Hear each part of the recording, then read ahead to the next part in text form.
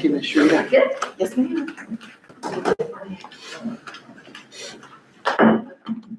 going to call this workshop to order. The date is June 16th, 2026. It is approximately 1:09. And with that, Commissioner Moore, I'm going to ask you if you please lead us in invocation. Everyone stand if you are able, please. Let's bow our heads. Dear Heavenly Father, once again, we want to thank you for our rising on this morning to this new day, when you have created. We give you honor and praise. And Father God, we ask that you be with us today. Continue to give us knowledge and understanding, wisdom, and a good heart to do your will. Father God, we thank you for looking over us all night long as we stumbled and we slept. You kept us from all hurt, harm, and danger, seen and unseen. And we ask that you be with us today. We ask that you be with our county and our city, our state, as well as our country. Have mercy upon us, and God, continue to cover us and keep us safe. All these blessings we do ask in that Son, Jesus' name. Pledge of allegiance.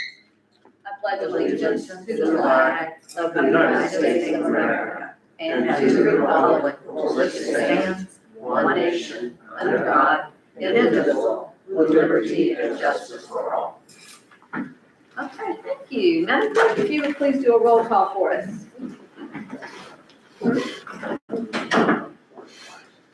Vice Mayor William Laurie, Present. Commissioner Linda Kane DeVito, Lisa. Lisa Kane DeVito, I'm sorry. Thank you. Present. Commissioner Linda Moore, Here. Commissioner Cynthia Burton, Here. Mayor Michelle Myers, Present. and we have a quorum. Okay, thank you. Thank you very much. Can I just make a statement Sure. that should be on the record for all those that complain on Facebook about our budgets and how we spend our money? I want everybody to realize there's absolutely nobody here to talk about it from the public. I thought the same thing. Thank you for acknowledging that. Thank you. I do have, one announcement real quick that, of course, I said the other day that, our supervisor of election, Overturf, he is going to be here on July 23rd from 10 in the morning until noon for paperwork. And Mr. Martin, if you would please put a notice out also. If you could put it, if we could, Sharita, if you and Mr. Martin, if you could put a notice, he asked if we could put a notice out that he will be here for paperwork for anyone that's interested Yes. in the November 2026 election.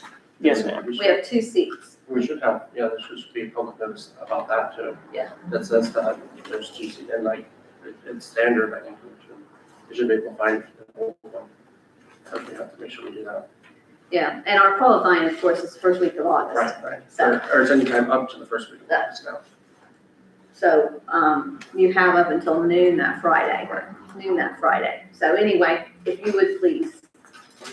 And with that, let's get going.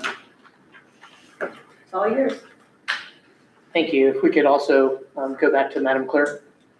Yes, I also want to note that we have President City Manager Derek Martin, Assistant City Manager, CRA Manager Bonnie Loveday, Finance Director Steve Martin. Steve. Steve Conklin, I'm sorry, so sorry. Yeah, he's kind of a comic.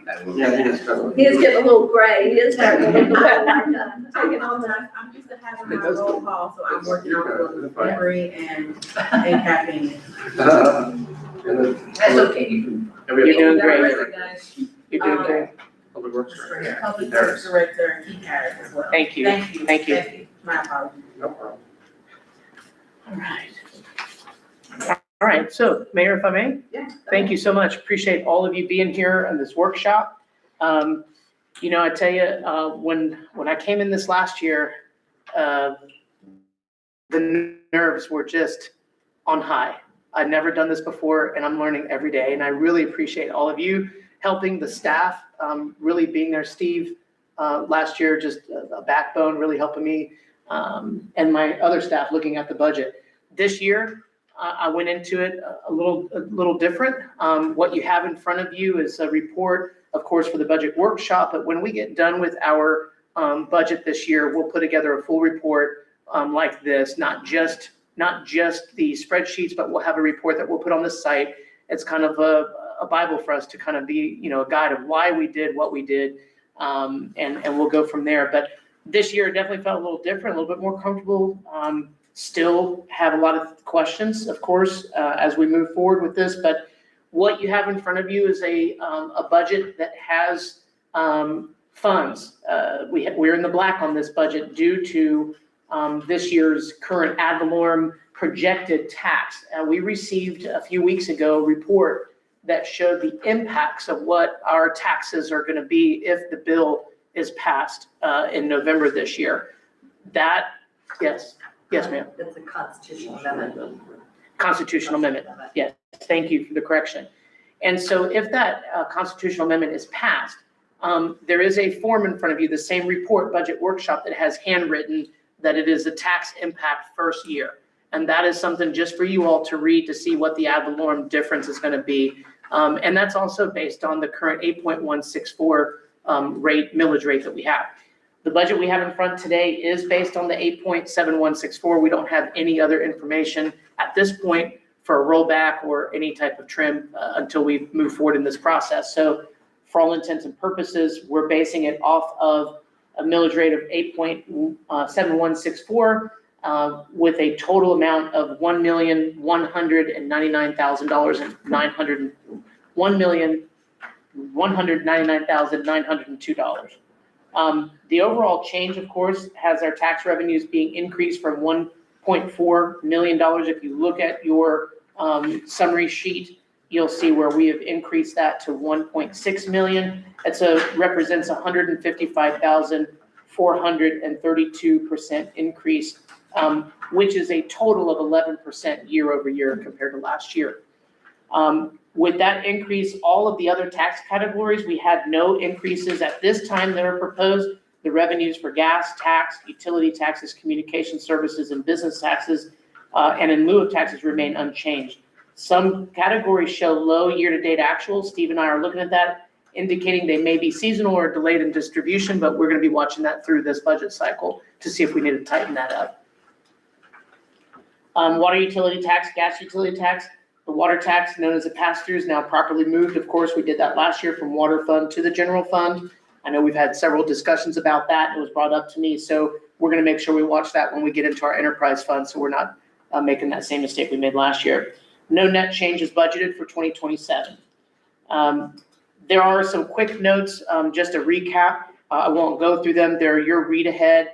If you have any questions regarding this portion, I would like to go through them now. Yes, Mayor. Thank you, Mayor. So I just want to clarify what I'm looking at here. I was emailed a document yesterday at 5:30. That's 5:30 p.m.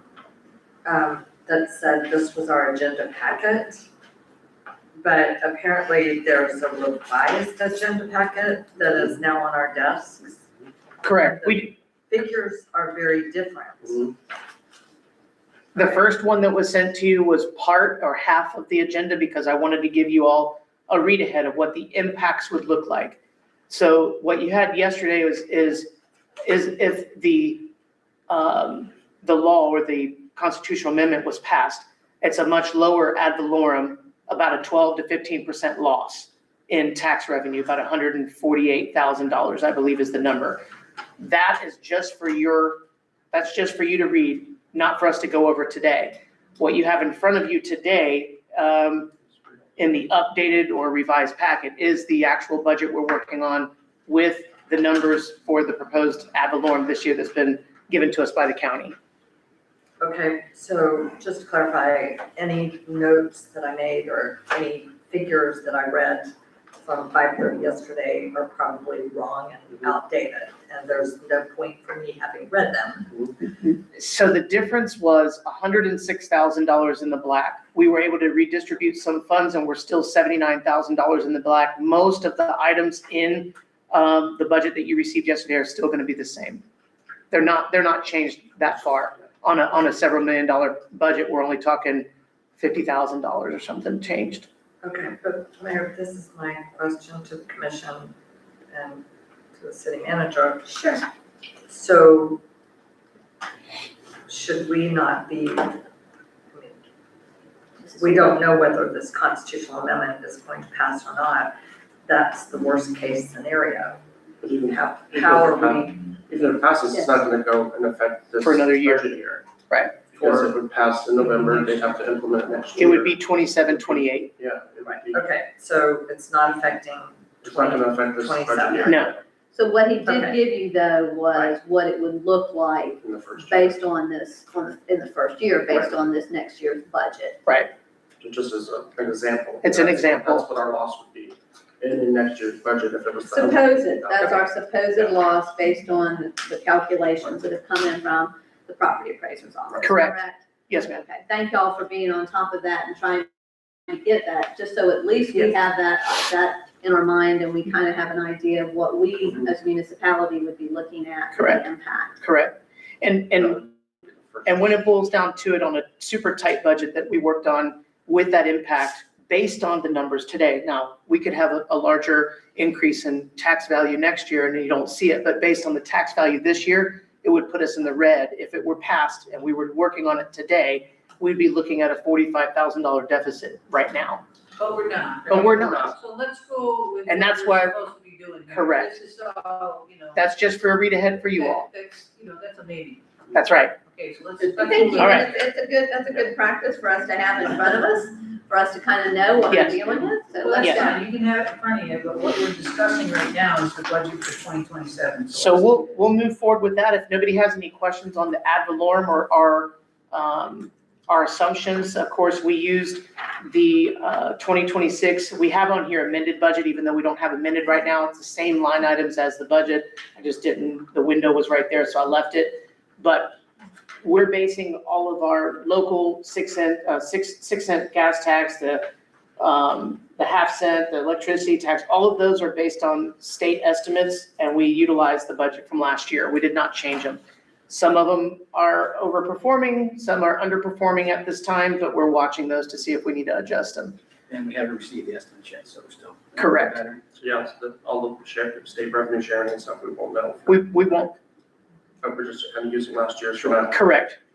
So if we're good with those assumptions, we can move on unless anybody else has questions. There's nothing we can. Right now, I'm showing 11% increase, and that's based on, that's mainly based heavily on the current ad valorem at 8 points. Remember, this is our first blush. This is Yeah. our first blush, so we're gonna get through this workshop. Let's go ahead and get started and get on this workshop. All right. This is our first blush. We've got some time to work some things out too, but this is a good opportunity for us to see what we've got in front of us. Yes, But I would point out that if we have a surplus, right now we have a surplus with everything that is put in here of about 100,000. That would leave us some room to do a rollback or a rate, a millage rate reduction, just to keep that in our minds, everybody. and that's why we left it there. That's, we did tighten this up. If we can move on, we can go to revenues for licenses and permits. The only change was on mobile home licenses. We didn't see as much or have as much this year in our revenue intake, so we dropped that down about 31% or $900. Currently, year to date, we've had $1,729. We budgeted $2,900, so we put $2,000 in for the budget. Just try to be a little bit more conservative there. We did have an increase in the alcohol beverage license only because of the grumblings of more events coming up in 2027. I mean, we've heard a couple things, maybe, I'm not sure, concerts or others that may have alcohol and other events like that. So we, Where does that revenue come from? What is that based on? Is that for like? It's on sale, it's on there. now this year, and we're going to look at the number, but this year we've actually taken in $7,000 and we've only allotted for taking in 26. So I put 5,000 on the budget, and that's based on what we had this year. So Okay, because we don't have like the year previous, the previous one in here. Normally we have at least 2 years. Okay, So that we could look back to where we were.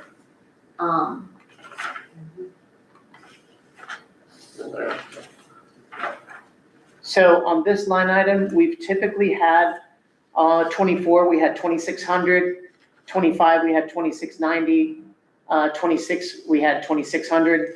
And this year, year-to-date, we've taken in 7,600, so I put 5,000 in on the budget. Okay. Yeah, I didn't quite go all in, but just an increase of our exposure with events. Isn't that based on the restaurants and what alcohol, what beverages and alcoholic It should drinks that are be, sold? Like restaurants? it should Yeah, I think be. it is. Okay. And obviously, we have a new restaurant opening. Sure. Dockside, and some other things in the works. So, I mean, I was surprised by that when I saw that on our financials, that it was way up. Yeah. But and also I think it would have been based on the liquor, the Windy liquor store though. And, So I don't know, I just would Like like we to had go. the bike event too, that they had alcohol sales. They had the bike event, they Yeah. had the big alcohol sales, Yeah. so they had sales on and, that. and we can turn that back a little bit. If you want to go back Well, to no. 3,000, we can do that. It's always good to be lower than think and get more than it is the opposite. They don't pay us directly, it goes to the state and Yeah. the state Correct. gives us. Or is that what it Should give is? us a portion of it. Okay. So maybe we just need to look into where that number comes from. How they, figure that out, but that's what the news.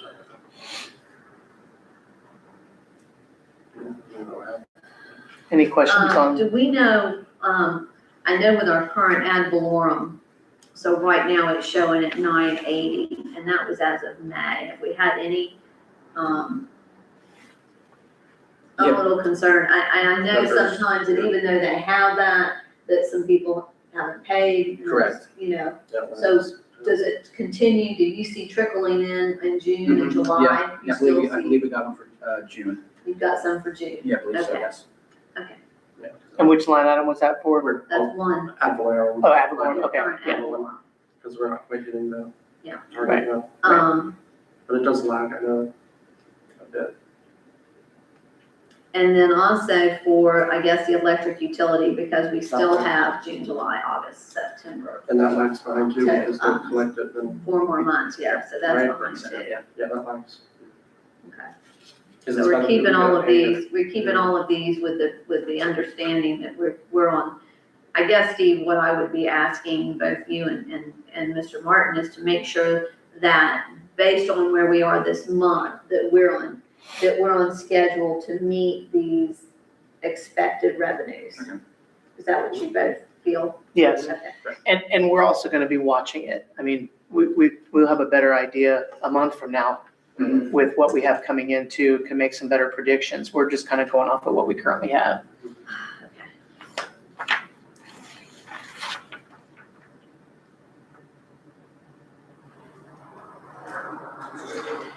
Yeah, and you'll see on the summary too, but, the city continues to monitor its state shared revenues, utility taxes closely. So we're aware. Yeah, because it's We are aware. revenue sharing and the half-cent sales tax, they tell us that estimate eventually. Right. Although they're supposed to do it much earlier than they do, but. Just keeping it as it is. Until we find something else.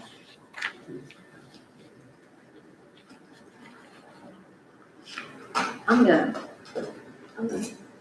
step out for just a minute. I'm gonna give this to you. I'm gonna go get my other budget. I just like to have that other one also. I'll get my back out to you.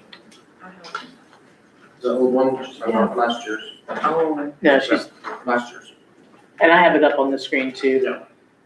We tried to get it bigger on paper. It didn't feel like we needed all, we can bring it back and do more, but Yeah, because it does help to have at least the last full year and even the year before that.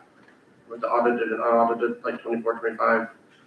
Yeah, I mean, that's what we're used to seeing. And I know it makes it harder to fit on that page. yeah, it does. It's a little tiny. Yeah. I think you were trying to be nice to everybody's eyes, but It was. we need that information. You can go ahead and go on to, it's just going to keep actually giving that. There. Yeah, and you can see too, if you go and look at those taxes again, you look at the unaudited, the 25 numbers, that's what we got in. we exceeded what we have in the 26 budget. So we feel confident and just slow trickles, but we'll get it. And like we were saying, a lot of the utility tax, the electric utility tax, and then the franchise fees, those are lagging. Yeah. I mean, we pay that they're collected in, August, September, but we won't get September's until August, or until, October. Yeah. So, I don't know, Steve, that's gotta be a real pain in the butt to think about, because it's like, what fiscal year is it in, and how long is it when it's collected, or is it when we receive it? It's when it was earned, basically. Yeah, so, that takes a while, because they don't send it to us, because FPL remits that to us, right, once a month. Can we just And like you said, it's always on the fly. So it's always, that's why also when we start the new budget year, it takes a little while before we start getting any numbers in and tell anything that's going on, because so many things lag, so much time. It's down end of the year, it's coming in the beginning of the year. Yeah. Yeah, on the next meeting, I'll make sure that we have the 24 and 25 numbers in there too, and we'll figure it out on the print. Yeah. I just want to make sure nobody's eyes bug out. Sorry about that, Mayor. We'll get that on there on the next go round. That's okay, it's just historically, it's just good for me, Okay. that's just for me, for my own. So, Huh? I think they were trying to make it all fit on the page easier, make it bigger. Okay, I'd like to make a request of the city manager, because it does, I really can't see what's on the screen. So when you're talking about a line item, if you can say what the line item is, what the name of it is, then Yes, ma'am. I'll be looking on this piece of paper. Yes, ma'am. Thank you, Yes, ma'am. because it's the angle. So while I have everybody here, we'll discuss this. We put these numbers in the budget. We have a proposal with a sole source letter that is going to modernize the city's communication and council chamber. So I've got a price to save us. We're paying $1,050 a month right now for just our VoIP phones alone. 18 or 20 of them, something like that, just the VoIP phones. This company is part of the chamber. They're also, we can piggyback contract, but they've got a sole source letter. They're doing everything for Walaka and some other cities over here.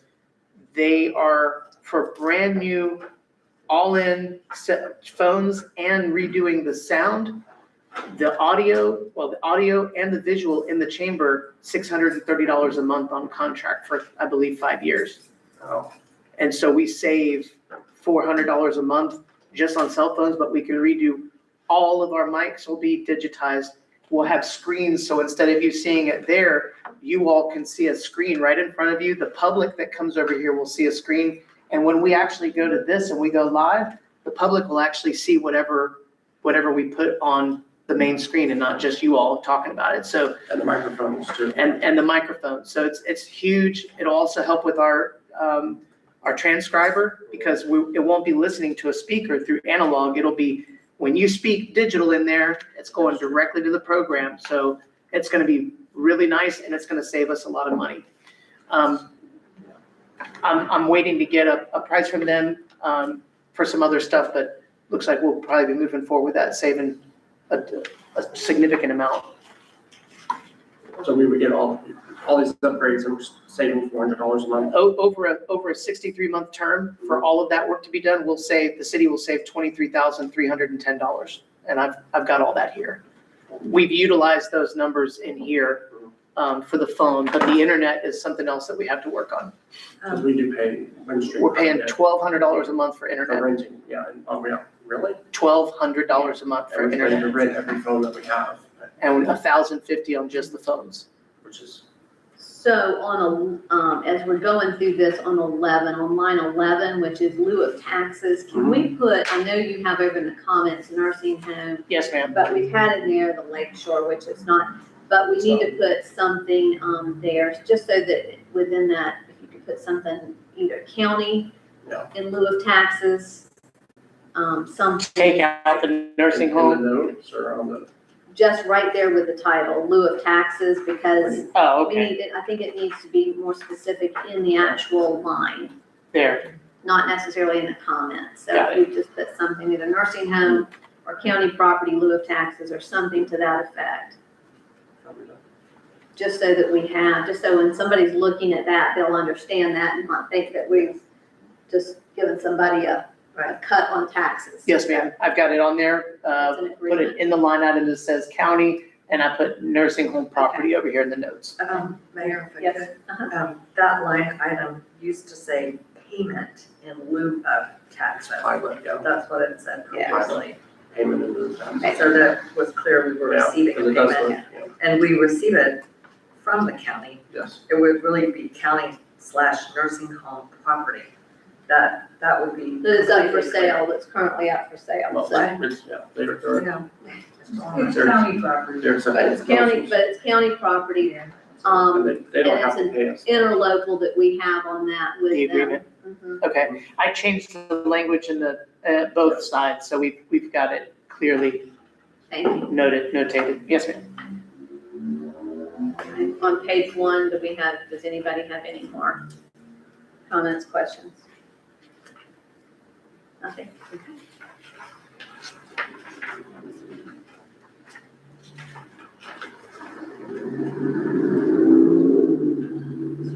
Any comments on page 2 for the licenses and permits?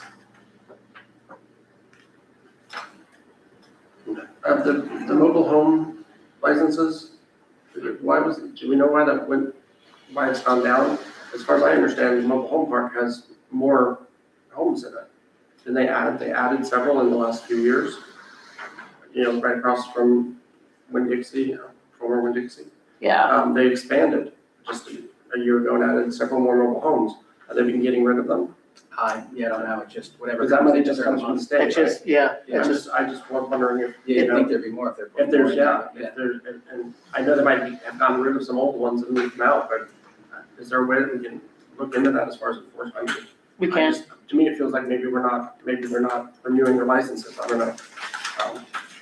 But I think also with mobile home, you can it can be, you can either license it every year or it turns into like an actual, I don't know, something. There's some mobile homes that are interesting beast. I mean, that's the only place we have, Yeah, you know, in that mobile home park, and I do know it expanded. and it looks like that, year-to-date of last year, it was ahead, it was 1902 in May of last year, and this year we're behind even more, so it's 1729, so. I don't know, maybe they might all renew Yeah. this summer, I don't know, maybe they'll come in, it was just one thing that I noticed. We were kind of looking at it, just trying to be as conservative. I understand. Yeah. But I'm just saying, reality Right. wise, I mean, I know that they added stuff, and I always see them for rent and for sale on there. Yeah. I just was wondering if there was any way we could check on that. Yes, sir. I made a note for us to look into it. And if you And would, alcohol beverage. check on the alcohol beverage, like Commissioner Lori had mentioned, because we really haven't had, It's been very stable for years. yes, And then it has been for it to have gone up. I don't think that the Bike Fest would have done No. that. And they really haven't had any other events that where the liquor sales would have impacted it that way. So let's just make sure that that's accurate. Yes, ma'am. And that we've actually gotten that. Okay. Well, didn't the Catfish add beer Oh. line? They They did did, not. that's on, That was It's not, on yeah, and that would, right. yeah, that would not be, That would have been de minimis. yeah, Yeah. it was not a big amount. Okay. that's what I'm Yeah, saying, these festivals Yeah, that's really, what- I mean, now yeah. Bike Fest did make a lot in alcohol sales, but But they didn't. didn't do enough to cover $5,000. So Yeah. let's just, if you would just check that, and make sure that we're accurate. Yes, ma'am. I have a note on there as well. Because we have to keep this, I mean, the one thing I think we all need to think about is that with whatever we do here, we also have to think about, should that pass? And where we're going, so that we're not over projecting. Yes, Okay. ma'am.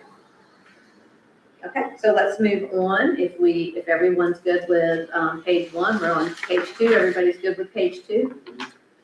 I have a question about line 19. Okay. So just clarify for me, is this the pass-through amount? Or is this a different garbage franchise? Is this commercial?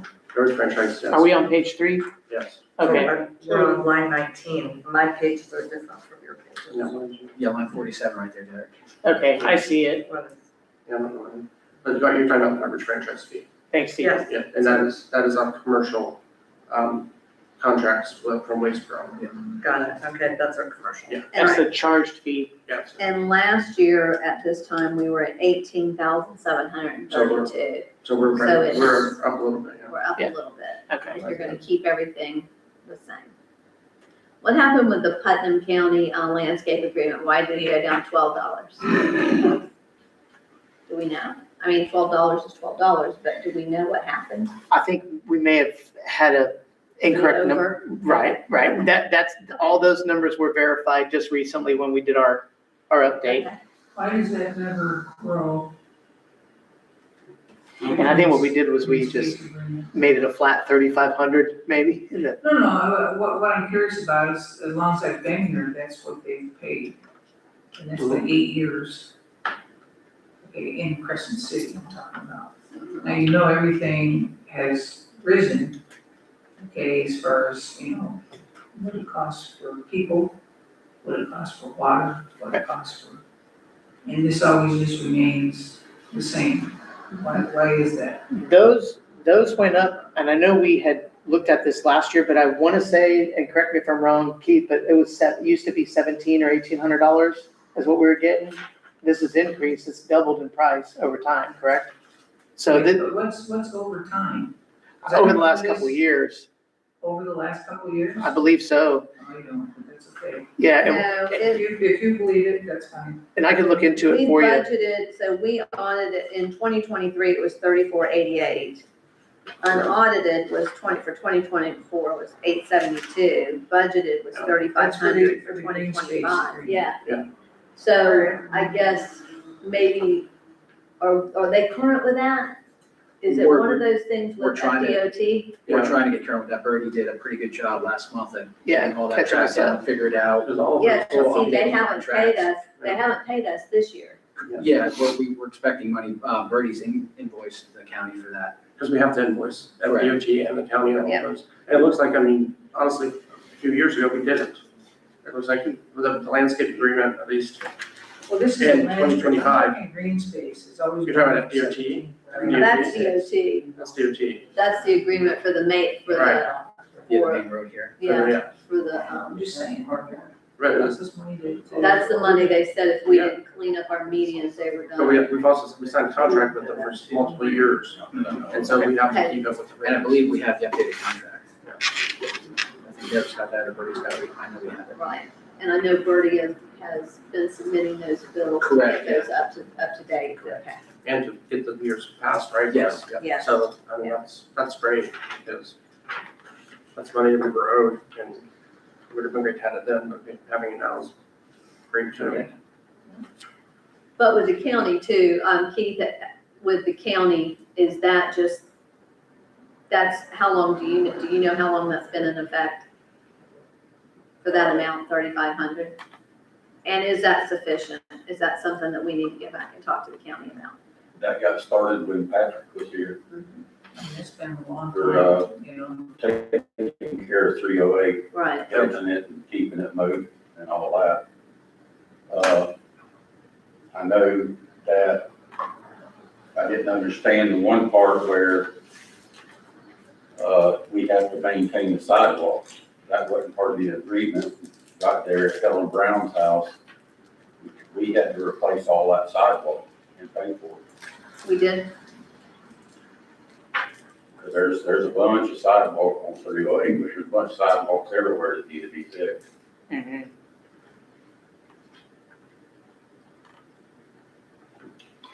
well, I guess that's something we need to look into and see if we need to go back and renegotiate that with the county, talk to the county.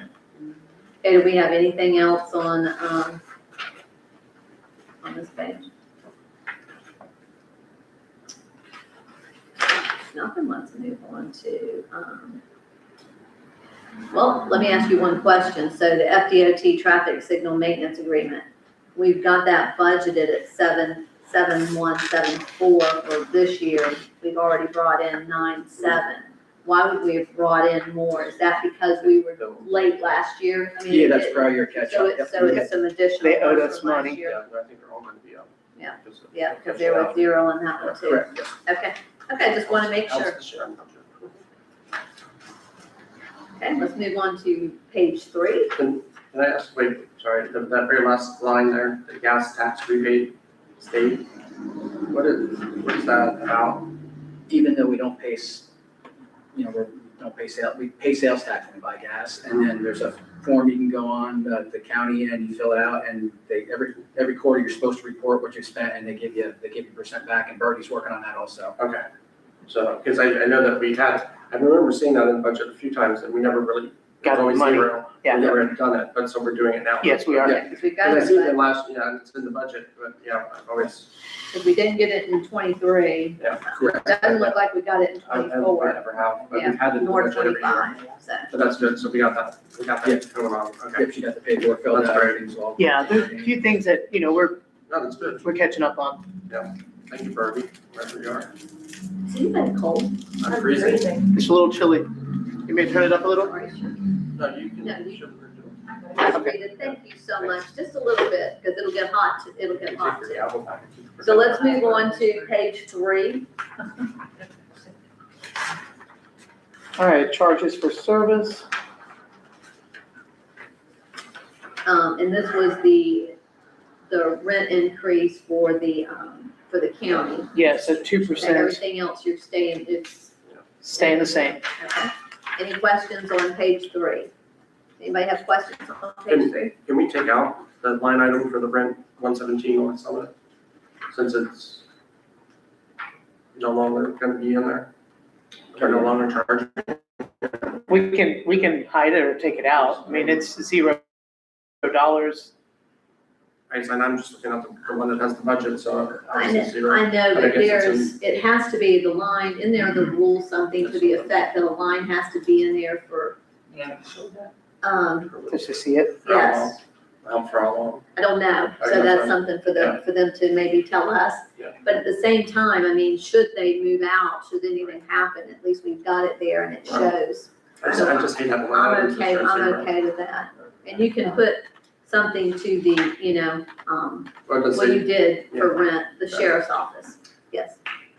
Mayor, for various reasons that you've expressed and others, I would really rather see it stay there because that property is an asset of the city. It has potential to produce income. It's providing a benefit to the Yes. sheriff's office and our law enforcement budget. So I would just as soon see it stay.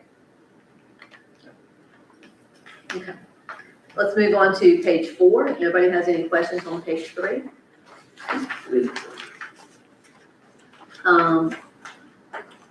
Wait, can we go back to the administration dues? Administration? Are those, at one point, we were referring to those as, no, where you go. It's line, 20, 30, 31. It's gonna be line 31 through 35. Oh, here we go, sorry. Those are the, what do we call it, indirect cost allocations? That's what we're taking out of our enterprise funds for administrative services. Right. Correct. And we just need to make sure that there should be at least some point a rationale for those numbers. Because if I'm not mistaken, the changes that they made this year in utility fund transfers, they're making it much more difficult, the legislature, to transfer money from enterprise funds over. But this isn't technically a transfer. We're not taking profit and then putting And it putting it into over. the general fund. This is actually a cost allocation. Right. But we need to, we might want to be able, I think it would be appropriate for us to come up with some sort of rationale for these numbers instead of just those are the numbers we're using. Because in case those are ever questioned, we need to have some sort of reasoning why we have this split. Like, why is gas 113.1? Why is water, 132? Why is wastewater 145? Who came up with those numbers and where are they coming from? I put a note on there for us to come back and have a narrative, a rationale. Because that's a Should be. large amount of I thought it was a revenue. head count, based on a head count or something. It was supposed to be based, I think, on the FTEs and the there was a formula, there is a formula, so, So I We'll mean, make sure I we just have wanna make sure we have that and, Yeah. you know, because I don't want there to all of a sudden be a question and then we've lost, how much is that? We're $500,000 into our general fund. Right. That would be a shock and that would be really bad. yes. I mean, when I first came to the commission, there was a formula for it. And Yeah. Patrick Kennedy explained exactly how it was calculated. And I asked the question, I think last year, should we factor in the time that Billing Utilities now contributes being the receptionist for the entire So, you know, City Hall? That's somewhat of a change, but it was my understanding it was based on FTEs and any other overhead. and as long as I've been here, you know, we just have carried numbers over. And I just wanna make sure that we do have that rationale somewhere so that we can fall back on that because in case there is something. There was a formula, so if you can't find it, you can probably look back and see, I'll find it. based on Yeah. the history. And it's fluctuated up and down a little bit, but I think we didn't have the money Yeah. from the enterprise funds to make it, okay, so let me ask you this, I know, looks to me like solid waste, that they've paid, but has anybody else, Didn't make the transfer. you made that transfer? Did we make the transfer from last year? Not yet, no. It will be done, we just haven't done it yet. Okay, so as we go into this, we just have to know if whether or not these enterprise funds are able to meet their administrative Correct. charge. Yes. So, okay.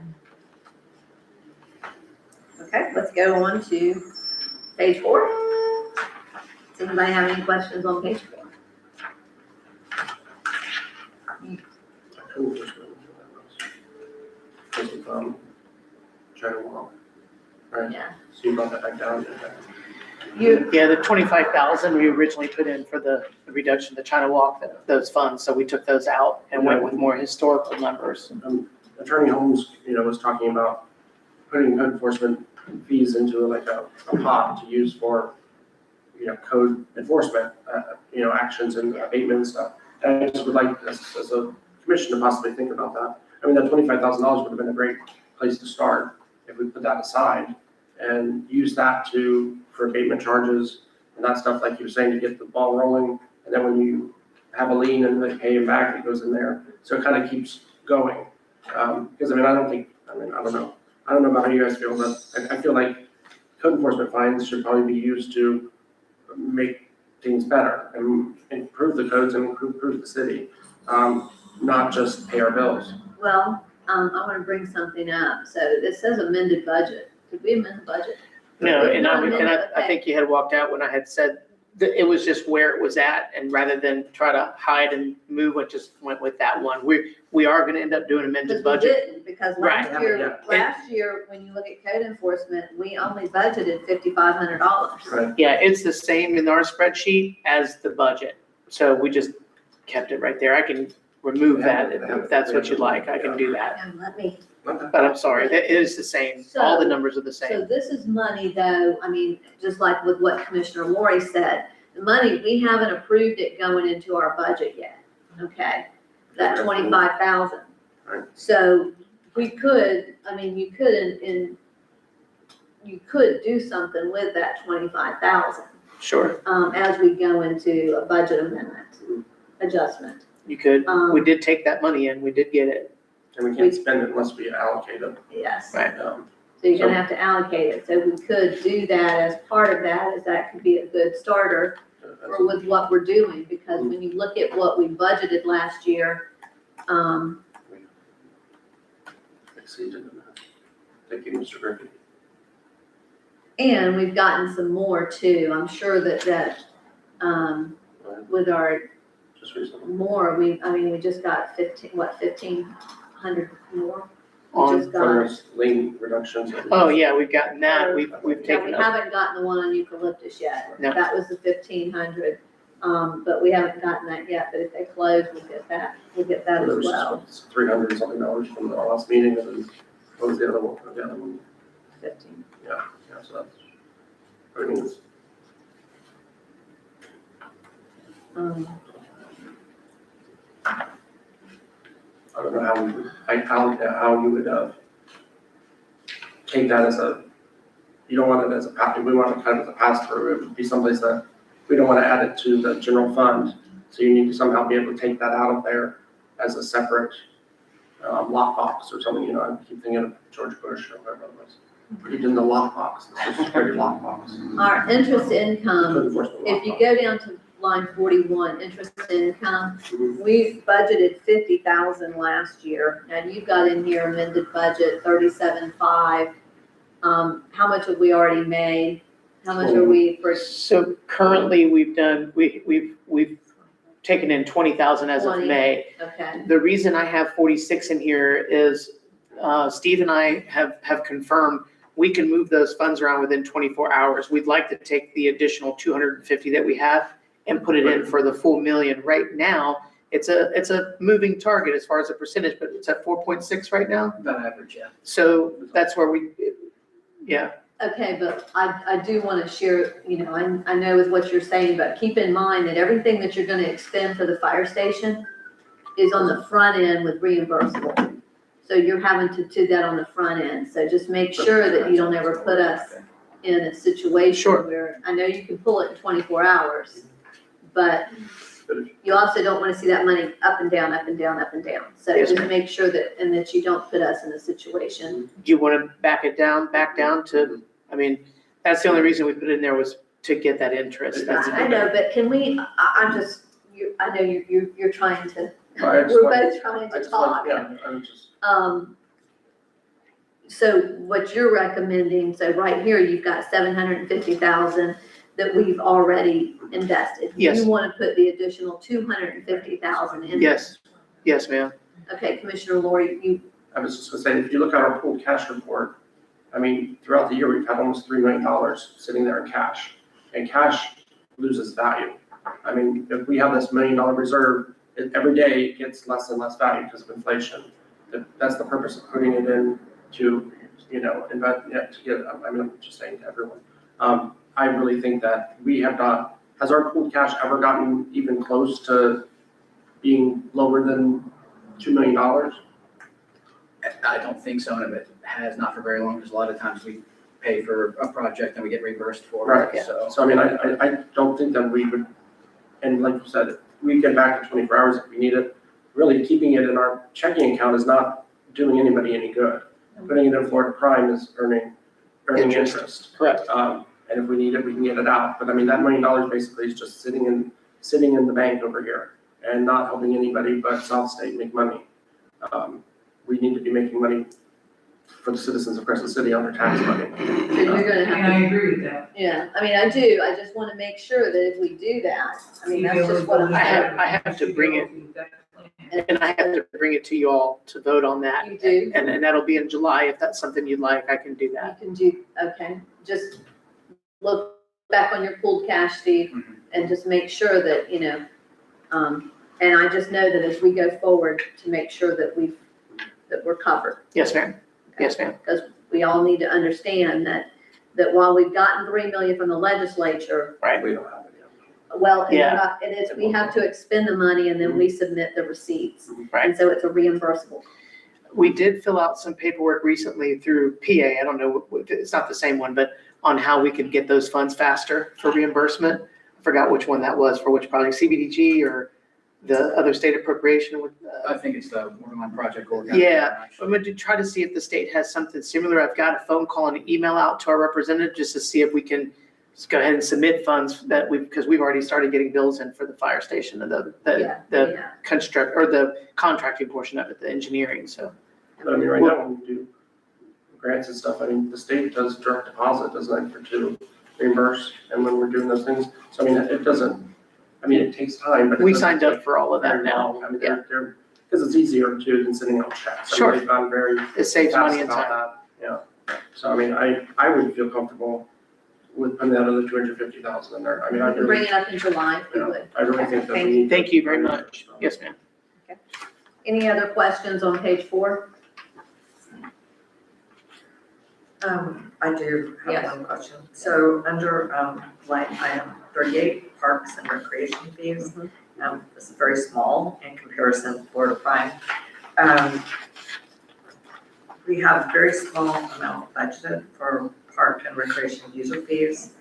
I noted when I went through the documentation yesterday, apparently budget is going to have some increase because of the additional staff time needed for events.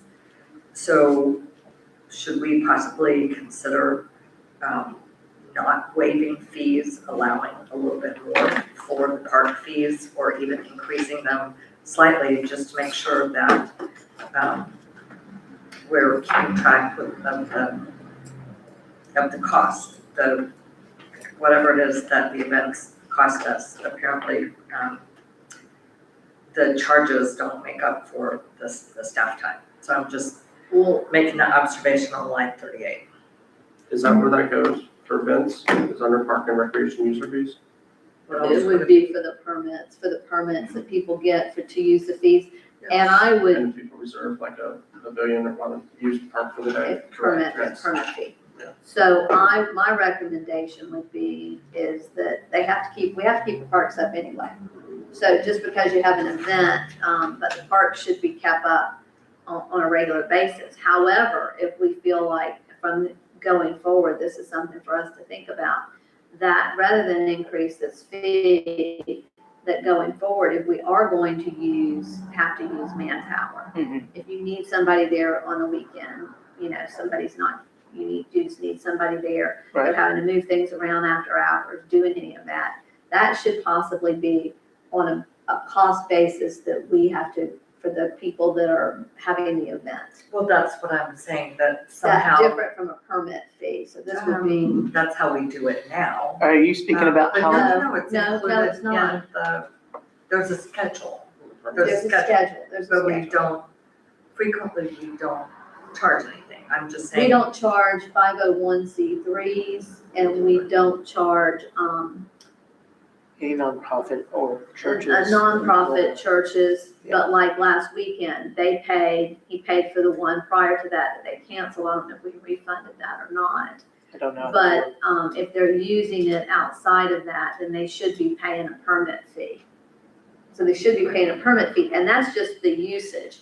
That's not using our You're talking about manpower, and manpower. that's gonna be more in our manpower, and so that's something that, just like they have to hire an off-duty, and an off-duty, if they Right. hire an off-duty, it's a minimum 3 hours, I think 49 something an hour, but they have them for a minimum of 3 hours. That's something that as we do events, that if we feel like we have to have somebody there, Right, or there's extra on the back end with the cleaning the park All after the the fact, trash. all the trash, Yeah. anything, if they don't remove the trash.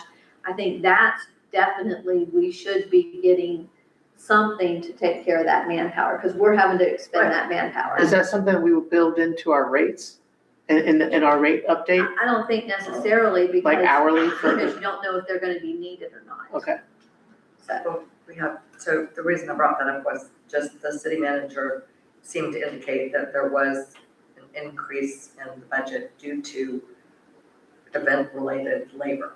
So just to keep that in mind, however we want to do it, to make sure we don't fall behind. I had just made the comment about events for the alcohol, because I was under the impression that that was permits for the city for the alcohol, not restaurants.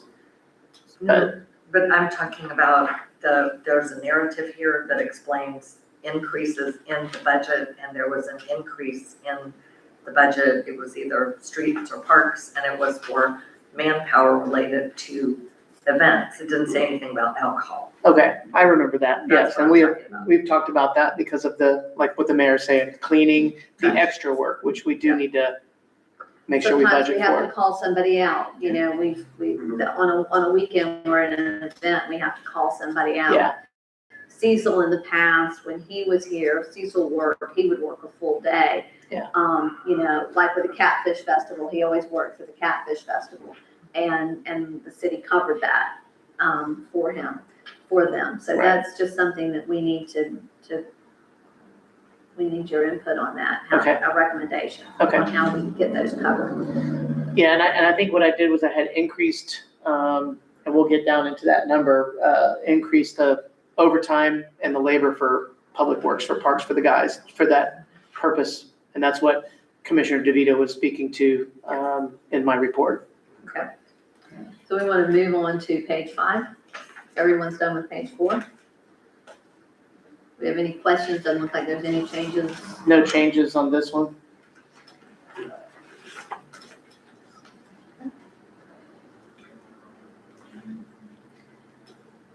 Mayor, Yes. just if I could, back to page 5, line item 45, other miscellaneous revenues. There's a note in green there, it says, Steve, check this. So, Yeah, we're gonna jump like $30,000 from 28 to 30, Yeah. 58. Yeah, what I did, I pulled the detail on that, and a big chunk of that, like the 37.5 is we got the payment for like the historical survey grant, so that kind of gets put into there. Like the payment from the state, this is kind of like. It was lagging. All the weird stuff, like when the, guy cut down the tree. The tree, the $5,000. That's when the stuff goes in, that's Yeah. what, this is like That's what a It's a catch-all. catch-all. Miscellaneous. Yeah, miscellaneous account, so. So we went back to be, of course, just conservative and put the number that had been budgeted year after year. right, and Mayor, if I could, regarding the catch-all, At which least is last year. line 45 for miscellaneous revenues, 2 things. If it's grant funding, because that is mentioned elsewhere in the narrative from the city manager, I would like to see grant funding appear, identified in here. Yeah, we don't have a Because line for grant it's funding, so Pardon? we don't have a line that says specifically grant funding, so we're gonna need to add that because it Can- seems like we're Right, I would running like more and to, more to that. to see it identified because That's miscellaneous. just a very large number for miscellaneous. Right, Correct. and it just seems a little nebulous that we wouldn't know where all that money came from. And it As would, transparent as possible. Yeah. exactly. The other thing is, I think the city manager or maybe our finance director mentioned the $5,000 from the code enforcement income from the illegal or the unpermitted tree trimming at the stoplight. I believe, just like, I believe the Tree and Garden Board has suggested, or members have suggested, that money from tree violations be put toward improving the tree canopy. And that would be along the same lines of code fines that, I mean, it's caused a harm and Just go to, the fine should, go to thinking things better. exactly. So maybe we can. When we do our budget adjustment, I had already made a note about those funds coming in for allocation, so we can discuss it then, what we're planning on doing with that. Okay, and that's all, Mayor, thank you, that's all I had for Mayor Okay. 5. Anybody else on page 5? Let's go to page 6. So, right off the bat, Can you change health and life insurance?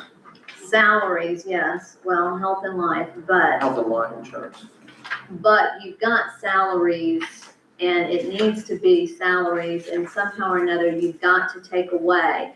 So we need our actual salary dollars Separate it. put in there and separate out what benefit dollars, the benefit dollars, as done in the 1999 ordinance. Because if you look at this, Makes it look like we gave ourselves a big raise. it Well, did and we did not. If you go to the comments and it says updated from I don't board. care. That's not. I don't care. Well, I'll give them the line item. We could put whatever. I did make the notes, benefit value plus salary. I just don't know. We talked about this, breaking it out, Yeah. and we didn't know if that's something that you all wanted, how we go about adding We it. have to have that. Okay, You So we'll- absolutely have to have that. we'll take care of it.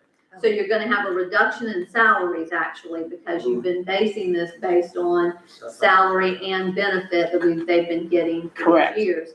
Just this last year, they updated the actual benefit, cost. Yes, Correct. Commissioner DeVito. Oh, thank you, Mayor. And just to follow up on that, the problem that was caused by lumping them together, it partly came from not having a separate line item in the budget. And You know, not- when I looked For at. years, Right, when I looked since at- 1999. Well, no, it might have been there might have been separate line items in the budget, but Patrick Kennedy specifically wrote a memo in 2017 that I guess I got when I attended a commission meeting. He said for the first time, he was going to put them together in one amount, and that was never readdressed. I never heard it brought up. So he After- brought it up in 2017, that those were Well- two different figures? He said he planned to combine them. I don't have a copy of the budget, but Well, I it was wasn't never I wasn't readdressed. there, I think moving forward, yes, we do need a line to break those two things out, And- so. And I've already started that. Steve will put the number, we'll get it broken down. The next meeting we have, it'll be You have separate. one broken out, health and life insurance, I know it's supposed to be life, Life. I would think. Yeah, because this But is, then it says one commissioner participant, that's kind of a foolish little thing to put in there, I mean, we all are participating in our own way, so, yeah, you need to kind of clarify that. so, yeah, and plus, you've already put this out there. So somebody will use this already, Well, know, yeah, it as- should say draft. yeah. It doesn't say draft. And on that same note, on our pay stubs, I noticed it just puts that number of salary. And that really should be broken out as well, because it should have our salary numbers, $400 for commissioners Yes, and exactly. $500 for the mayor. And then the rest of it should be, I guess, the benefits or whatever, however you want to call it, that it should be, because I just checked to make sure, and it's not broken out at all.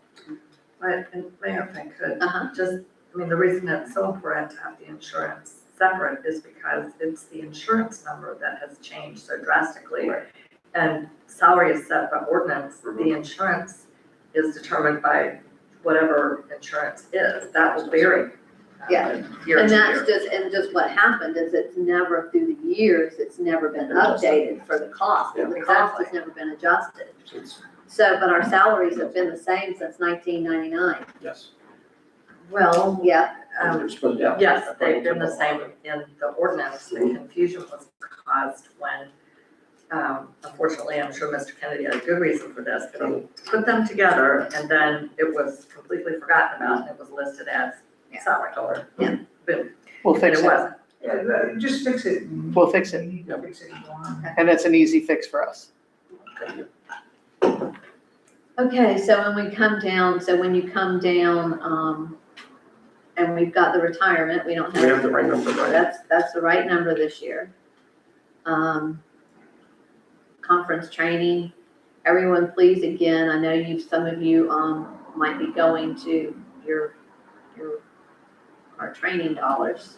But I- Watch your training dollars. And I just, we need to go through that and check that. Because Yeah, I, because this is wrong on mine. yeah, it says that I think some of my costs might have gone in Commissioner Burton's, I don't know. Mine says that I've only spent $491.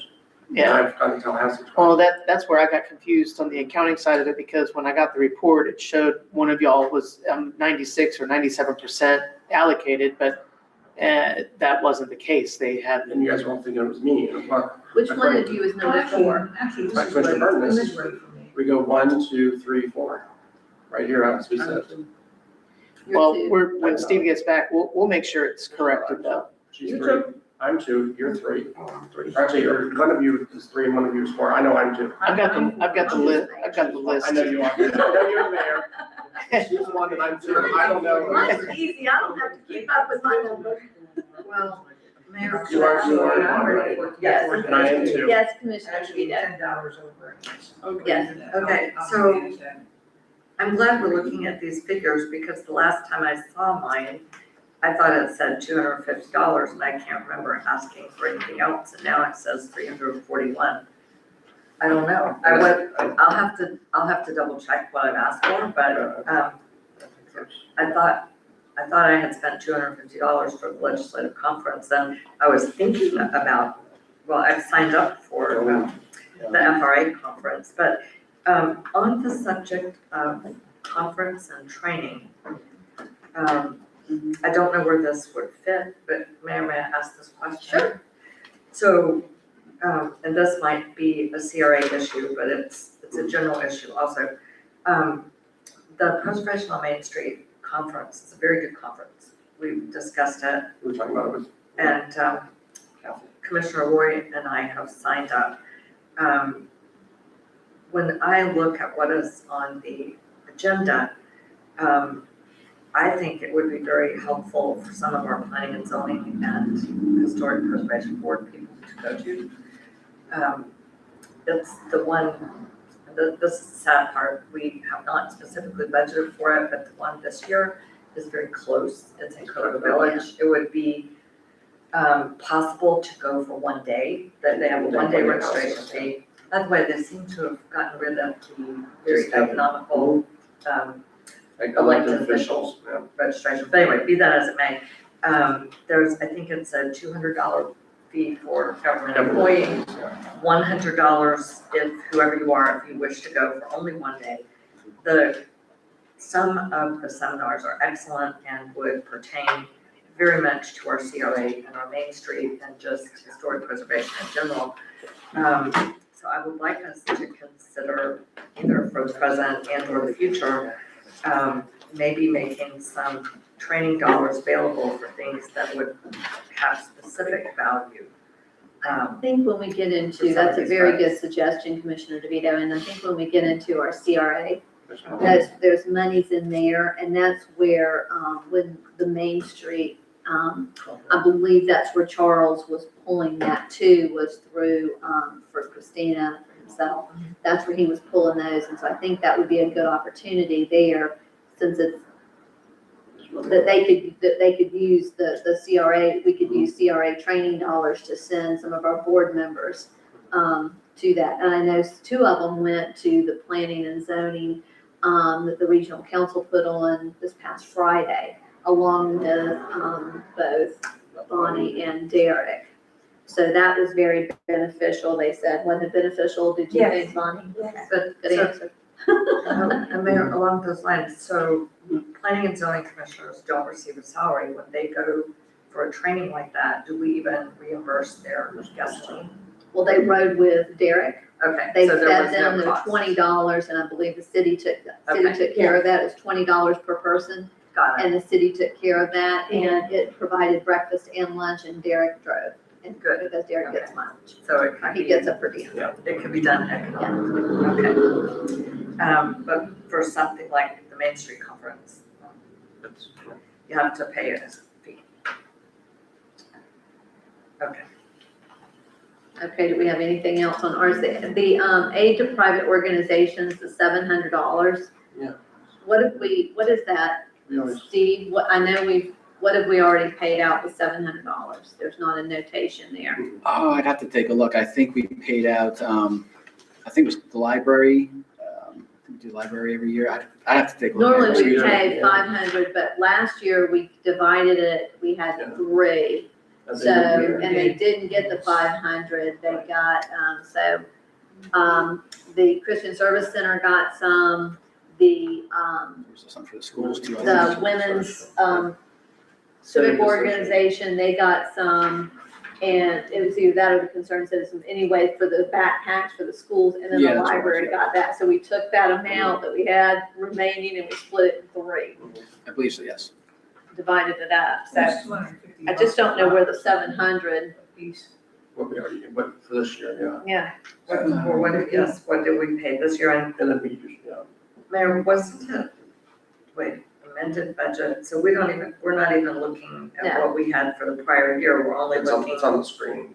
at the current year. No, because we only budgeted $1,500, $1,500. But it says, Okay. it says 3,000. That was the limited budget for this year. But we have an But amended they're budget. going to amend it, this is what the numbers we're gonna use. I mean, What? that's our, I just forget that it says amended, that's our budget right now. No, it's not. I thought Okay. that's what, That's Wait the just a problem. second, it's Okay. not. So the amended budget, we're going off of an amended budget, it's saying an amended budget. You have to remember, we haven't approved an amended budget. Right. So that budget's not amended until it's been approved by us. Correct, that's just like a Okay. placeholder. I We changed should it. just hide that line. I just had the wrong one hidden. That's why I was telling you earlier where the line was. So now you have your adopted budget. That's what we had. All the lines were the same. Nothing had changed. That's important that we have, Yes. because we have to see we have to see that. I know Yes. that sounds a little, No, it's understandable. and it's transparent also for the general public that's looking at that. Right.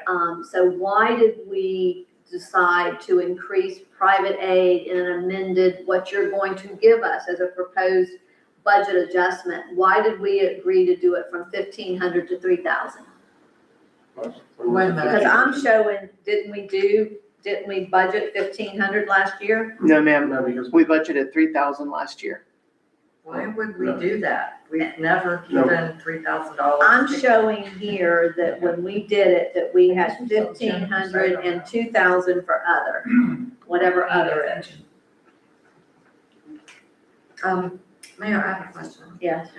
So Oh, and In private organizations will be recent- another. in a recent fiscal year, And did we not make, we made a $5,000 payment to that was 2025. Ginny Oakwood Mhm. for the mobile clinic? Yes, That, and that was in 2025. right, so that bumped aid to private organizations up quite a bit. But it's my understanding that most of our Pulling up the old budget. benevolence to private organizations has never been $3,000. I think sometimes, we haven't had a request from, what is it, Pink Out Putnam, that usually we do $100 to Pink Out Putnam Yeah. for the cancer, the breast, specifically the breast cancer fund, but, They usually get it, so we gave Art $5,000 This was the budget, last year. last year. So we had 3,000 aid to private organization, and we had 2,000 going to other. No, that's the, well, I don't know where you're see getting that, that's because in 2023, audited was 2,000. Unaudited Well, in that was- 2024 was 1,000. Right, Adopted budget, we did 2026, we bumped it up to 6,000 because we were gonna give Art, I think might have even had to do an adjustment, but Right, we gave 6,000. them 5. yeah, give them five. We gave them 5, and and then, then budgeted 3. and then I don't know where you show that we went up from and why we went up to 3,000 from 1,500. I don't have 1,500. This is the line item that we're looking at, correct? Yes, aid to This private. one, Yeah. aid to private? Look, I've got it right here. I think that might be, I don't know. This is our locked budget spreadsheet from last year. So this is where we got all of our numbers. And this is where we did the transfers. So if I go to long form summary, I mean, the question is, if we want to put it out. I could go in Well, here. Is 3,000 too much? I'm sorry. Mayor, if I could, Yes. it would be helpful, again, to see the prior year to figure out what we. 6,000 was the prior year. Right, but then that's why we need to see the year before that, because that was the normal year. The year before that, we had unaudited 1,000. Year before that, we had budgeted 2,000. Right, so I think we did a Actually, yeah, reduction spent that. because of shortfalls. So I'm not sure, to me, I'm not sure why we're raising this to $3,000. What do you have, Steve? Do you have the original approved budget For 2025, for 2026? for 2025, 26. That's what it is. for aid to private organizations, yeah, I have 3,000 for the budget. And that's what you had that we approved in September of last year. Yes. Correct, aid private organizations, yes. And it was 5,100. And then we budgeted 6,000 in 25. That's what y'all had budgeted. Our year-to-date as of July last year was 5,100. And so last year, for whatever reason, we ended up increasing or going back with the 2,000 to other and dropping that to 3,000. But, and I've got my notes here. The 5,100 we expended last year, May of last year. Okay, we expended, that was the 5,000 to ARC, it was $100 for the Pink Out Putnam. Okay, we didn't pink out this year, Correct. okay? We don't have an expenditure there this year, for whatever reason, we didn't get that taken care of, and we didn't pink out. But and then I've got over here 1,500 and a decrease of $4,500. I don't know why we would have increased it to $3,000. So I've never seen it at $3,000. Or would we want to set it up? So where does everybody want to set this? Well, Mayor, if I could, the one thing that I've heard discussed from various people in the community, and I think they're having discussions with the city manager, from what people tell me, we do have a significant stray cat problem. So, I don't know if we want to put aside some money to help with spay neuter expense, I don't know, but just for the traditional payments that we've made, I don't see a reason to make it 3,000. I would think 1,500 would be adequate. But I don't know what else the city manager is thinking. But I would think 1,500 would do it, because frankly, if we put money there, people are going to ask us for it. They are. They are. And what is other? What do we do with other? What does other cover? Oh, others, Adobe, we have FLC annual dues, Oh, So it's all of our dues and those. Yes. yeah. Okay. Yes. So you might want to put that out here in the comments. You pay for Adobe Pro for commission. Mm-hmm. What does that mean? Sure. Acrobat, Acrobat, Yeah. Adobe, the whole suite. does any of us use that? Do you? I use it, and I pay for it out of my own pocket. You shouldn't. Yeah, it's just like, We have it through IT They have it on their, on the computer. on your Dell, on the Dells. Yeah. Yeah, it's on oh, there. okay. Well, I don't. So to get back, so if we were to help out with the cat issue that we have, the biggest thing is transportation. That's the biggest thing. They have a couple You groups, need to but, team up with people that Right. do that. 5 minutes. We Yeah. can't do that. right. We just need to fund. I think that's what he's addressing. Yeah, I don't know what, if any, we could do for giving money to those organizations, but I know their issue is that they've got traps, they don't have transportation. Mhm. They could come and get the cats, but they can't get them to where they gotta go. They either need a rental on a van or a truck to be able to house them and take them out of here. And that's, I don't know if the city can help out with, through something like that, through aid, I don't know. But they of course have their own insurance, they would do their own trapping, and they would do everything. They just need a bump up to get a vehicle, either, like I said, a truck or a van. See, I do my own tracking, travel, Right, it's just easier than that. sure. And You I'm can travel in to my charge, neighborhood. that's what I like. So, I am, I don't, and I'm sorry, Mayor, I'm a little confused on the 1,500 number, like going up, because I see it as a decrease from the year before, like by $2,000. That's where I'm confused at, because I have the digital and he has that one. I don't know where you see the $1,500. I'm sorry. Can I look at it real quick? I think they went like this. Okay, Yeah, that's, yeah, we're still. That was a working document, but I don't know Oh, when we this- changed it. Okay, so what happened was this green line item at 1,500 was what we were proposing when we first did that. Right, I understand Right, that, that's so I don't dropping know down why we would have, We how went it to- got to 3,000, Yeah, because yeah, we were okay. already, Now I see the we were 1,500. already dealing with not increasing anything I got you. at that point, just to even get to where we had to get to where we were. Okay. I got you. So that's So what I we- want to know. if So you all I'll just wanna have to drop look it- back. We can, yeah, now I understand what you're saying. We did budget through, 3 was in the number, that was the final number last year. It got back up to 3 at some point in time from our meetings. Okay, do we have any other questions on that, on page 6? Are we gonna leave it at 3 or are we taking it down or what? I What is think the we take pleasure? it down to, back down to 15. I can definitely do that. It's done.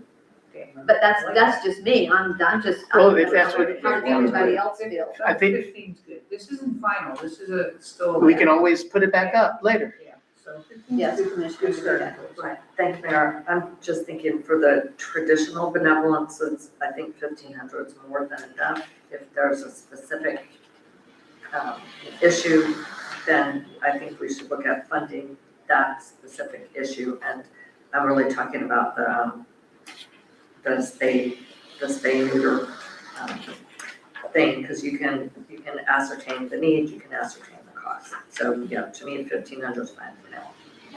Everyone good with 1,500? It's changed to 1,500. Right. Any specific note the group wants to add on there for notes at all?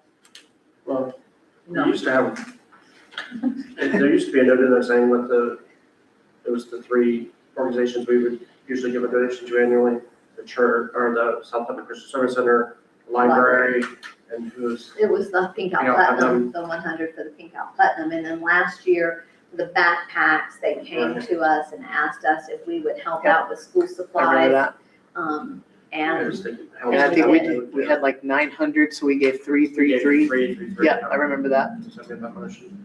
Yeah, I mean, it would have helped just to have a note in there at least so that we. yeah, because we Because had everyone's- 6,000 budgeted, we had 6,000 that we did that, and South- so, Yeah. South Putnam Church, where, South Putnam Christian Service Center. SP, South Putnam Christian, SPC, And- SC, SPC, CSC. Yeah. And then the Crescent City Library Board. And Pink Out Putnam, right, and just so Mayor, that we make sure that we know what that's for. if I could, anything else? well, in the past, Okay. I do remember that people have come to us about those funds. One year, what is it, what is the preschool program that's countywide? Head Start. Oh, no, the, RCMA. yeah, No, it's not RCMA. Well, that's- John Newbold and the former director, they came to us and asked for funds for that. I think some sports teams have come to us previously and asked for some funds, maybe Pop Warner or the high school. So occasionally people do come, and if it's a small amount, like $100 or $200, then we give it. I think one year we gave $1,000 to whatever supplement, it was a separate 501c3. I don't even know if it exists anymore, but we gave $1,000 to that. So sometimes we get miscellaneous requests and, just for that reason, I mean, the larger the budget, the more requests, I think. Okay, just not good. we have anything else? If not, we're gonna go ahead and move on to items, page 7.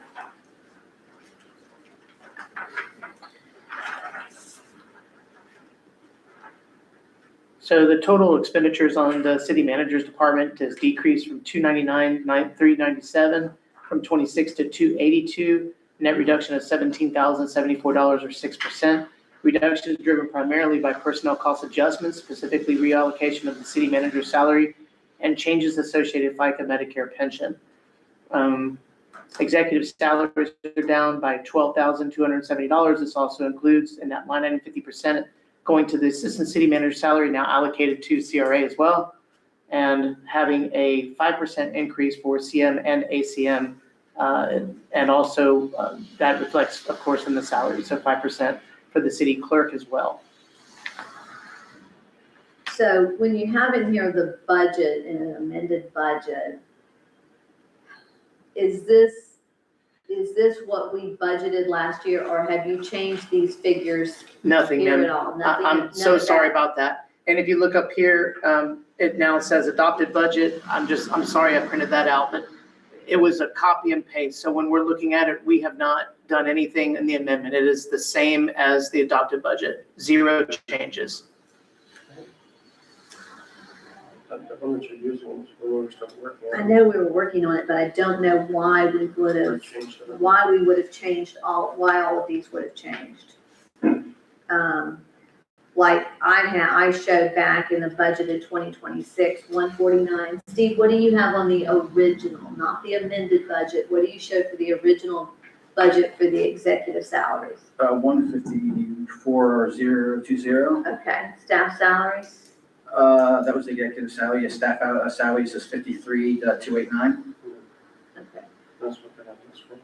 Yeah, that's what we have. I'm just wondering why why it's different than that. why it's different. How different is it? What do you have? Well, I have for salaries, 149,625 for the executive.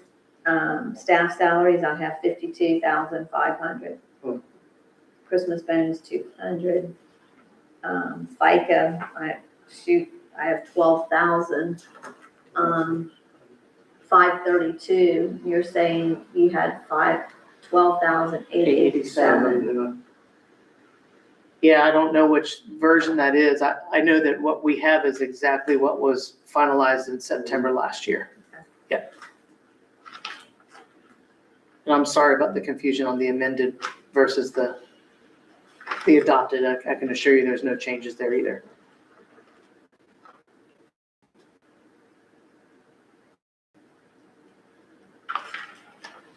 Okay.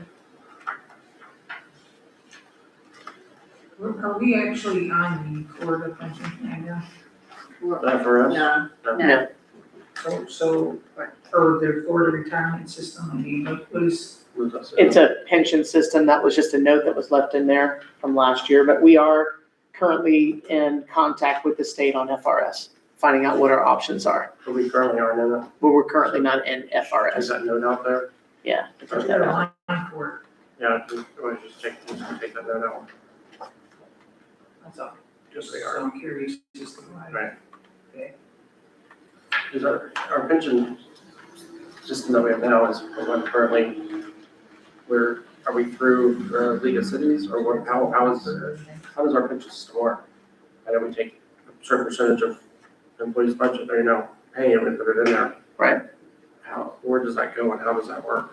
There's a woman, Wanda Kemp, Kemp, forgive me, I forget the name of her business, but she basically does all our, the employees' pensions. At the end of the year, it's based off 8.5% of the employee's salary. Okay. The city makes a contribution based on that. And then it's a defined retirement, like when they retire, they get. It's a money, what's that, money pension plan or something like that, I think she calls it. Okay. Because the employees, you don't contribute anything into the city. Okay, so they don't contribute, we just contribute and then Correct, retire, yeah, they get employees don't contribute. half of their salary or how does it? No, the city contributes 100% of that. But when they retire, what are they getting, what are their benefits when they retire? Whatever they have put in there, I think full vesting is what, 3 years? So if you work 3 years, Currently. whatever, whatever you have, then 3 years, if you were to quit, you get that. But it's, a lot of people, they when they retire, they take that out, move into an IRA or something. Right. they roll it over into something. And there's two options with FRS. One's an 8-year pension vesting period and a 1 year. One's a 401k style under the 1 year and the other is the pension from the state of Florida. That's a little different, but I mean, they They offer. call it the investment, it's an investment, it's an Right. investment fund, so you can choose which one you want to do now Right. with FRS. Back in the day, you couldn't. Correct. do we have to- Based on our age, Commissioner DeVita, back when we were there, you couldn't do that, you didn't have that option. Yeah, that's actually not true. It's been there for quite a while. I did have an option, but I think the difference is, and I I'm did, not saying, I think maybe you worked, there are different time periods, is all I'm saying. Not that we're ancient and all. There are just different time periods depending on when you worked. I think they had the option of an investment program fairly early, but it's the traditional pension is defined, I think you want to use the term defined benefit, where you get a benefit according to a schedule. Right. And I think that might be partly versus a 401k investment, where you get what you put in plus your investment. But I think what Commissioner Boyd might be trying to get at is our pension system defined benefit, and I think I just heard you say no. It's you receive the value of what the city has contributed according to our schedule, is that right? Correct. So we don't guarantee them a benefit, but it's what's called non-contributory. The employer contributes, but not the employee. Correct. Okay, and then they earn what they earn. Whatever interest based on the plan that they chose or the investments that they choose at that time. The employees have an option, how they want to. Yeah. Got it. Okay. But as far, I know back whenever I was with the state, that we only had that you only had that you didn't have that option, and then later it came in that you could do Yes, that, and so it did. some did do that. I left, I think, in '03, and, yeah, '03. And then it came in after that, that you could do that.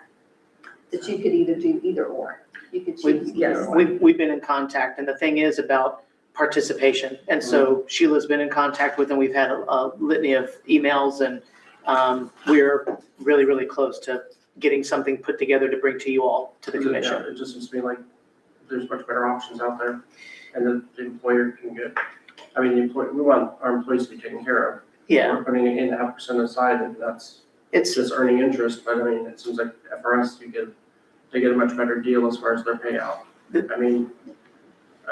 the thing is, If they put the time in, if they yeah. put the time in. we have a maturing group Doesn't have to, of right, professionals here Yes. that may not want to get into that system at this point in time in their career. And that's, something, yeah. but the new people, and we've talked to all of the new people coming in, they're all interested. Right. That's what they want to do. The reason we didn't do it when we looked at it before, the reason we didn't do it when we looked at it before is because we had so many employees that it truly would not benefit. But as you're bringing the younger ones on, Yeah. it would benefit because they can always transfer those FRS Correct. to other agencies. It gives them upward mobility, possibly in other areas, Yes, and they'd be able to continue that retirement opportunity. yes.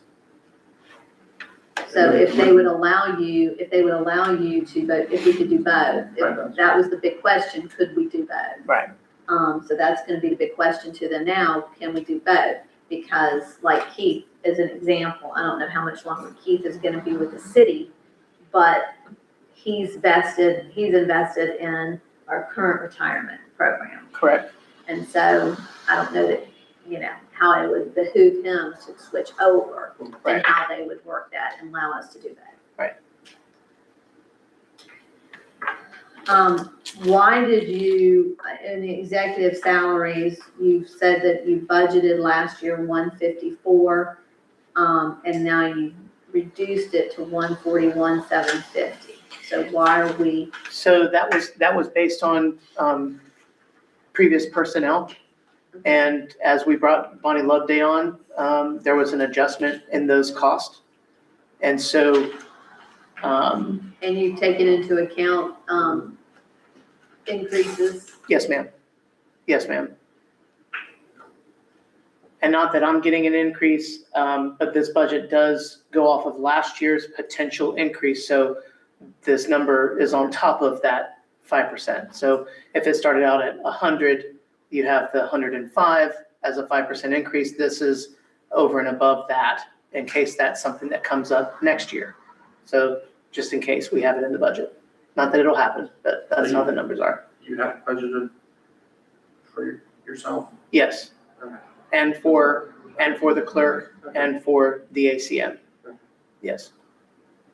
Because we should always budget for it to happen, and if it doesn't. If it doesn't, it doesn't. Right. Commissioner Burton? I was just gonna say, is it also budgeted for all the other employees? Yes, it is. A flat 5, is that? A flat 5. Yes, ma'am. With a flat 5. A flat 5% increase for all personnel here in the city.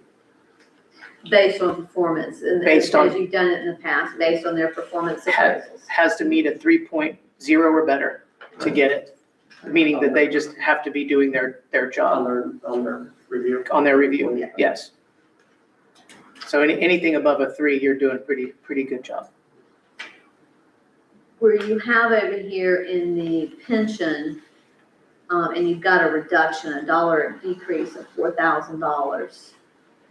Florida Retirement System, you've got FRS there. Why did you do a decrease? I'll hang That's that one also just to- based on previous employees leaving. Okay, That's all. at the factored. 8.5%? Correct, yes. Is it 8 or 8.5? 8.5%. 8.5. And then And 10% for myself. Yes, ma'am. And so that's just a reallocation of the funds. It's just a calculation. Okay. You've put Florida Retirement System. so That was a- I- It was just retirement. It was just a Yeah, Okay, that so we can make take- sure that, yes. it- I've taken that out on our live feed up here. Okay. Yes, ma'am.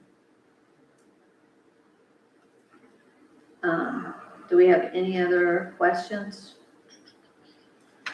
Well, I have a Yes, question. go ahead. Yes, Mayor, thank you. I'm glad to see the detail on line 79. Wait a minute, no, line 80, sorry, membership and dues. Mhm. I'm glad to see the detail there, confirming who we're paying dues to. I know we've always paid dues to the Putnam Chamber of Commerce, and they do great things for the county as a whole. But I'm a little bit concerned about really the attention that the needs of South County gets. And if we're going to be paying dues to the chamber, I would like to see us talk to them a little bit more about that, because to me, South County has some pretty substantial and unique needs. And I don't see that their program particularly speaks to those needs. So just flat, I would say this is a flag. We have business after hours on Thursday at Douglas Law, Oh, right here. with Douglas Law Black. And they just had business after hours last Right. month, they had over here at the Tea Farm. Yep. And so they are bringing, Kimberly is bringing, Yeah. Kimberly's trying to bring people here for tourism. She also had us, they made sure that we were included when the, and I think it was just like that or something, take it outside, Yeah, that we were included in that, and they did get some good footage from that. Kimberly really has been trying to work, please let me, I'm sorry, I know you're, Kimberly has, really been trying to do that. And then Sarah also has come down, and I know she's been down. I've talked to her, and I think Derek has talked to her too. We've expressed that concern, Commissioner DeVito, that South Putnam is kind of, in some ways, the redhead stepchild and doesn't get the attention that we would hope it would. And we've asked them to please look at us more closely, and especially with these the opportunity zones, when they were doing that and they came down, that they push people our way if they can to look at what's available down here. So, I agree with you. And one of my chief concerns is that business retention does not seem to be on their list for, well, I guess we need to tell them what our needs are, in the future, and maybe we should talk about that sometime. So glad to know these things. And I think it would be good, Mr. Martin, if you would do that at some point, ask them if they would come in and kind of give us an overview, because I've asked that to Commissioner DeVito. And the way it's always been explained to me is that there's primary jobs and there's secondary jobs. Primary jobs are those ones that are more the industrial, those type of jobs. And then the secondary are those that meet those services of those that work, like the larger companies. So I think that would be a good opportunity, if you would. And who needs You to, need to talk to Laura. That's the president. She's the president, Laura. I know we have a mayor's meeting in July, and she's supposed to come speak to all the mayors, the 5 mayors, in July.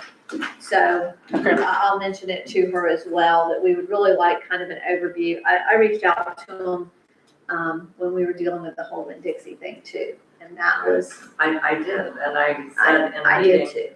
what really concerns me is, they did not seem to have an understanding of our local needs, even what a supermarket brings tax-wise to our local community.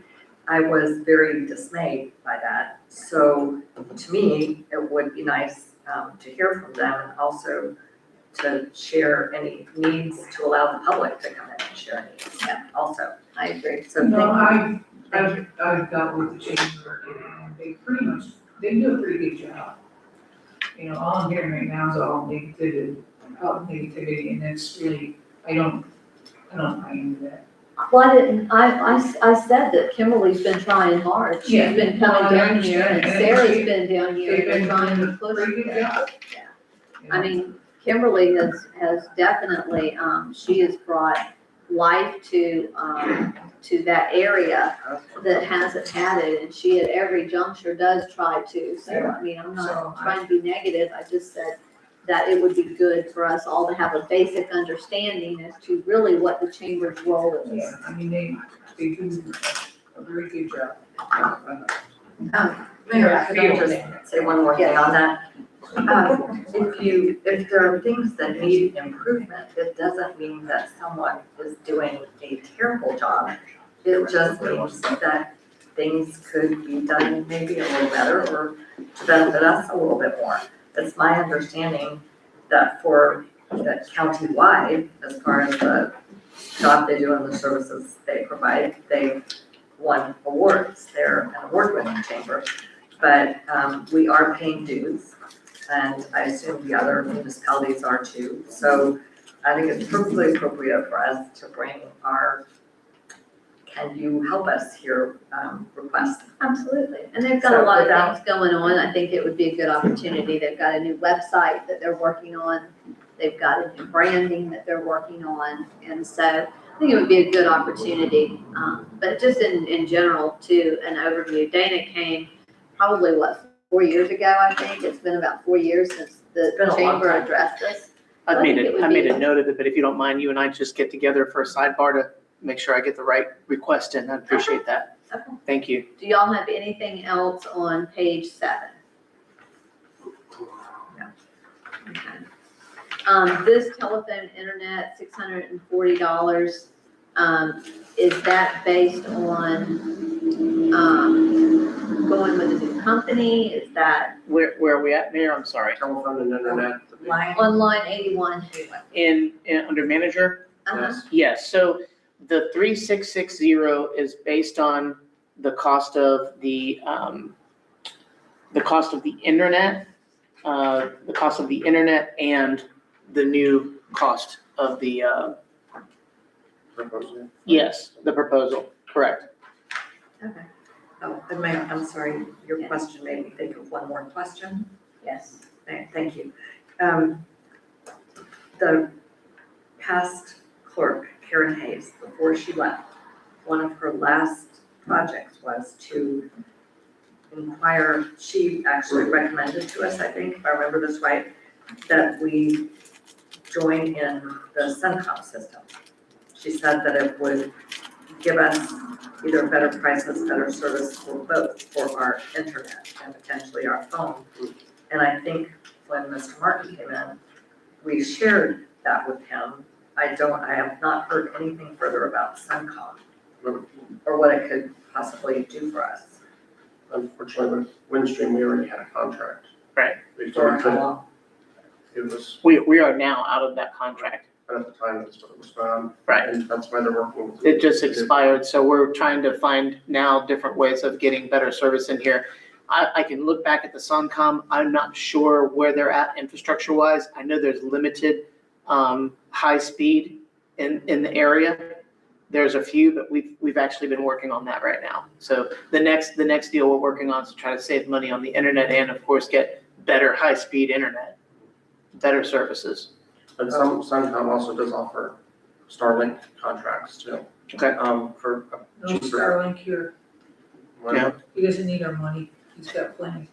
Well, it would be a backup in case. Yeah, Starlink is really not a first. Yeah, it's definitely a backup for sure.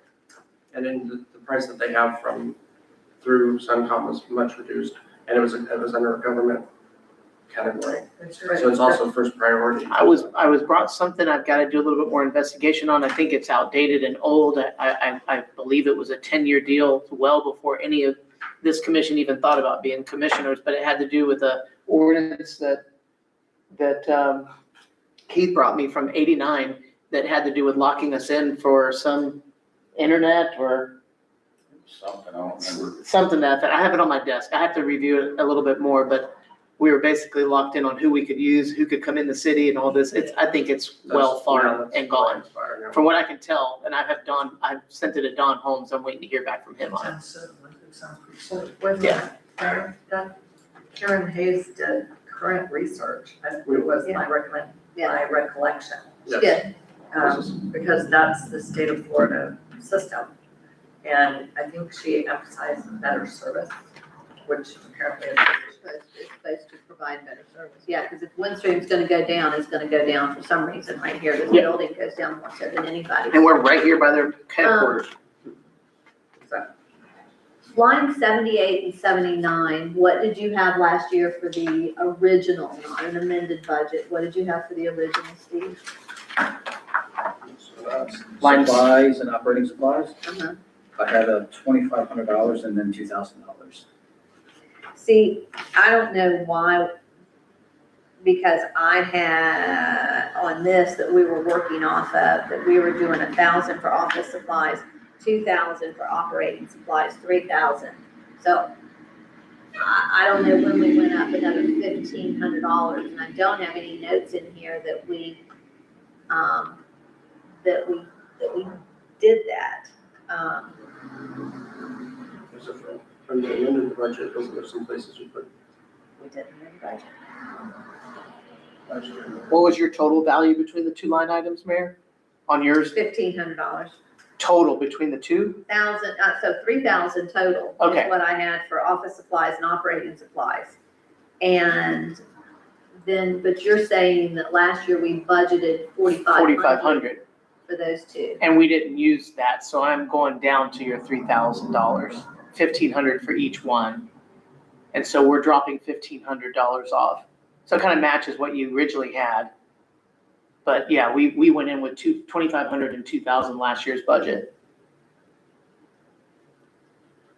At some point in time, there was a change, but that is the latest and greatest. I don't know why, because some of these figures are going up, and that's not something that we were doing last year, was going up. We were trying to go down, and so I'm just trying to figure out at what point we went up.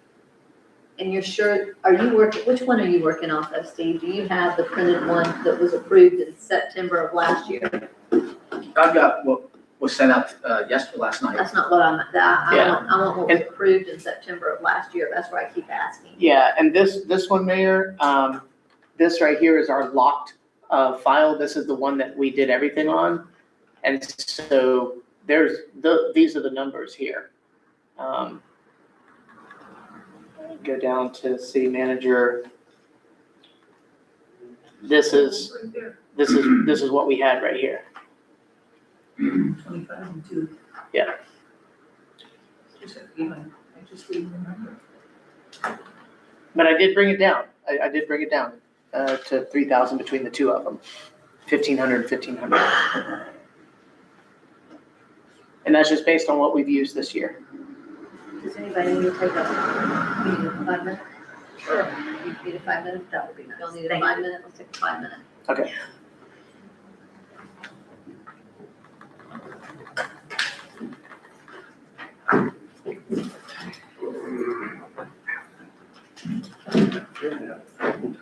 All right, perfect.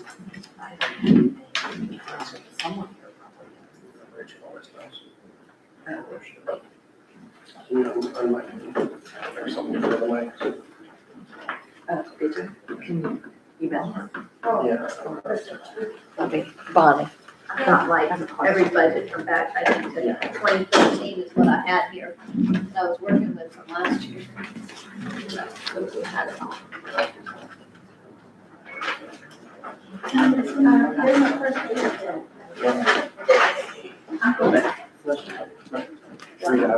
Was that this one, please? I think we signed this.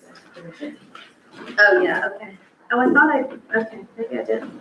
I don't know, I couldn't find it, so. I know I signed a bunch of other things, maybe I did, because I was leaving town.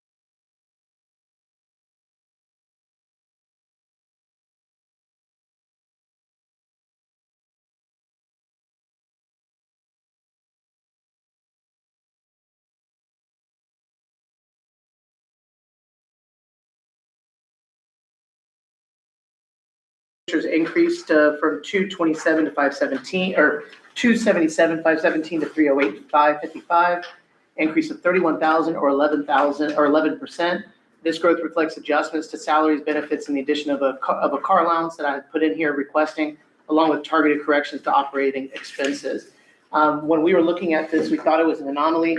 Steve, if you want to take over on that, on your salary portion, just so you can be clear on what that was, I'd appreciate it. Oh, on the staff salaries, yeah, that's also due to we had a previous AP clerk. The 2025 budget was based off of her salary, but since we brought in Birdie, she's taken on additional responsibilities as AP clerk and admin assistant, so salary has increased to reflect that, so that's why we have the swing there. And that also, that second line item also encompasses our Payroll. HR and payroll. Yeah, payroll, yeah, Sheila's. Sheila's, Yeah, Sheila's yes. including that, That's yeah. for 2 FTEs, Correct. and then the executive, that's. And that's for Steve, Okay. yes. I am, let's see. Okay, here we go. Mayor, I have Yes. a question. So I heard someone say car allowance. Yes, I So- did. Who is the car allowance for? Car allowance will be for the director of finance. He's currently in a 45-minute drive to work in a truck, and I was hoping to cover some fuel for him. It's not a full vehicle allowance, it's for fuel. Where's that? $200 a month? Is that what we're? Yes, correct. Okay, Mayor, I have a question about that. I think,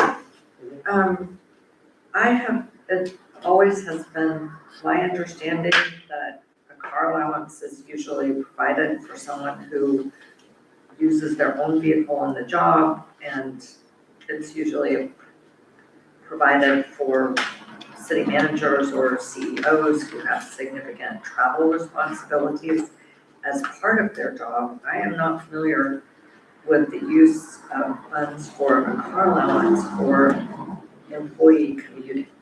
I have never seen that done.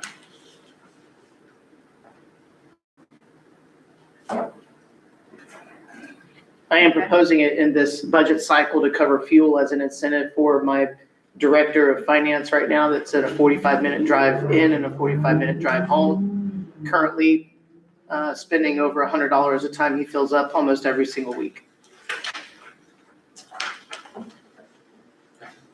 Oh, I get more fuel efficient car. This is a. Well, I mean, I ran into this because Gas prices. we had my husband an hour each way. Yeah. And so, gas does, and he drove a truck also, but I'm not sure if that's the way that you want to do this compensation, because you're setting a precedent there. Okay, And, so I don't know, a commission, we'll have to probably discuss this a little bit further. I mean, I think in the same hand, though, we allow our, other employees to take their car they home, can. Yeah. Which saves them a lot of money, really, in gas and stuff. Just that, people don't think, well, it's only 3 miles up the road, or it's 6 miles this way for another person, or, but it still compensates them for gas as well. So, correct. because I was never allowed to do that ever as an employee. Right. And I was never compensated for being an employee, so when I lived 30 miles away, I paid my own gas always, but, so these things are kind of new to me, and just let people take cars home and stuff, but that's just, And I it's don't something think else to think about, that's all. they can't take them out of the county though. No, they cannot. Can't leave Putnam County, is that correct? Okay. Correct. All of our employees that drive the cars have the ability, if they live within the county, to take their vehicle. I'm not saying it's Drive right, it. I'm just saying, we do do that. Well, Yeah. so, And also because if there's an emergency, they can respond as well, And- like natural gas, right? And we do monitor, miles and gas, and we have our gas system up and running now, so we are taking a better look at that, making sure people aren't abusing that right. Mayor, Yes. That's never really been discussed as far as I know in a meeting. The last time we reviewed policies and procedures, I don't recall a take-home car policy. I've been doing it for Yeah, as they've long been as I've doing been it here. ever It's since always I've been been taking them home. They've taken them home. It's not a big deal. Even our police officers, and I know Well, that that was a problem with one of ours who lived in Separate. Palm Coast Right. because they couldn't, but all of our employees have. Keith, you wanna weigh in on that? Well, it's up to, we can only, if you gotta live within 15 miles. Okay, It used so, to be 10 and then they bumped it up to 15, but And all of our guys are close. Steve is our a director at that lives furthest away from the city. And I think it's a financial hardship and impact with the way gas is, of course, right now. So it was an incentive for me to put this in here for him in hopes that we could get that moving forward. With our fuel system that we have now, we buy fuel and fill up our own vehicles. So we're not going to the Circle K anymore, so we're not paying taxes and stuff like that on it. Correct. Correct. Steve just fill up gas every time. I don't think we could do that with the auditor.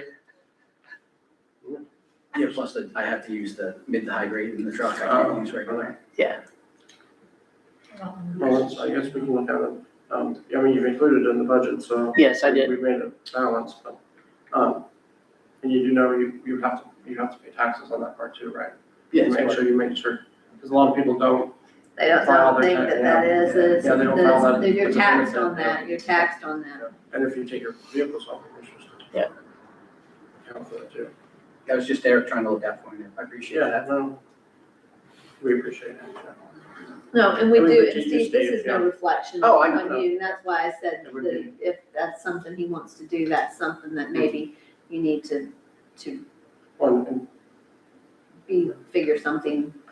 we did find that when we were trying to recruit Derek, or recruit Steve, that someone that has his skills is rare and hard to find. If we do that, there was gonna be one right here in town. It was kind of a difficult, specialized thing, so, we cast a wide net, and, this is part of it. So I think we might want to consider that, because we do value his services and his expertise. Okay. Mayor, I have a question, yeah, 105 and 106 lines, Okay. 105 being audit fees, and then 106 professional services. Okay. So audit fees, I'm not sure I understand the note, and it says auditing firm cost is from audit 22, 23, 23, 24. But is that what we're basing it on? That was a note that was left in there from last year that was not updated. And Steve can kind of talk to some of these numbers a little bit better when it comes to the audit, but we are hoping to peel back some of those fees this upcoming FY with a couple implementation plans that we have to wean off of Julian and Peacock as well. Okay, well, my first question is, I asked you a question, and a week or two ago, you provided the cost of what we had spent on the auditor's total, I think as being $98,000 for the year. And I think the audit for a 1 year period, so the audit fees are broken up in our budget and divided. Yes, they are. Can we identify where all the audit fees appear so we can see the total that we're budgeting for audits? I can definitely pull that out for you. It would take me a minute, but it is divided evenly between the departments and also in our enterprise funds. Is that correct? Yeah, Under expenses? Every fund that says audit fees, that's where the audit fees are. Yeah. So it is split up between those. Right, because my concern is, and I think I've asked before for the auditor's contract, if we spent $98,000 2 years in a row for auditing, We had some my, overlap too. from pardon? that. We had some overlap too. The comment, it shouldn't say 22, 23, I think it should just say 23, 24. There was fees that came in last fiscal year they were for the fiscal year before. So we're overlapping. Overlapping So in the we've been billing. overlapping the last couple of years. Correct, yes. And we put a note on there that we may need to change the weighting of that. We're gonna look into it to make sure we're covered and it's allocated and spread evenly and correctly, but this is our first punch at it, and yes, like Steve said, there's some overlap there. And I believe this year was the last year for the auditor's contract too, so I don't know. Right. There may be some, I don't, how you want to proceed with that. Right, well, what concerns me is there was an amount that we used to budget for based on the auditor's contract. It seems like, the charges have gone quite a bit above what was in the contract, and the base fee in the contract. I know it says if they do extra work, we have to pay for that work. But it's concerning when the extra work is so far above. And as well, my question is, what is professional services here? Is that Julianne Klein, or is that something else? Well, there's a little bit for Debbie Peacock. She's helping Sheila out with the fire pensions. That's a whole beast by itself.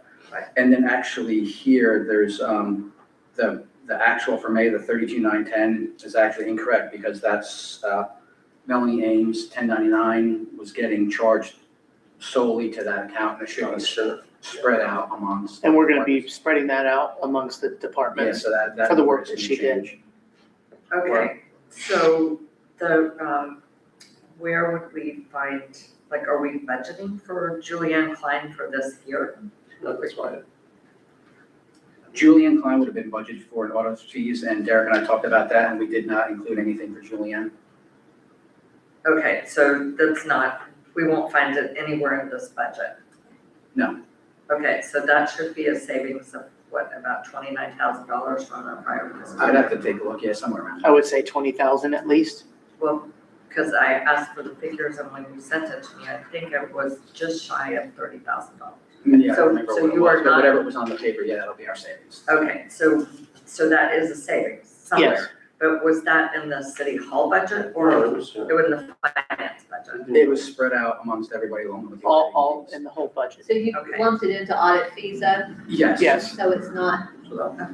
so that's a, Oh, boy. so audit fees are audit fees.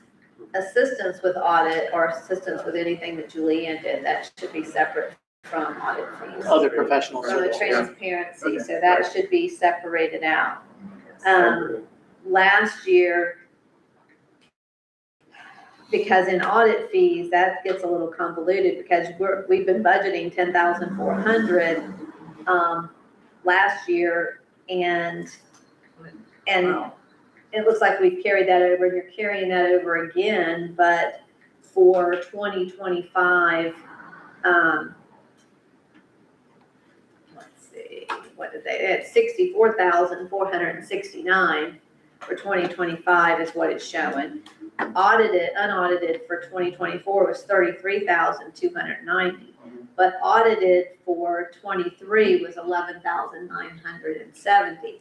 And now you're saying we've already spent 43,624 in audit fees, and that's gonna be, I guess, is that for the current audit that they're doing, or is that an overlap from the previous audit also? I believe there was just a little bit from the previous audit and then the current. Okay. So y'all need, I think you really need, for transparency purposes and just for us to understand, because if we're looking at that, I'm thinking, James Moore, we need to really look at our contract. Mhm. Which we are this year, because this is the last I year. mean, So from- it's But gotta but go I'm from just here. saying that if that's how much he's charging us, and then we've got it We need in to know. other ones, but if that's got Julianne's fee mixed into that, that's different. Just separate. That's separate, so you need to, when you bring this back to us, commissioners, do you agree that that needs to be Yes, separated out? absolutely. Okay. And I Put think, her, that should be in professional service, Yeah. or Yeah, professional I services. got a note about that. Mayor, I think we asked for that last year. We to did make talk sure about they were that, not combined. because I have on here Julianne, and the more contracts, so Yeah, she yes, needs we to be did. in professional services, and we audit just for James Moore. And that does really skew things. Are you Okay. definitely gonna change Melanie's thing to where that belongs? I mean, Yes. Correct, yeah. We Yeah, have I a just plan thought for that the as other well. day That's where that was going. Okay. Where's that footnote? Is that on here? Oh, yeah, it's on the next page. No, it's right here, professional services. And I think we talked about this last year, it'd be nice to, with each department, if we could have the number of FTEs at the top, maybe. Oh, it says it right here on the, Yeah, Oh, you want that's at the the top very too? bottom of the, Okay. you know, if it, when it says finance, it has 3 FTEs, you know, or something.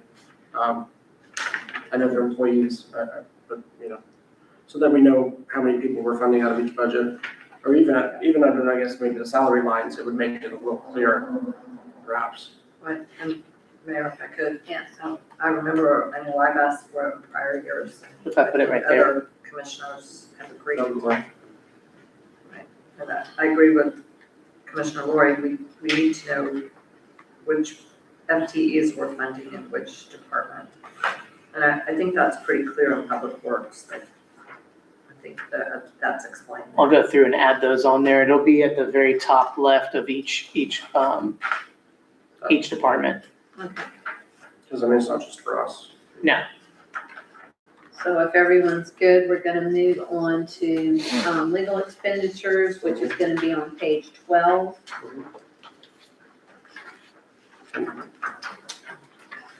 And can we chat for a moment about what Mr. Holmes told us about at the last meeting?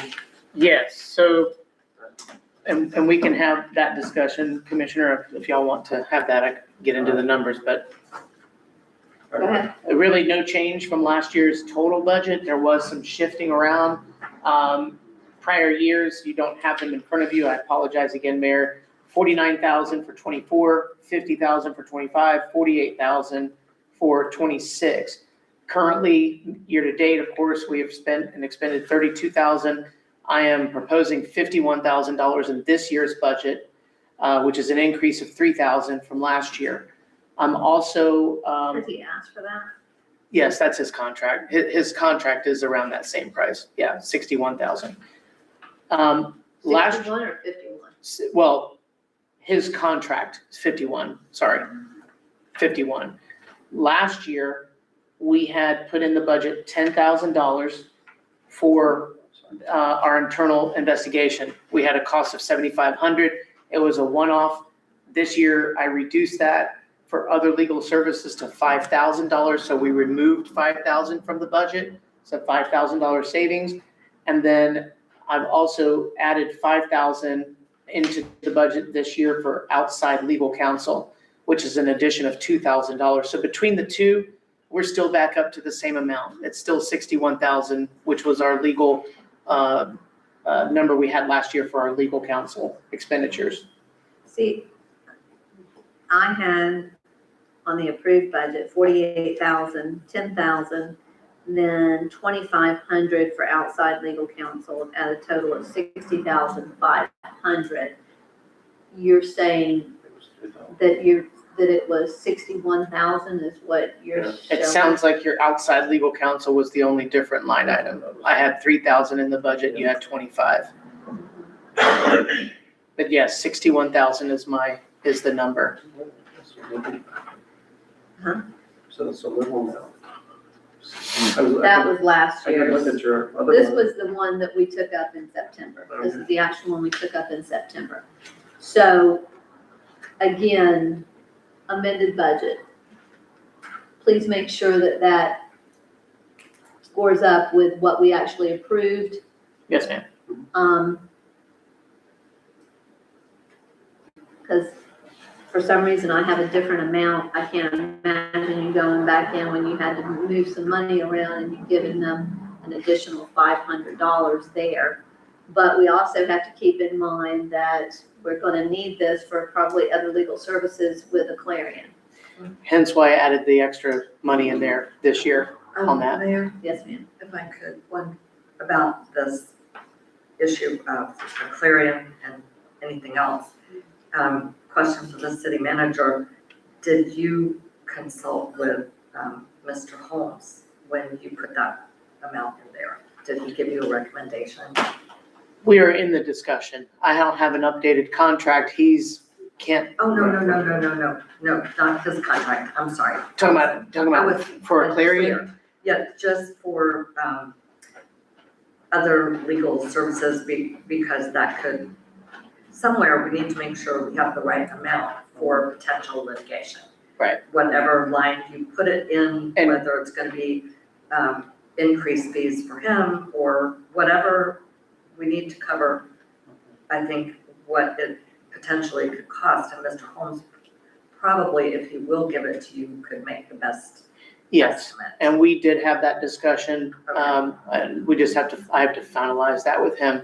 I put money in here to cover it, it could go up, it could go down a little bit, but we're staying steady with what we had last year. Can we change the footnote though? It says other legal services covers the anticipated legal fees for the commissioners. Because I mean. You wanna add that into notes, No, the note you have right there, the footnote says other legal fees. here? Covers the anticipated legal fees for the commissioners. That's outdated. Right. We're not anticipating any legal fees for commissioners. So just, Take that out. Special and special, special, special, you probably wanna change that. where's it? What? Additional cost, Oh, you're talking special. about on the comments. Additional cost for special, So, yeah, over there. so did Dawn, I'm a little confused. They were at $4,000 a month. Is there an increase? I don't remember, oh, I haven't seen an increase come before us, and that would take him to 48,000, you're telling us it's 51. So is there an increase? There's not an increase from him, no ma'am, but being that this is our first budget and I haven't got with him on finalization, I just wanted to add a little bit of buffer in there. And we haven't decided if we're gonna If we're gonna even keep get a him, contract with him. right, He'll be a new law firm. right. We have to sign a new contract. Did I not do right by adding a buffer? Sorry, our first go round? Well, okay, I mean, well, no, I mean, it's open now, goodness. no, never add. No, never, ever, ever, until it comes to us. I'm Right, sorry, yeah, no, I'm sorry. the answer would be no, correct? That's the correct Well, it's answer. okay, it's there. I'm just trying to figure that out, where the 51 came from, because I know we had not done anything with that. Yeah, and I think what I did, of course, I went back and looked at the higher at the unaudited 25, which was 50,775, and just rounded up. And anticipation of an increase. Mayor, could I make a comment Uh-huh. following up on Commissioner Roy's comment? Mr. Holmes is going to be a new law firm. He's explained that to us. He's going to be a sole practitioner. He obviously has a great deal of experience, but two things. According to my memory, we have not bid our contract for legal services for many, many years. This was handed over from Mr. Asbury. He was of counsel with Holmes and Young. He basically, I think it was around 2021, he really felt he needed to step aside, and he brought forward Holmes and Young, who stepped in to represent us, but we didn't bid it. So we have not bid this contract, and as well, I am very concerned. We have the issue of conflict. I don't know whether Mr. Holmes is still planning to represent, whether he still does represent the school district, but It represents the school board, the school board, not the district. regardless, the school board. They vote on issues that pertain to their property. And we have school property within our city. We have a number of dealings with the schools. So, and we've had in the past, I believe Mr. Holmes or someone stepped out of the room when school issues were being discussed. So I think we need to get some clarification on the existence of contract, but just also, this contract has not been bid for years. And I think there's a couple of others that we probably should look at bidding also. But we didn't bid this one. I had spoken to Mr. Holmes about procurement, his contract, and he said that if that's something that the commission wishes, he would help us find somebody that was very qualified and would feel comfortable handing it over, Mayor, just if I could to follow up, I'm not suggesting that we would not want to, that we wouldn't want to continue with Mr. Sounds that Holmes. way. No, but I mean, a bid He is, always tells us we need to bid a things bid out. is a bid. It would be. Um, And he's been very forthcoming when he Yes. felt like there was a conflict. He has Yeah. always But that's not erred really. on, I know, but erred on the side of caution. But I just want to say that seldom do we have a school board issue. Right. That I think would come into play with this. So if that's your pleasure, if we want to bid this out at this time, that's an opportunity. Yeah. We Whatever have the to be commission would careful like. because we have reached out before, I know, and tried to get some, and, Since I've been here, he's only had to recuse himself one time. Yeah. So, But then we have no representation whatsoever. We have not provided for that. $50,000 a year, that's a big contract. And I think what we'll do is if that's something that the commission wants, Don said that we would go out with an RFQ and then qualify those people. Wait, I'm sorry, Mayor. I was saying, Don had said if that's something that we want to entertain, we would put out an RFQ for that and then look at the qualifications of those individuals and basically have him kind of point us in the right direction to move forward. Because if I'm not mistaken, when you do the RFQ, you don't really look at cost though, right? No, you do You look not. at qualifications. And then you make your range of your negotiations for a contract. Yeah. So it's not like we would look at saving money. No. Not limited. You may be increasing it by 15-20%. you open yourselves up. So I'm just saying that. There's a very limited. that you're opening yourselves up. Not everybody wants to take on Crescent City. Yeah, the last time I looked, just surrounding cities, I mean, we're pretty good with what we have contract-wise. There's some smaller cities that are paying about $30,000-$40,000 than we are for legal representation. I won't name More them, than what we are. more than what we're paying right now, that are within a rock's throw. And we definitely do have, Mr. Holmes is definitely experienced. Yeah. I'll say that. Any more questions on this one, Mayor, Commissioners? So move on to the next one, billing and customer service. Same thing here, 5% flat sliding scale for performance evals. Going back to legal real fast. Hold on a second. We take out the internal investigation comment, shouldn't we remove that? Because that's not for next year. I just wanted to leave it so y'all knew what that 7,500 was originally. But that makes it seem like we're gonna have another one. or something. Right, right. Okay, just, What line was that? that was the, One. comments, yeah, on 111. Oh, yeah. Other legal services. I don't want that to be, yeah. I just wanted y'all to know why I dropped it 5,000, that's all. Thank you. Thank you. Yes.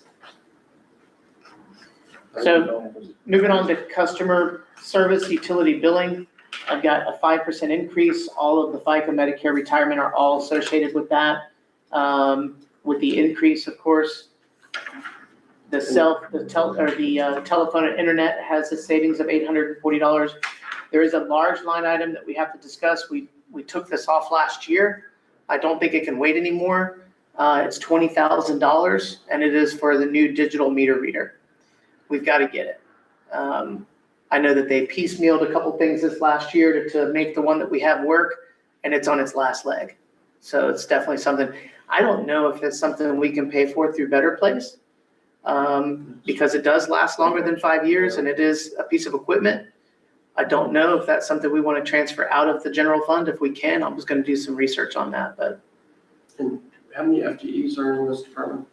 there's going to be 3. I believe it's on. Four. Yeah, there's Four. Jocelyn, Corey, Alexis. That's right, 4. Thank you, Steve. You're welcome. Oh, okay. See, I didn't look, I didn't look at the end. Thank you, Commissioner. Certainly. Mayor, I have a question, or really comment. One of my notes that I made to myself when I read this budget was, I think it would be very helpful when we look at the general fund budget to have 2 things in front of us also. One is whatever it is we're going to need for capital improvement Mhm. that I've Yes. been asking for. I think before I ever served on the commission, certainly since I did, the capital improvement leaves, the depreciation And as well, I think it would help us to see the Better Place Plan fund, the status, anything we're planning to take out of it. At the same time, we look at the general fund, because most of Better Place Plan fund expenditures benefit the general fund, not entirely. I don't know, that's just, I don't know how the other commissioners and mayor feel about it, but I think it would help to have that in front of us. Yes, and the plan was to look at the 5-year CIP that was in place, have that updated and bring that to you all when we look at the Better Place Plan, which is, we've had that discussion. That's what we were gonna do. And in the future, I can definitely bring it with this as well, but that's something we are gonna be taking a close look at. Can we talk about postage? I know that's obviously not something we can decrease, but I would really, really, really like to see a push towards getting people on e-billing. I would love it too. The And I mean, answer, serious, we need, I mean, I think that was the first thing I brought up when I first got here and saw Yeah. $12,000. we get to do The anything. problem is that our community is a very mature community and half of them aren't And we on haven't- digital. We haven't But we tried, did some incentives, There's- we gave some incentives. We have to. and honestly, FPL, Windstream, if you want a paper bill, you pay $3 every month. And there's other communities that are doing that as well. I mean, we would have to give people a Banks are long lead doing time. that. Yeah. My bank charges me $9 for a paper bill. Right. Yeah. And so $12,000, I mean, it's actually, we have a responsibility to all of the users of the system and our taxpayers to be responsible, and that just seems like a lot of money. It does. I mean, because we haven't even tried. I mean, Right. Okay, but hold we on should here. bring inserts and stuff like that in each bill and really hit it hard. I mean, other communities have gone to that, and in Groveland, you can't even get a water bill unless you pay $3 Well, every month. that's how you look them. You say you pay $9 for the paper bill, or $3 for the electronic bill. I mean, I wouldn't, I'm serious, Yeah. that's how it's done. I wouldn't say $9, but I mean, whatever the, Well, for us, it'd be a savings, sure. Commissioner DeVito? Thank you, Mayor. All good points, other places, and highly incentivize people to go with the electronic billing. However, our city managers made a great point. People here are not always geared to that. There are a lot of people who come in person to pay their bills. And we use those mailings for communication. One of the things I wanted to bring up before we finish going over the general fund budget is better city communications. And not everybody, number one, not everybody wants to communicate online. Not everyone does communicate online. Even if they do communicate online, that online, as far as notices for events, we communicate about our water department. Sometimes people need to be told in multiple different ways. That's just how it works. And I said this years ago when my civic association wanted to quit sending out our newsletter, which a lot of people would take and put up on their refrigerator. Not everybody is looking online all the time to see what your news is. Some people are, but some people aren't. And a physical communication is still a good communication tool. And if it wasn't, realtors and other companies would no longer do direct mail. That is my main observation about that. We still get direct mail from local companies as an indication to me that people do look at that mail. And then, it's a great opportunity to communicate all kinds of things with our residents and our businesses. So I know it's a cost, but I think you can also use it as a positive communication tool. and I'll also say that though, in your email bill, anything that's an insert or that we put in there, you get in the PDF as well. Well, I It know is that, included. but a lot of people don't look at those. I'm talking about a communication tool. They just don't look at it. And do you get your power bill? In the mail? No. I have no idea. Okay, well, none of us, unless you want to pay $3. So this Right. community at least is used to getting bills online. Because Windstream, you have to pay $3 to get your bill. I think you have to give some, I mean, you have to get their attention, because if there's no reason for them not to, why would they change? Right.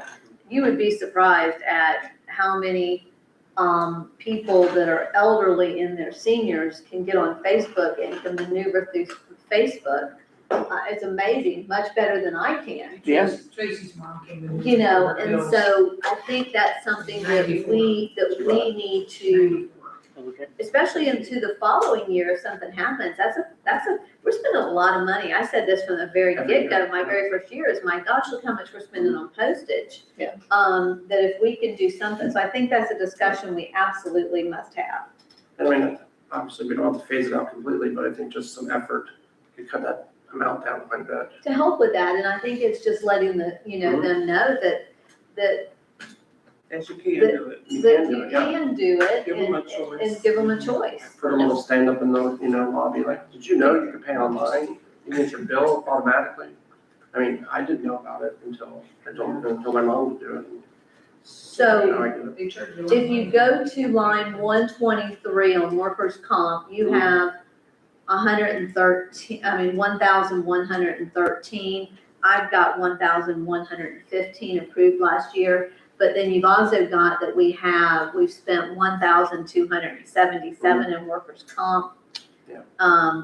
Historically, the year before it was 4,499. The year prior was 870. Yeah. So you're comfortable keeping that bringing that down to 1,113. Yes, ma'am. Okay.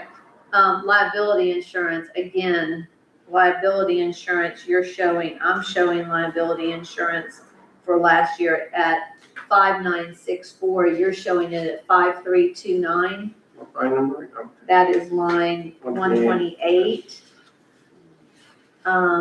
And we have expended 3412 on that. Yes, ma'am.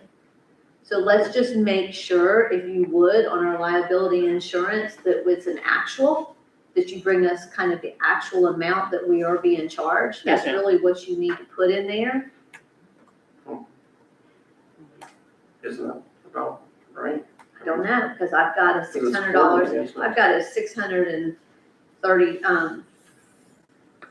$35 difference from what we actually budgeted. Now it's showing on here again, amended budget, 2026, 5,329, when I'm looking at the September budget.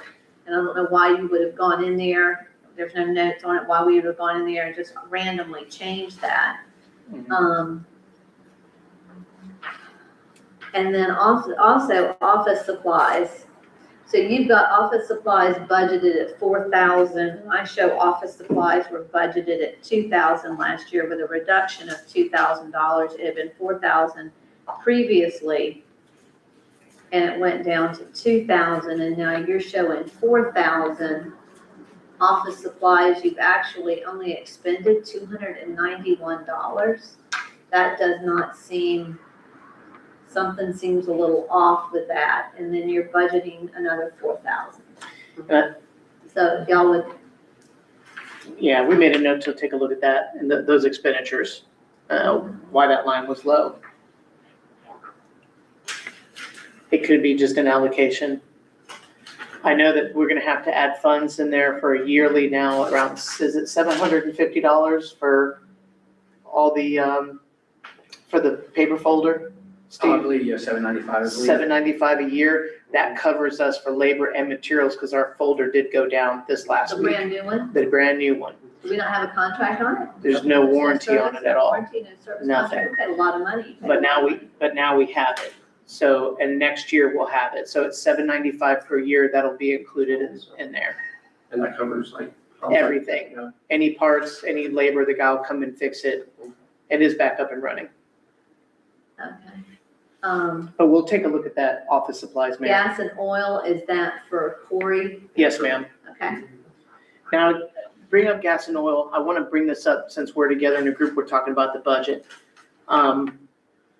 I had met a company down at the ICMA, and they were also at the FCCMA just recently. It's a fleet company. They handle leases for any vehicles. They will come in and take a look at the current vehicles we have, the mileage, and give us the top dollar for trade-in. But what they do is they'll do a lease on brand new vehicles. They cover everything from tires, tire rotation, oil, anything going on with the car, the vehicles, they cover for that year, for that lease. And usually it's a 36-month lease. Worst case scenario, and I mean like top dog, which we're not gonna do, diesel motor, 4x4, 350 XLT, you're looking around $1,500 to $1,600 a month. We would be doing much smaller vehicle, gas, two-wheel, and so he's supposed to work up some new numbers, but it may be something that we look into, because that also doesn't include the trade-ins of the vehicles we have now. Overall, it helps out with the budget, reduces the amount of outflow that we have, especially when we're talking about having to buy new vehicles in the future. It constantly keeps us with a nice fleet that is reliable, that's covered under a maintenance and, bumper to bumper warranty. And after the 36 months, what's happening? You can either keep it or you can sell it. Now, they do a whole rendition. The crazy part is that after their lease is up, if you were to get that one that I told you about, their numbers show today's dollars where you would put 40,000 into it and it still would be worth on trade-in 52,000. So you're talking $10,000 to $12,000 equity sitting in there for a trade-in if you wanted to trade it and get a brand new lease. So that's something we could continue leapfrogging if the budget would allow. And maybe it's something that we do, 2 trucks to test it, one for public works, one for gas utility, and see how that works and move forward in the next. Because everybody just spend a lot of money on vehicles, Yes, and we lose a lot of money we lose a lot. because they drive them off the lot. Well, we're not getting, Make yeah. money doing this. It's money, they make money and it's much cheaper for us. And Yeah. our responsibility is cheaper. Well, the way we were explaining it, Keith has like a 2018, what's the 2018 with the low miles? Mine's a 2017 and only got 40,000 miles on it. And we had some other ones that are newer years with less miles. But there's a break in the industry where this company goes in and they see that break and they trade at that time. So you get your best dollars back. We're not getting that. We may sit on vehicles thinking, hey, we got this thing paid off. We're gonna hang on to it till it dies. Well, years go on, you may have low miles, but that truck is obsolete. The parts are getting more expensive and it becomes an issue, a maintenance nightmare. So I think it's something we definitely should look into, for the future, is leasing that fleet out. The other great part about it is they also will do leases. They do leases for everything all the way up to a fire truck. I mean, everything you can imagine, equipment, small equipment, large equipment, they do leases on it all. I think it's a good idea. We spend more money out of the Better Place Plan Right, buying the trucks vehicles, yeah. and And then- doing what we should be doing with that. Correct. Exactly. Correct. So, yeah, if we can figure it out and save Okay. ourselves some money and have some sharp equipment trucks out there. Yep. Great. I think so. And that also is the uplift, what is it called? I forgot what it's called. Anyway, that money that I gave you, that was worst case scenario, most expensive one you can get. That is literally a 4-door truck that's 20 foot, 30 foot long. We're not going to talk about that. It'll be something different. I'll get something tightened up, but all of the trucks, which we don't have for public works right now, some of the gas utility has it, but every single one of the trucks, especially public works, should have flashers on them. So that expense is built into that. The right, flashers for us to be doing work in the DOT right away and our county right of ways, our roads, when you stop traffic, you should have amber and white lights flashing. When public works comes up, you should know it. Right now, unfortunately, our guys don't have it. But that is basically all the equipment we would Those need. are our lift trucks should have. Yeah. So, It doesn't have, what is the thing either, to where the GPSs or whatever. correct. What is it, so where you know where that truck is going? The GPS, Yeah. the GPS model, and then cameras and all that for, your Yeah. dash cam and all that. Yeah. And they would decal them and everything. with Everything. City That Road is and that. all Yeah. Right now, he had built in that number again, a 350. We don't need the 350s, but built in that number was $7,500 for all of that. All the stickers, all of the flashers, the lights, all of that. If you want to get some comparison and see. Yes, ma'am. Let's move on if we can to, if everyone's ready. Commissioner DeVito, you have a question? I have one comment and one Okay. quick question. So my comment is, we've looked at leasing vehicles before, but the answer was we only had the funds available in Better Place Plan to pay for a purchase. We did not have enough money in the budget. So I'm just saying, we need to keep that in mind when that contract comes in. We didn't have enough money in the budget to pay for a lease. And then I don't know if this is an issue, I don't need an answer now. In the past, we've had employees who smoking in our vehicles, and I would be curious as to whether there are any restrictions about that. I don't need an answer now, I'm just It's making in the an employee observation. It's in our employee handbook. Yeah, they did that, And we've but we're not supposed to be smoking in any Yeah. of the city vehicles. Yeah. Well, I would be curious as to whether the lease has, The lease does have restrictions, 12,000 miles a year. We're not touching that. And then, of course, any damage, just like a normal lease. right, but I was speaking specifically, because I remember, I don't know what was in the employee handbook, but apparently people did smoke in their vehicles, and I would for sure want to know if there's any restrictions in the lease. I don't need to know now. We would be implementing, and I think we've talked about this already, and it should be getting done, but the guys should be cleaning their vehicles either bi-weekly and then turning in a slip that it's been done. They should be getting inspected to make sure they're okay. If we were to go with this program, we would implement a new program for accountability on that. If we're done, can we move on to planning and zoning? So planning and zoning, of course, matching, this is something that's, it's fee driven. And so I utilized what we had in the budget prior. For these numbers, I dropped some on the consulting fee. I wasn't really sure where that came from. I had a note on there for Steve to take a look. We talked about that. It could have been an allocation, but either way, we're pretty much in line with what we had budgeted in 26. We had 52,518. I think we're at 51,895. So why is that an other? And why is that not Because last other professionals or? It was supposed to be, if you look on my notes, Commissioner Lori from last year, I had that we were supposed to move that up to there. Yeah. To other professional services? Yeah. Okay, so we can do I that. don't know why it's other, it should just be professionals. I mean, Yeah. they are our contractor, they are our professionals. So I have it in there from last year that we were supposed to move that up. I just moved it up now, Mayor. Okay. And it says these were ZEPCO and charges. The other, if you look at the recodification, we can change this to other, but that is our new fee for Civic Plus. And that's what you all approved. That's gonna start October 1st That's annually, right? annually. Yes, ma'am. That's- Yes, ma'am. But we have not talked about putting the LDCs on there? We talked about it. The LDCs was $8,500 and I wasn't sure how you all felt about that. We can definitely, we have a little cushion. We could put it in here, but that's something, We've got to go, we have to have that on there. Okay. I mean, we don't just have with a puzzle like, I mean, you don't just have a missing piece. That's a major missing piece of our puzzle when you Yeah. look at it. And we spent a lot of money to get it done. Yes. And then not to have it accessed. So- And then the situation we've already had is that when you go in there and you query it, Mhm. that you don't see it. it's missing. Right, And okay, so you don't have the complete picture. okay. So somehow or another, we've got to figure out how to get that paid. Now, Mm-hmm. I think talking to them, have you talked to them? You and I talked about somehow or another, can you negotiate that fee down since we've just signed on for this? Is that I will- doable? I will try again. Okay. It didn't sound like it was the case when I talked to her the last time, but I did get a revised contract which extended because they wanted us to sign now, but it extends till October. But once we do that, then any changes to that LDC, that will be Covered. automatic. That'll be part of that. But it's that initial.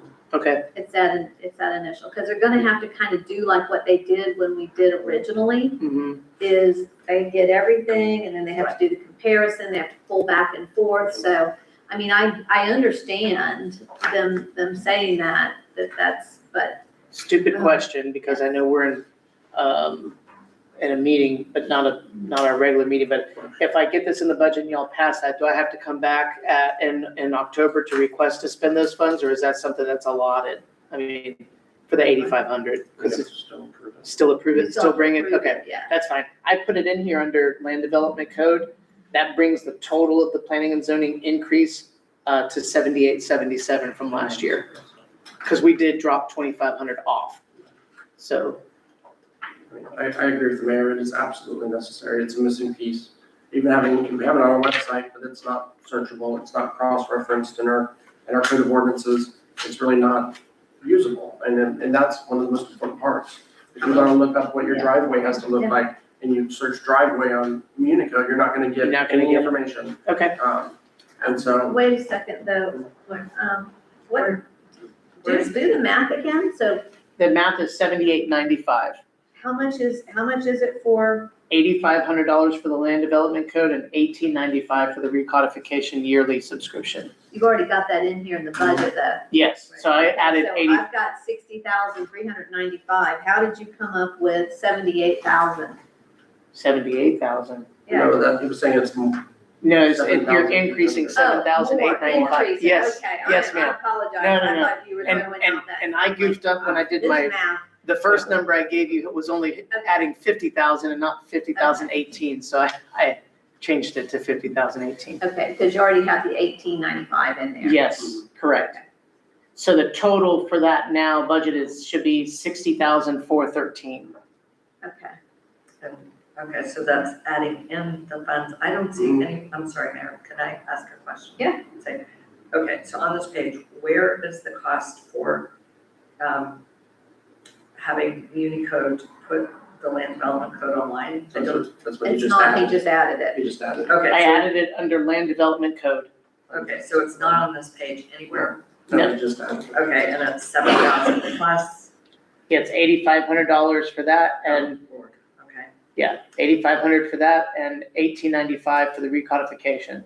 But That's that's already already in in. there. And that's already in there. She So, sees yeah, that. So that's That's already in there. Well, 1895, it's my That's in there. understanding that, right, but that's the ongoing annual fee. Yes. Yeah, Right. For so- Civic Plus. So when we add, assuming we add the land development code, does that maintenance fee double? No, No, it does not.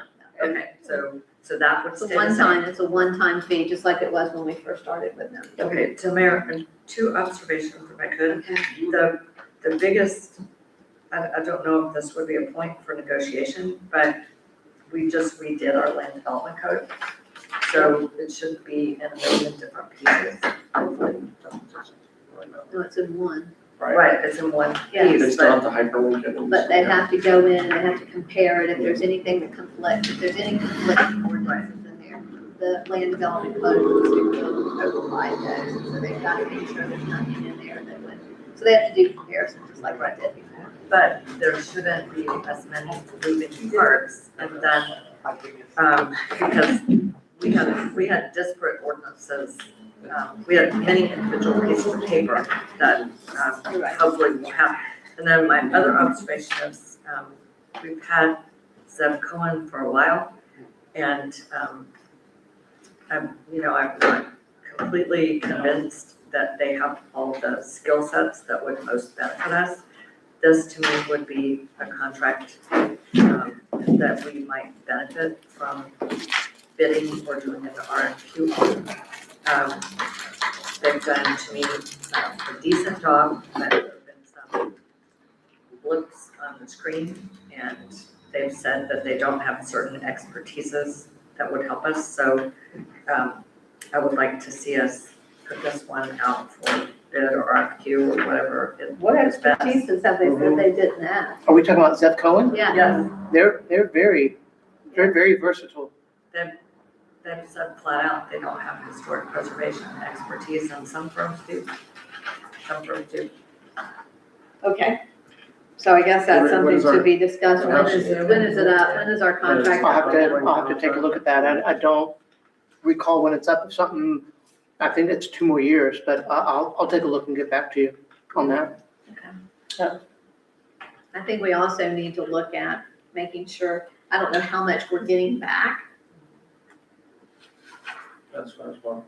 for the services, Mhm. for these services that we're putting out. Maybe Is like that- funding is Right, over. and Yeah. that's been unclear. Yeah. I think. So maybe if during this budget, if you would just kind of look at that so that we can have an idea. Would Okay. be helpful. Okay, if everybody's good, let's move on to, page 16, which is City Hall expenditures.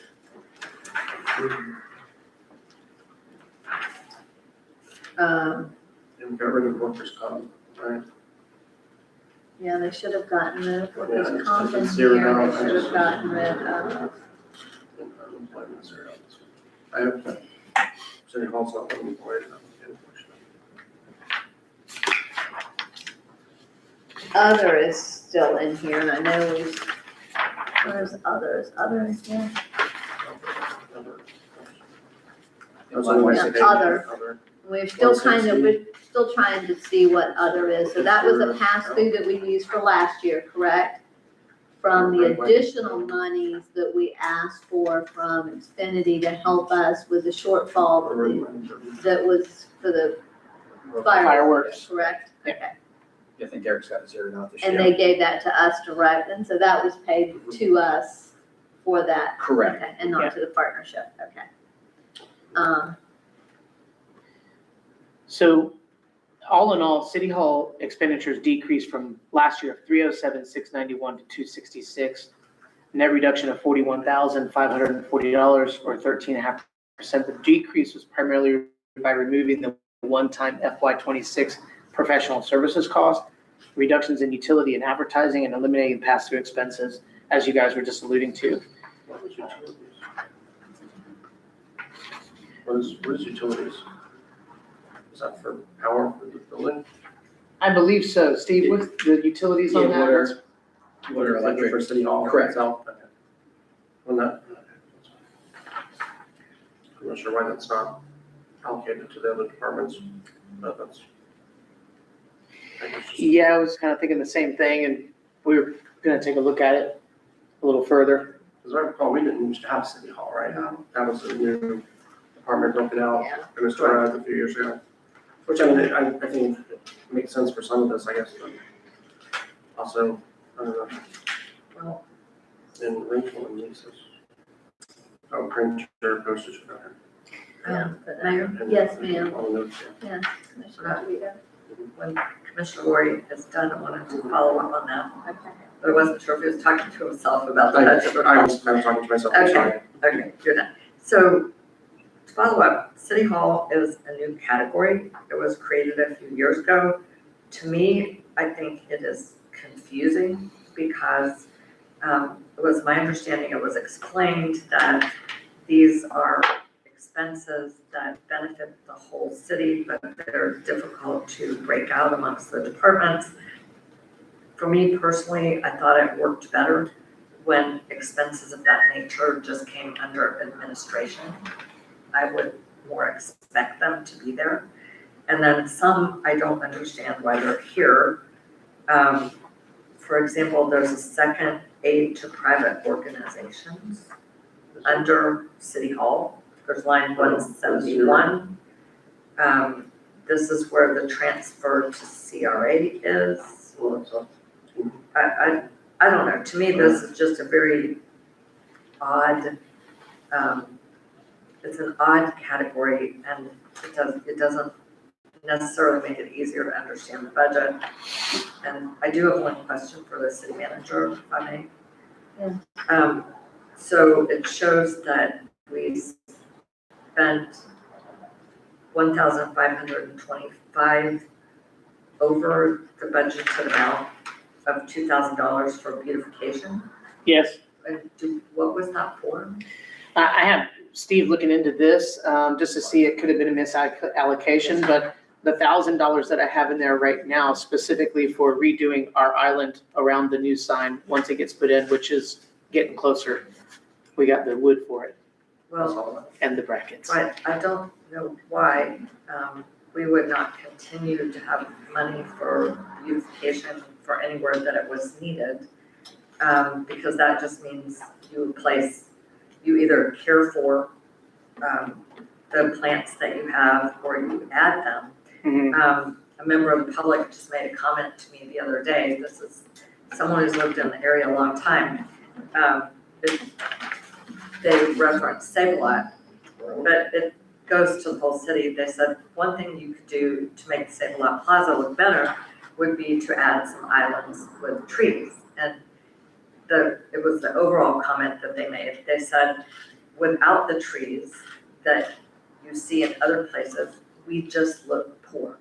It just looks like we're a poor place. Right. They said the addition of landscaping would make us look more attractive and, in their opinion, more prosperous. So I'm just saying, I'm not sure that it's necessarily a great savings to not have money for landscaping. And I think I put in there what we need. We have the bones of material already there, plants. We already talked with the tree and garden board, had everybody looked at it. We have a plan. We haven't executed that plan this year. We're already in the summer. We're putting the new board up here soon. Rich actually had just ordered the wood for that and it's getting the plating. So we're getting really close to getting that hooked up. My plan is to have that completed and to get done. And if you look at the note on the side for beautification, I had put on there, we can put this in Parks and Streets, use this for City Hall.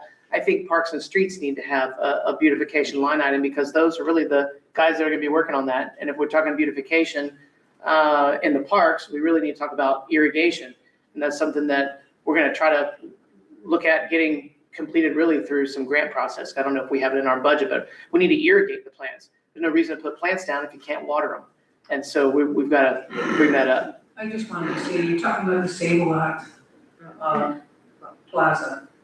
They have a grant, or they asked for a grant, or applied for a grant to fix the buildings and everything. And I think the second part of their project is to do something with the Plants out front.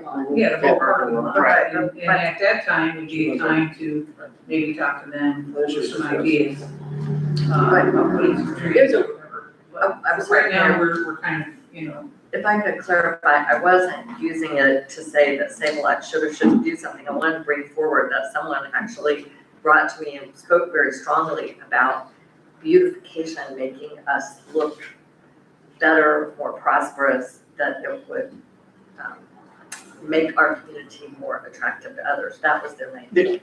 There's also things that are behind the scenes. I know that our public works director has been working with the DOT on all of our intersection areas on 17. DOT's promised us to come in and redo all the irrigation, take all the, I forgot what they're called. I'm sorry, not super plant person, but the spiky ones in the middle, the ones that are, what are they called? Yeah, so all of that's coming out. We're proposing doing the peanut. Perennial Peanut, yes, in there for the entirety of the islands, simplifying it, new irrigation. But that's all been in the works and we're continuing. It's just our partners are a little slow moving, but it's been in the works and they had no objection to it. It's just all about timing. Okay. Save-A-Lot had, with them, we've done, there's a rendering out there that has landings with trees and to make the parking lot look, just to add some beautification to it. So at some point there are renderings. So if they ever ask for those, we do have those. Okay. I just left a community this morning and it's unbelievable with the landscaping, and that landscaping makes a huge difference. That's why we've really worked so hard on our medians, because that's the first impression that everybody has. Correct. When they drive into the community, and that's why I've hounded on all city managers that have been here about keep those medians. Keep those medians. That's what everybody sees. And that's what everybody sees. Unfortunately, and it's good that we have the DOT there as a partner, they're just a little slow moving, but you're talking $50,000 to $100,000 really to redo all of that. And that's they have dollars for that. We don't. And that perennial peanut is pretty hardy Yes. on its own. And that's the reason we put all that perennial peanut down. And you see that everywhere. The roundabout, did that And it's also. looking so good this They've got it down year. And the there. flowers throughout the year. Where I was, they had it. I know Steve just got back from West Virginia. He said it was everywhere up there. And But I don't see a beautification, I don't see a beautification in our former budget, for City Hall. I see that we zeroed it out and then we removed it when we did our final, so I don't know where we have beautification for 2,000 that we budgeted for 2,000 this year. We spent 35. And that, Huh? oh, the 35 we spent, that's where the tree grant ended up, the money spent on trees. yes, the money, so the money right now, 3967 was the money that we bought the trees under the tree grant. I got that money coming back. We filled out everything. It's all good. They've emailed me back. We're getting that money. So regardless, what I'm saying though is I'm looking at a budget 2,000, right? that there was nothing. We zeroed out our beautification budget in City Hall. When we did our final, I've got it right here. It says right here, zero. Zero. And then on here, when you look at, when we were looking at this, I don't see beautification. So I think when we zeroed it, you might have taken that line out. I've got 2,000 for the 2026 budget. I have 0 for 2025, but I have 2,000 that we brought that back in. And we can take a look at that, but again, If you would, just check September's final yes, and not, I think, we'll check it. yeah, because I'm not showing that. And if so, then we need to figure that out because we can't have a new line in here. Right. In our lines, and we really shouldn't have lost the line from the year prior unless we had 0 beautification for 2025. And we spent no money in beautification last year from this, and then we zeroed it out across the board. The year prior, 2024, unaudited 27, and then audited 1672. So just make sure, because we have to make sure that we, Yes.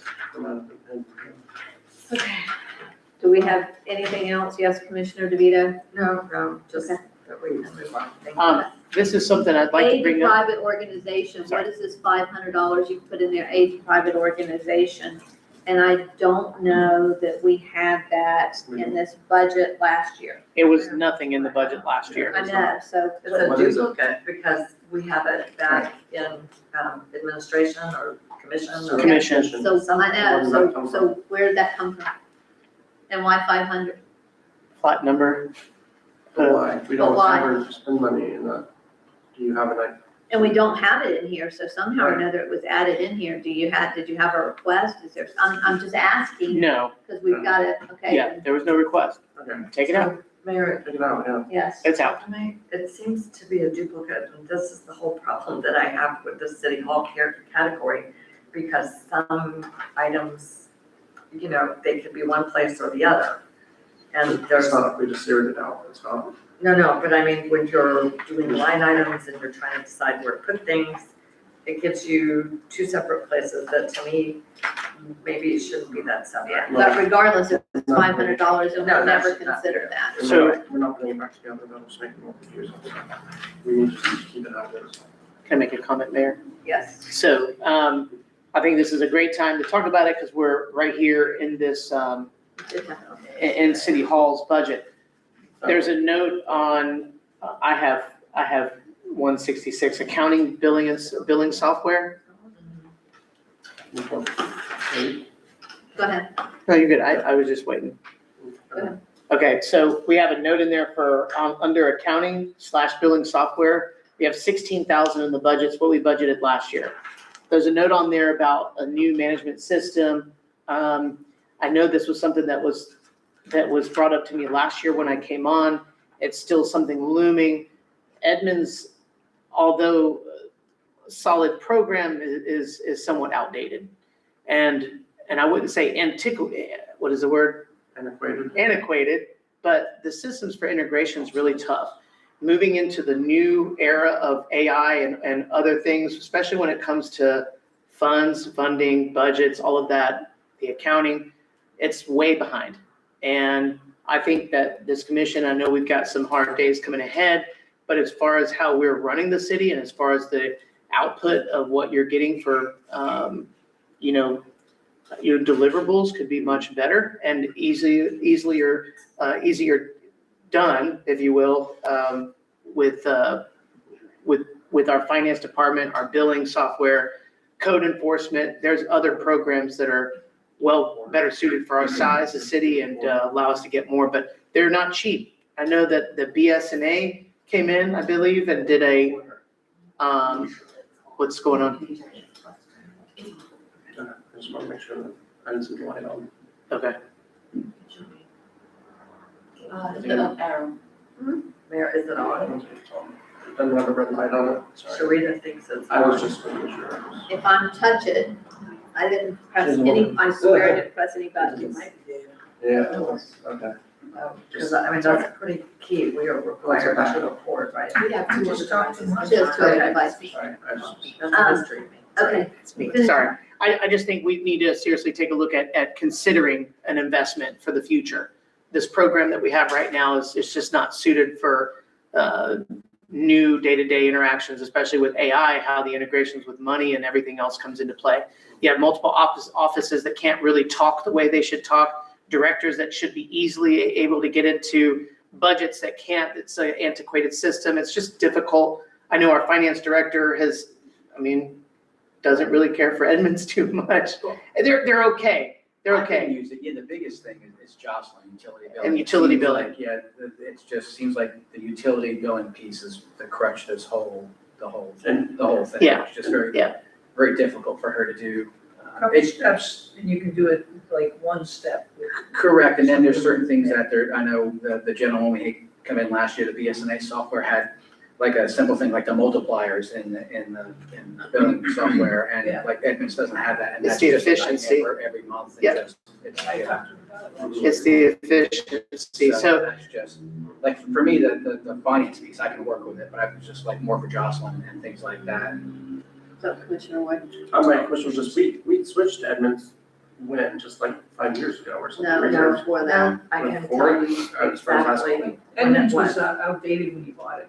Okay, and this is my observation. Just fun. We I wasn't done with switched my question. to, oh, I'm sorry. I was just asking when we switched to it. Okay, well, I was going to speak to that. Go ahead, Commissioner Padilla. Go ahead. Okay, so, and this answer the question, it was one of the last things that was accomplished under Patrick Kennedy. And to Commissioner Burton's point, her opinion is, I can't speak to it, it may very well be correct, that it was outdated when we bought it. This is my concern. The evaluation of what system we should buy, Patrick Kennedy explained the process to us. It was done completely in-house. The different companies made presentations to the staff. Staff and Mr. Kennedy looked at the different systems that were under consideration, and they chose what they thought would be best. They gave the recommendation to the commission. So looking at it in hindsight, and I know everyone did their best, maybe when you buy a system like this, you need to get an opinion or some expertise or recommendation from outside, not just inside, because it turned out that there were things the staff could not possibly anticipate, and not being experts, and the companies didn't bring up to them, including, I think, maybe a full consideration of the tail cost. So to me, it's the process, how many do you get references from other cities, things like that. And that was my point I was going to make. I'm sorry. We also were, as far as I understand, we were still paying for even the system for We that. still Yeah, are, To maintain still are. records, we still which are. to me is just absurd. 16, I think in the tune of 16,000 a We year. still are. That is No, absurd. I'm sorry. I think it's $500 a year, I think Jocelyn's. Okay, I was thinking the wrong thing. What's, yeah, How much? I think it's $500 a year. Well, that's better, because we were paying quite a lot I more. thought it was a lot more. Somewhere around, yeah, 500, 1,000, I'll have to ask her, but I know she got it, like, half, whatever it was, she got it in half. And I'm all for moving to a modern system that makes everyone's job easier, Yeah. but not if if we're gonna keep having to pay for Edmonds to maintain records Right. and whatever before. I mean, we want everything to be able to get integrated into this and it to work.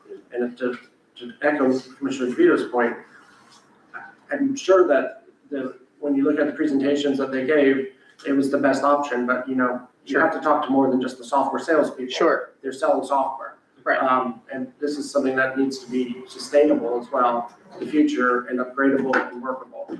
And I just don't, if we spend another $100,000 on software, can we please get the right software? Right. Because we're not, they're just selling, they're just salespeople. Sure. And so we need to talk to another city that uses it. We need to make sure that. Florida this League of is Cities good. should have a recommendation too. I would Right. imagine some of the associations that we have recommendations. It's got to be, it's. You're looking at, if we do anything like this, you're at least $100,000. Right, And then you've got several years integration. Right. It seems like in order for this to happen.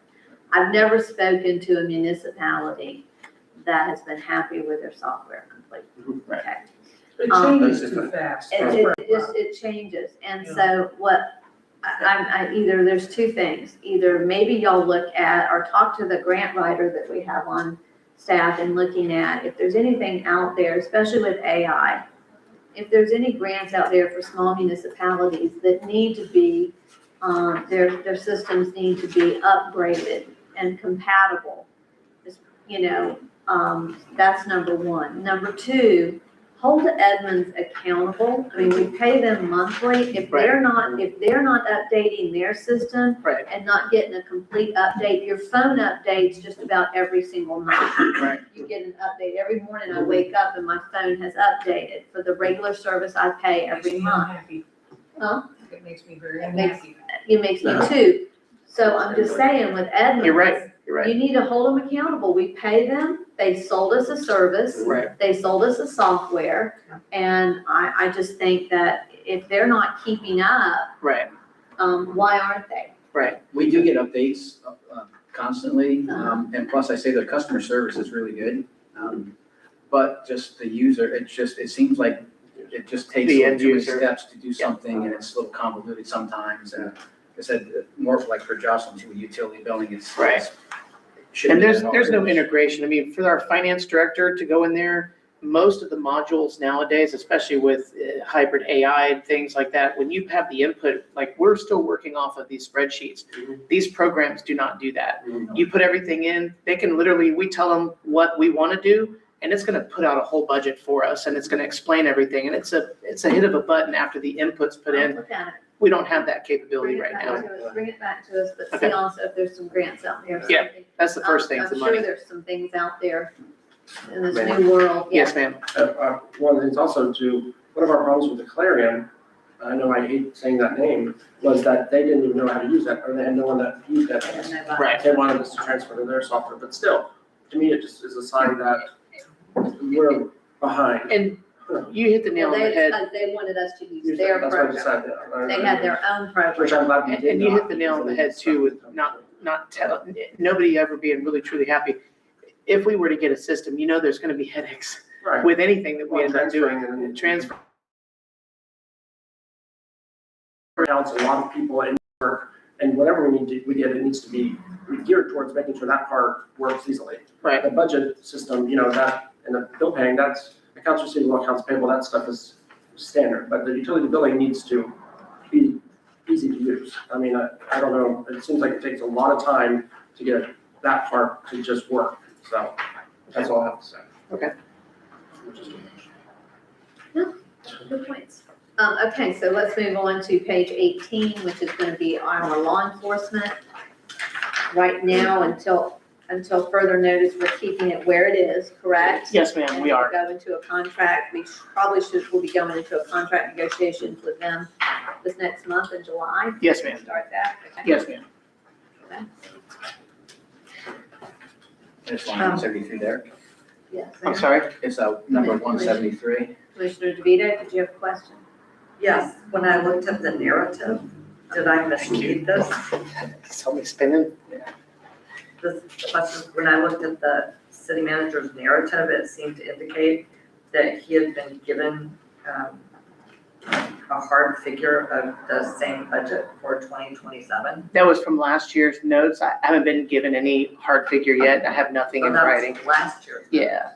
These were just notes that were kind of compiled, put together, so No, right now, currently, I don't have anything etched in stone from them, but we're gonna put in the numbers that we had. And that'll be for our contract extension for 1 year. So for the budget purposes, we're gonna hold steady at the same number. With the understanding that With, we need to talk and find yes, out. correct. Okay. So, there's nothing else we can talk about with it right now, so. Yeah. Moving on. So let's go to fire. Again, 5% increase for our staff, that's a hired staff, and for our current chief. And the employee incentives, that's going under training and certification award down at the bottom. The building repair and maintenance, we reduced that by $1,000. We've already repaired the AC, we replaced the ice machines, we replaced the roof sections that were leaking, and we're gonna be out of that building very soon. Didn't feel we needed to put a bunch of money in there. Vehicle repair and maintenance, again, I put a note on here looking at lease options. But right now we have that vehicle, it's had everything updated this last year. And I'm hoping to squeeze it out as far as I can take it. Now, the volunteer incentives. Volunteer incentives, it kept them at 35,000. I was gonna increase it. I originally there was an increased use from last year for unforeseen dry season we had, but we're back on track now that we've had rain. They're not using it as much. We still have, I believe, 12,000 or 13,000 left to get us through the end of this year. I wanna say it's around $2,600 a month between now and October, which should be sufficient. I thought I remember, Yeah, I think- My notes. Yeah, no, it's all good. $2,600 a month right now, so. I thought I remember Chief Razor mentioning increasing that. We just don't have, if you look at the years back, we don't always have dry years like we've had this year. This year was an anomaly. I'm just saying that I've seen that for a few years, I've seen that him state that, so I just wanted to make sure that we're not cutting ourselves off there. Yes, sir. Okay, so when I look back on the previous, I've got his salary at 21,258, you've got him at 22,321. And then if you look down, workers' comp, I have at 2,229 what we budgeted, you have it at 1,670. So just if you would check that. I'm gonna check all of them, Mayor. Okay, and then liability insurance, I had at 27,409, you've got it 24,494. Okay. Matching the 26. And just as a note, when I was looking through a lot of our financials, it seemed like workers' comp and FICA, like here, it says year-to-date FICA is 4,566. The budget was 2622, and we're not even, that's through May. How is that all up? And I think that's in several other departments that the FICA was way under. And I think the pension expense too was, in this case, not in this department, but a few other departments, if I recall, looking at financials, it was way off.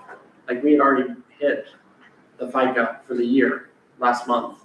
And and the pension, the city share pension, I believe, if we look back, and I just was wondering what was going on there, because that's definitely concerning to me. Do you have the notes on that, Steve? I And know then we Yeah, were talking because about. if you look at your FICA Well, yeah, right there, there, yes, I know, that's, 4566, and you budgeted 3642 for next year. for next year. But I mean, it was, and the budget this year was 2622, so that's, Yeah, let me do one thing on that. But yeah, We're gonna look into that. again, Commissioner Lori, if you'll look down at Medicare, and we had this problem last year. Medicare was not, you're zeroing out at Medicare, so I'm thinking they combined those two. I'm thinking again, they I don't know, for the combined, the yeah, actual, yeah, they Oh, combined the okay, two that for one. the actual, because that happened last year and then also the pension, why is there's no money in there for the pension city share, that's part due today, right? Yeah. Am I reading that properly? So that might be an explanation. And that's an anomaly we're gonna look at. I have questions on that too. Okay, I just wanted to. Yeah. Because I thought all of that was, all those numbers should just be based on salary. They should be based on Should the not be salary. on, It's you know, just a automatic, calculation. Right, And why are you increasing it, so from 1224 to 4994? right, the pension, Yeah, the You mean- pension. That's based on the current salaries as they sit right now, that's that's the number. times 8. Now, is that salaries or is that the incentive pay also? That's just the salaries. I think if you click on that, So it's both of those times 8.5%. So then the budget line is really off, right? Because the salaries are not much, they're almost the same as they were for this budget year, and we have a 1224 budgeted for pension, so then that is way off, if that's what you're saying. And we haven't budgeted for pension in the last 23 we didn't, 24 we didn't, Oh, the 25. fire department has a different pension yeah, program. They have a that's right, different that's what, yeah, we gotta take that. So that pension 25 out, is the pension zero. number out of there, 'cause they have their own pension. You're right, so then that Yeah. doesn't, okay, Okay. well, that helps, Don't explain that. yeah, good job. So y'all, if you would look at that. Yeah, I've got a note. We'll take care of it. Yeah, you could have 3 question marks over there. I did. I was like wondering, why are we at 308%? Yeah. But okay, but if you know, obviously we need to still figure out why the actual is so high. Yes. On FICA, so, thank you. Gotta know looking for that. And then I have vehicle repair at 7,000, you've got it at 7,500. Okay. So just make sure that with whatever it is, Yes, ma'am.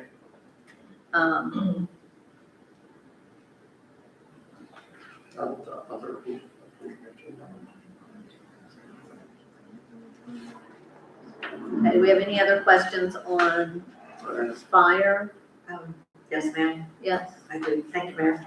So the fire chief, quite a few months ago, made a presentation and seemed very concerned about replacing the fire engine, the main engine. Where does that stand? That is something we're gonna have to discuss, and put in for next year's appropriations. I mean, that's the only way we can go about getting a grant for that. Or we look at the USDA, they have a grant as well. Rural development. Yeah. Okay, and so, Mayor, if I could. Yeah. Okay, so, but then there's another vehicle that needs to be replaced, can you? Their fast response vehicle is the old SUV, police vehicle that they rewrapped. It's been fixed, it has low miles, it's perfectly fine right now. yeah. If we were to do anything, I would say that we trade it in for a lease option, and I can bring that to you all. Yeah. But that would be the only thing that I think we would, do if we don't keep it. Somewhere Or, because honestly, I'd like to keep it and put it at somewhere else at use in the city versus trading it in. We're only gonna get $5,000 for trade-in on that vehicle at this point. So it's already gone beyond that high match, so it might as well keep it and utilize it elsewhere. And they do use that vehicle to respond instead of They the do. fire truck. Yes, Or so the pumper. I They guess, do. Of engine company. and the chief was wanting to get either an F-150 four-door or a 250 four-door gas, that they could go out and utilize instead of that vehicle. We looked at the lease options, and I have them, I haven't brought them to y'all. Tis the season now, so that's what I have a note on there. But it's operating. fine right It's now. operating right now, yes. It sounded like it was dying a few years ago. So I still don't, you said the current SUV, the last response vehicle, it does have low miles, It does have low miles. but it's lacking, what is it that it doesn't have that we need? No. It has everything that we need at this point, It won't pull the boat. but it won't pull the boat, correct? Okay, well, There I you knew go. there must be something. That's the other, it won't pull the It just boat. needs a hitch, or it's not big enough, powerful enough. It's not. I don't think it's got enough power. Okay, that's what I wanted. And that was the reason he to figure out. wanted a truck It's as well. surprising it doesn't have enough power, Yeah, seeing I as mean, it was a former police car. Right. Yeah, I mean, it's, So that's surprising. Okay, Okay, Might as so I well. just want to get clarification on that. I should have 10 to pull a boat. Equipment, because it's expensive. All right, Mayor, thank you. That was what I had for that. let's move on if we can to page 21, which is going to be your code enforcement.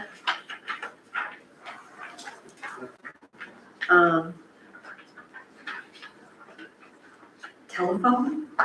That's everything, that's just talking about the contract. It's- No, there's somewhere, She has somewhere a, she has there's a portable, she has a portable telephone, doesn't she? a Right, cell A phone? city telephone. Her cell phone. Cell phone? Her city cell phone, Oh. yes. some, and again, maybe this is old, somewhere in the notes, it talked about a significant increase for, That was when we were originally allocating the line items. This was readjusted. That's the savings for this other cell phone, or not cell phone, for the digital phones for the office.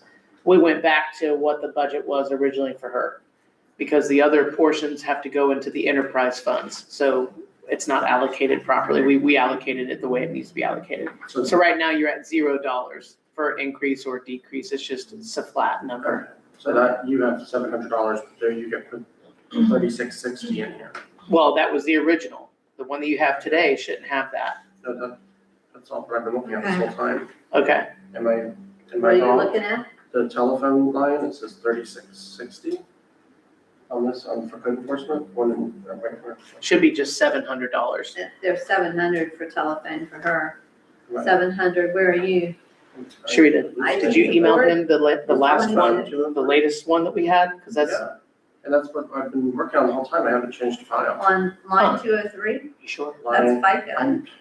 line, okay, I'm apparently in a mirror dimension or Oh, something. no, wait, I Oh, wait, apologize. it's I'm looking at the wrong one. You are 204. absolutely right. Okay, thank God. 203 is telephone, and that's 700. IT is 204, and that's 2,800. Yes. That's Okay. IT, that's for a computer. Yeah, but what is it, And there's no other telephone. it's still, mine says 3660. And I haven't changed the file the entire time, okay, I'm just, let's keep going. Are you on code enforcement? Yes. Because I don't have 3660. I know, that's why I don't know why I do. there's a couple of different documents, and the one that I got last night has some very different. There's line items. only two that have gone out. The one that was to show y'all what it would be for the impact, and the one that's out today. I know, and I've been looking. I'm at the emailing ones you that- right, I'm emailing you right entire now. time. I'm not, I might be wrong. Are you messing with anything over there? Derek? I'm just sending him, Shit on him? no, Let me see if it's. in- So, no, everyone just, well, this, now I see that this is Okay. okay. So, On the, this other, okay, I'm just, okay, so Mary, can I I get have a some doctor's appointment tomorrow, clarification? so hopefully Yeah. it fix me, Okay, so the main increase forgive me. for code enforcement is for the personnel costs, yes, nothing else. nothing else. Okay, and then we still have, you have her listed under total public safety. I don't know, Yeah, she's Code part of enforcement public usually is, safety. yeah. okay, Code enforcement is always usually included in public safety as far as. Yeah, you'll have police, fire, and yeah, code enforcement. I'm aware of that, but we took her out of the police department, and she has nothing to do with the fire department or the sheriff's department. And it's not, So I'm not really sure why she's public safety. not a lot of changes, but yeah. Do you all want to remove code enforcement from public safety? Yeah, I've always said absolutely that not. code enforcement is always part of public safety. She used Every to be time I've part of the seen- police department, Right. with that budget. Right. But she's not. Which She is public safety. she is, that's part No, of, code she's- enforcement is part of public safety. Yeah, Keeping the public making safe. sure everything's built to code and safe and, Under the changes I that was might be gonna going say with it that needs constitutional to be, amendment, public yeah. safety can't be touched, right. so. Are we ready to move on to the streets expenditure for public works? I don't know. If everyone's ready, we'll move on. Okay, let's all move on to page 22. So in here, of course, we've got 5% for the salaries, 5% for the director. Zero change for overtime. We have it at $1,000. Employee incentives, 500. Christmas bonus, 200. No changes there. The FICA Medicare retirement, of course, have been allocated correctly based on the salaries and staff salary. Nowhere in here do you have that PDs. Now, I'll put the FTEs. I'll have that on the next meeting. I'll make sure they're up there. I checked though, and the footnote is not there, so. Okay. We're checking on the FP&L billing power. We have 40,000 in that budget. Steve's gonna be checking that, and I believe we've updated that for the 137 LED lights, but we're gonna be looking at that contract, making sure that that's correct. And I did look at it, yeah, the rate did increase quite a bit from, I think, it was October What has to, we got more lights. February of 2020, Yeah. it increased in February 2025 is when Yeah. it increased. Is that about the time we got those new lights? It went from like 78 lights to 137 So, lights. Yeah, I did look at the previous bill. Yeah. And now DOT pays us for those lights, right? Yes, So are they paying us more? And I've asked this before to Charles Rugg. Are they, because obviously our bill is caught up, and FPL put those lights in for us, and they're billing us for them. Is FDOT paying us more for those lights? I will get you an answer. You have to look at their contract. All right. We'll look I at mean, that. That's obviously, I mean, look at how much we're paying for power, or, for those lights. Bless you. Thank you.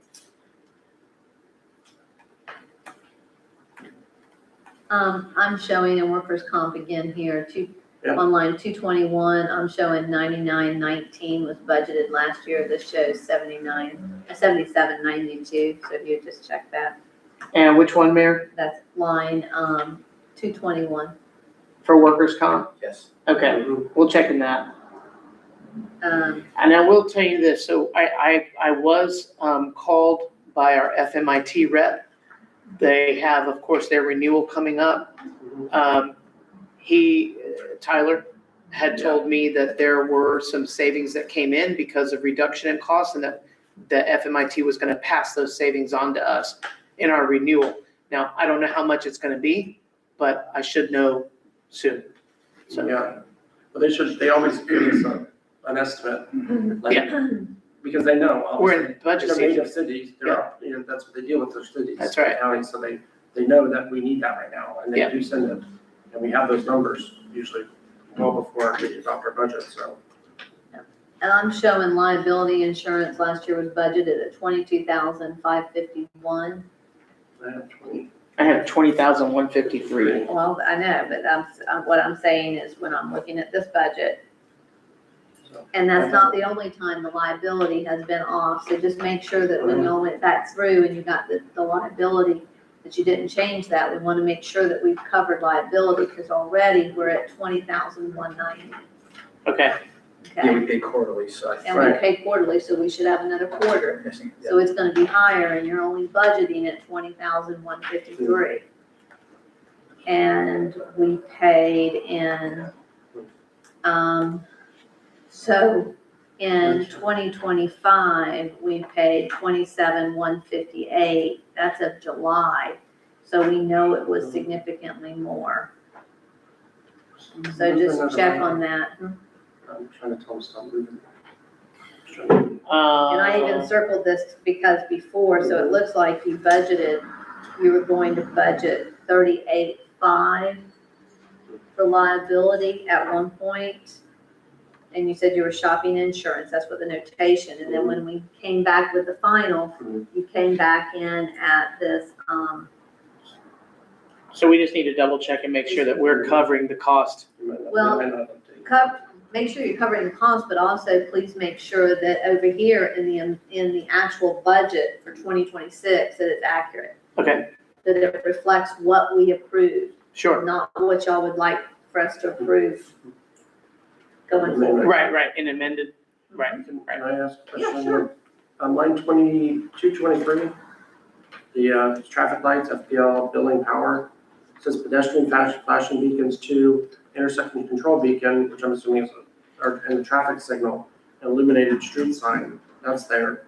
But the pedestrian flashing beacons, where's that?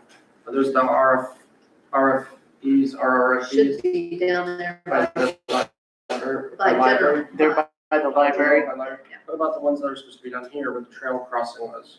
Yeah, let's, That were there and are no longer there? When did those get removed? When somebody Somebody hit them with a car, Why? they're sitting there. Cars. Have we notified Where are DOT on those? It's our It's responsibility. our responsibility. It took 6 months to figure that out. It's our responsibility. it laid there for So we 6 need months. the I right- think. That's what I mean. No, Yeah. well, we probably need to add it to the insurance. The insurance? Okay, And All right. Because there's two. we'll take a look at that. There was one that got hit by a car and the other one as well, I guess. Make a mental note of it. I mean, so we can look into Make it. sure FPL's not charging us for power on those if they're not working. And then we need to get them fixed. Well, no, they're solar powered. Oh, okay, so that's not included in this bill? And I have tree maintenance, I have two different figures. We had a higher figure, we came down to 10,907, but you've got tree maintenance at 11,133, so please check that. Yes, ma'am.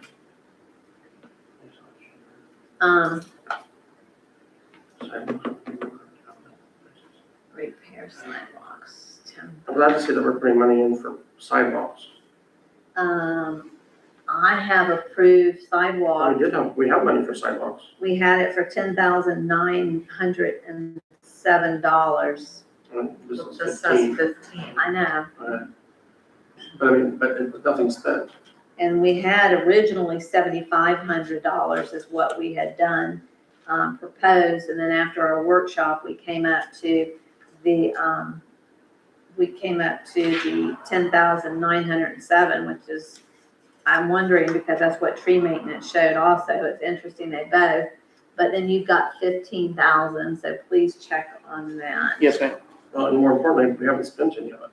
We know we have, Keith, you even said our sidewalks are in really bad shape. We need to, let's get some fixed. We'll have some money spent in there here soon, because that's really just for concrete work. I'd like to change that for repairs for sidewalks and streets to miscellaneous concrete in the streets, miscellaneous concrete work. Because we have curbing, we have sidewalks. And grinding we need to do for some trips and. Yeah, I know. that's- Yeah. Yeah. I'll check into the That's- number for you, that's Mayor, though, on the insane. 15. I mean, I know this is our locked document. I feel like 100% sure that they're accurate. Well, ours should, I mean, I don't. I know, I know. I'm finding too many things that are different Well, from here. Yeah, And so if we change, always remember, and I know, always remember, nothing, once we approve this, gets nothing changed. changes. Right. So this other document, which is this one here, is the locked ordinance. This is the 9247384. Budget, everything is tied to that from all of our tabs.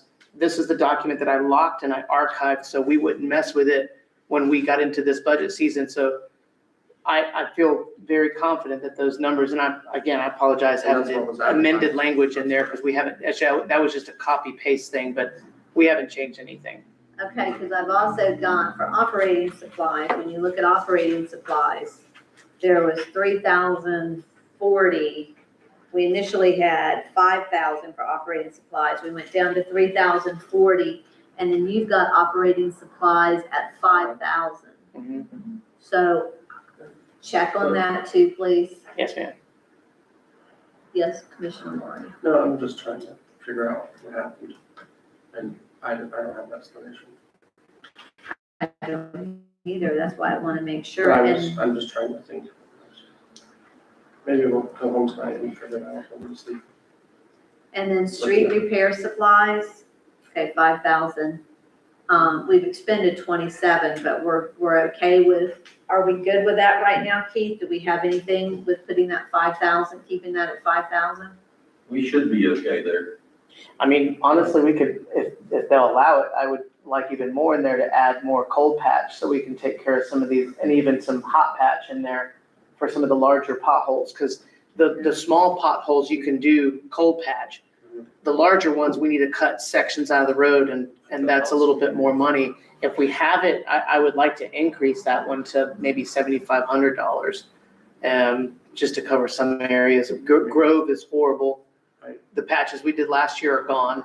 They're back open again, and our road is just horrible. And then you've got budgeted line 225. Yeah. You've got budgeted in there, maybe I missed this during the discussion, building repair, and maintenance.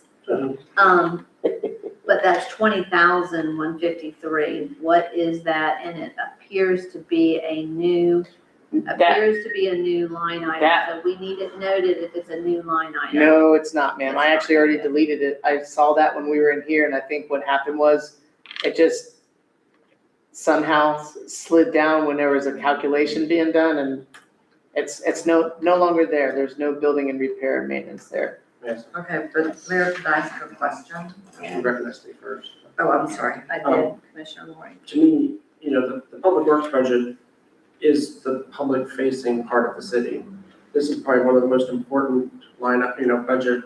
Yeah. These are the most important budget items we have. Yes. And, as far as aesthetics and everything else, I know infrastructure is very important and all that, but this is what people see. This is what people complain about seeing. As far as I know, as far as I can, or in my opinion, we need to put more money in here if we have it. So I think that you might want to maybe have some proposals here and come back with some increased amounts. Like the signage, I would really love to see all of our street signs replaced. Yeah. And standardized. I noticed the other day at Shepherd's Garage, it says Main Street. Well, that's North Main Street. And then down at Edgewood and Summit, there's not even a sign on either side off of 17.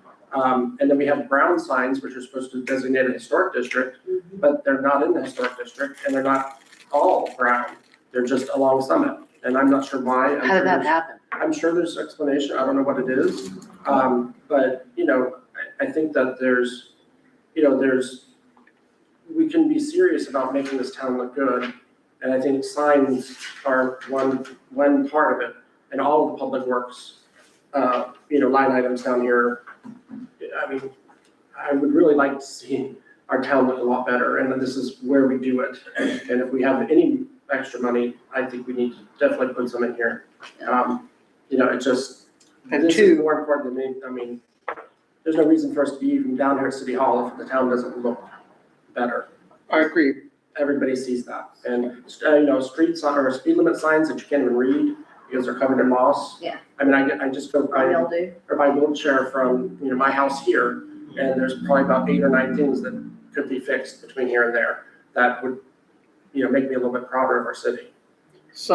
And I think, hammer a point. I think some of these, sir, I think, of course, when we look at our CIP and our master planning, some of these things will be taken care of under Better Place versus putting in our general fund. Because then if we eat up in general fund from the monies we have, if this commission wishes to reduce and go to a rollback, if that's allowed, and we get that in, you won't be able to do.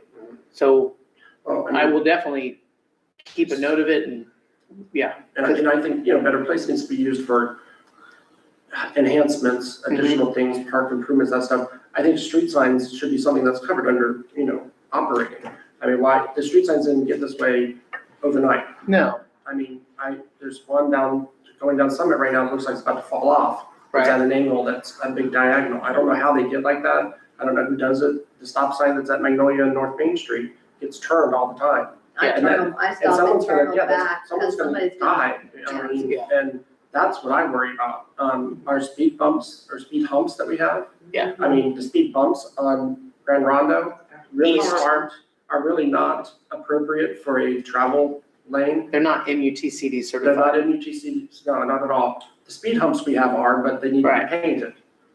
People are gonna hit them, You painted them. but they need to have a chevron painted on the actual hump as well, because that's MUTC. We've got the templates for the chevrons. It'll get done. I mean, because I've been talking about that for 2 years now. I've been talking about it since I got here. And I mean, we almost hit them with our van and it bottoms out. My little Honda launched 10 feet in the air one day and I didn't know that was a speed That's hump. because you need to be slowing down on our. I was street. doing fine.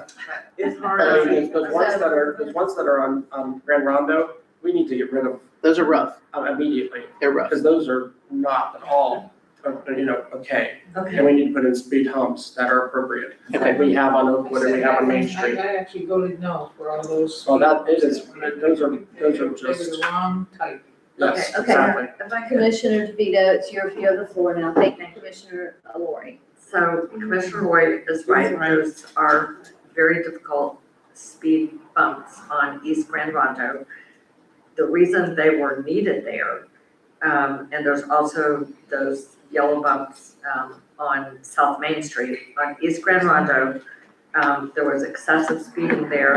A car full of young people, 20-somethings, actually went airborne and hit one of the heritage trees. I don't know who was injured and who wasn't, but bystander or a homeowner could have been injured. And then on South Main Street, those bumps were put in because a resident was actually hit by a speeding car while mowing his front yard. So there's no ideal solution to some of these situations, but they were not put there just to annoy people at the time. But they're not appropriate. They're not, Okay, I'm they're not what's just, approved in any other travel lanes. In fact, it okay, even says in the MUHGCD. okay, I wasn't finished. Okay, I'm just- You, okay, Okay, I know they're not you- ideal, but they were put there to address very dangerous situations with speeding and people's lives being in danger. And I do note that Pomona Park has quite a few of those on their streets. Pomona Park uses those and they seem to be very effective. So, I don't know what the solution is, but they weren't just put in without thought and, to make other people's lives more difficult. We were having significant safety problems. So, there you go. And one other thing, if I might add, putting them on where they did on Grand Rondo East did make some people's lives more difficult, like mine. Because now people go down Grand Rondo and they turn because they're right there after Magnolia. And now I have Magnolia Avenue as a through street with lots of traffic because people don't want to hit those bumps. So, whenever we do something like this, we have to think of all of the consequences and the big picture. It might have slowed some people down, but it also makes people go flying through my block. And there's lots of children that play on my street. Well, and So, Commissioner Moore lived on Grand Rondo and they filled the seats up here, from Grand Rondo, all the residents, because of the speeding. And if you ever stood wherever there at Dexter Park, the speeding was just crazy over on Grand Rondo. People still do. Constantly. So that was Still the do. fix they tried to put in there to see if it could slow things down. Right. And so if we need to readdress that, we need to readdress that. I want to go back to the budget. So if we're looking at building, repair and maintenance, $20,153, which seems like a duplicate from liability insurance. It is, I I remember. haven't added this, but is that added in the total amount for public works? It was, but I took that out. I have it live on the Okay, screen. so by doing that, now you've got a $21,153, that you've got in your total budget to balance this budget. You understand?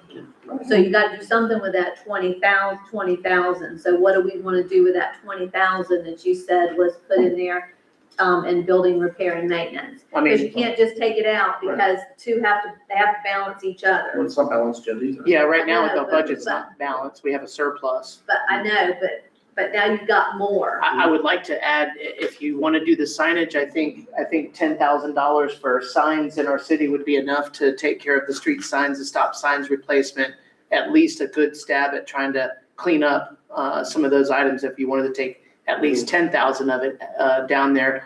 I would do the other 10 in, road repair supplies. Just add it in there. Would that be for speed humps and that kind of thing? Would that fall under that, or is that what you're talking about? I mean, or as an option? Yeah, I think when we had them put in, I think they were like $3,500 a piece. I really am amazed at how well they work and how really inexpensive they are. They slow people down quite a bit. Yes, Commissioner DeVito. I was just gonna say, it's my understanding that the additional funds that the city manager and Mr. Harris were looking for road repair was for the patches, to make the streets smoother where the patches are, was that right? Yes, ma'am, it's for more cold patch and for some hot patch as Right. well, to hire some companies to come in and do some bigger patches. So that's different than the speed humps. Yes, it is. What would- Same company could come in and do those though. what Same, you- a hot patch company is gonna come in and build those speed humps for you. Right, well, We'll find out how much the speed humps are I will. at this point, and if you'll bring it back to us when we're finishing up, when we're going through the budget. I don't know what they are here, but for a typical road, 24-foot wide, in Jacksonville, it's about $3,500 to $4,000 per hump. We're not Jackson. I know. Okay. but I think that's what they cost with But that- I mean- these. Well, and he Obviously, said but we are- that they were about Right. $3,500. Okay. So That's let's what just they get claim. let's just get an We'll accurate, get quotes. We'll get quotes. let's get an accurate, if you can. For now, are you okay with the street repair supplies being at 15,000? We had 5 in there originally, and having the improvements other than buildings at $10,000. That's for street signage, just tentatively. Is that okay, Mayor? Commission? I Where, like that. yeah, where do you want to add that? What do you want to add that to? Are you going to add another line item? No, I just added them inside those line items. The money's in there. Okay, Mayor, if I could, yes. I personally think that speeding and traffic calming is more important than street signs, as much as I would like our street signs to look nice. I think safety should take a higher priority. I don't really see spending $10,000 on street signs right now if we still have a need for traffic calming. So, We can do both. Well, I mean, if so possibly they can do both. We Keith, can do both. are we working, do we work with the county and all with their street, with them, with their, production for street I have, signs? but it takes them forever to get them made. Okay, is it a cost savings?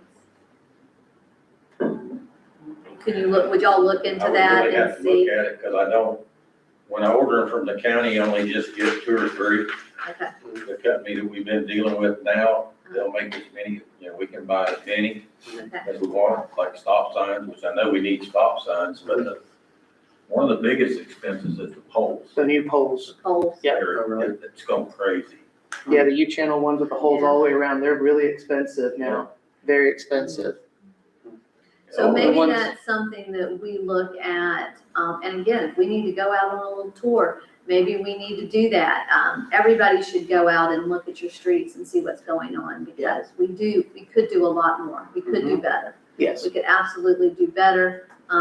We understand that, we have some budget constraints, but we could do better. Also, something else for us to think about as we go forward is converting, if you go into a lot of cities, and I know we've had some issues over here. Mhm. If you go into a lot of cities, all of your back crossroads are four-way stops. Right. That with Park Avenue, Mhm. you just never know. And then you've got over here on Prospect, sometimes you stop and then sometimes you don't stop. And I'm wondering how many people don't realize if they should stop or not. Right. And so from a safety standpoint, I think that's something Something we that should we look should into. look at. Okay. I think it's every other. If I It can, is like every intersection, other. Commission, I'm so sorry. When we were putting this together, I inadvertently forgot to put this in the budget. And Bonnie brought it up. We have priced this out. This item would go under professional services under City Hall. It's $7,255.56. That's from, was it UniFirst? We had priced out with 3 companies, but this is for all of our employees, Public Works, Fire, Public Works, Gas, the Utility Department, anybody front-facing the public to have uniforms. Oh, yeah. Public Works would have uniforms that would match. The service also includes a weekly pickup. They would dry clean all the clothes, clean them. If they get ripped, if they get jacked up, they replace them free of charge. They all get sized, and they can get 2 sizes every year in case someone eats a little bit more at Christmas How time. much is it? It's $7,255.56. And that covers all of our public works and our utility billing Mhm. and gas And staff, and staff. and staff. Absolutely. The only staff members that would not, I believe, were Birdie and, no, Jocelyn would be covered. Sheila's the only one. And Sheila. And I don't need any either, it just doesn't matter to me. Yeah, but for Steve likes wearing the tie, looks sharp as a knife every day. But for us, we could have the city logo on our shirt. You could even have the department and your name. I mean, it's, I think that's- they've priced everything up for us really nice to look like a professional outfit that we should be. So That's really important. I forgot, and Bonnie, thank you for bringing it up. I'm sorry. You put a lot of work into that. I'm sorry I forgot that. Make sure, if Absolutely. you would, that the employees, especially those in public works and gas, that they've looked at that material. They have. Make sure that they're on board with it, because some of that, They were involved in every meeting and met every company, and we have not only is it the look, but for the guys outside, it's that nice material that keeps them cool in the summer and warm in the winter. So you go long sleeve in the winter time, short sleeve in the summer, neoprene, sweat, what is that called? What is that called? Wicking. Wicking, sweat wicking. Yeah. That's incredibly important, that we look like we're professional. Is it okay if I put that in here? Yes. The cost under the professional services? Yes. no. Yes. I think I that don't- given the current budget, could I finish? Mhm. Given the current budget climate for a municipality of our size, I think that is excessive. I think Public Works needs safe clothing. I don't see that for, I don't see Well, that. I think that really as an insult to these people, especially the ones that work outside. Yes, I mean, Yeah, they need the right equipment on it. It's terrible to work out there. Like Mhm. today, for example, it's like 90 degrees, 103, you feel like 103 Right. degrees. It's very, very difficult to go out there and work when you take a look at all of our public works and gas people out there. Yeah. So I mean, I think it would be the right thing to do. They'll look sharp. Mhm. They'll know that they work for Crescent City, Yes, Mhm. and that's important. That's, it's a safety thing. If they And- come and and knock on the yes. door, Yes. you know that that's an The employee. city already pays for our shirts, Right. Yes, Right. I know it. like we buy them outright. Right. And then we take them home and wash them, but then once they're bad, we throw them away. yeah. So I keep mine. And so they Yeah. would, they would. This way they replace them just or- continue replacing them. That's If there's a tear or a hole, rip, they don't charge any extra, they just replace it. That just seems like a bargain. And it's dry cleaning, they come and clean them, the guys will look sharp all the time, every week. Have you done have you done checks on these companies? Oh, yes. Make sure you got some good reference checks. These are But top-notch I think companies. this comes down to, not only do we want to take pride in our city, but we want to take pride in our employees. Yes, ma'am. And that's very, very important. And so sometimes, it's the little things that we don't think about, but it's the little things in making sure that they have a shirt when they're out in public, that they Yes. look professional, they look put together. And I think that, that's important. Uniformity is important, you know. And I think for everybody too, to know who, and with the new employees coming on, the new employees have to wait before they get shirts, they're having to wear their clothes. Right.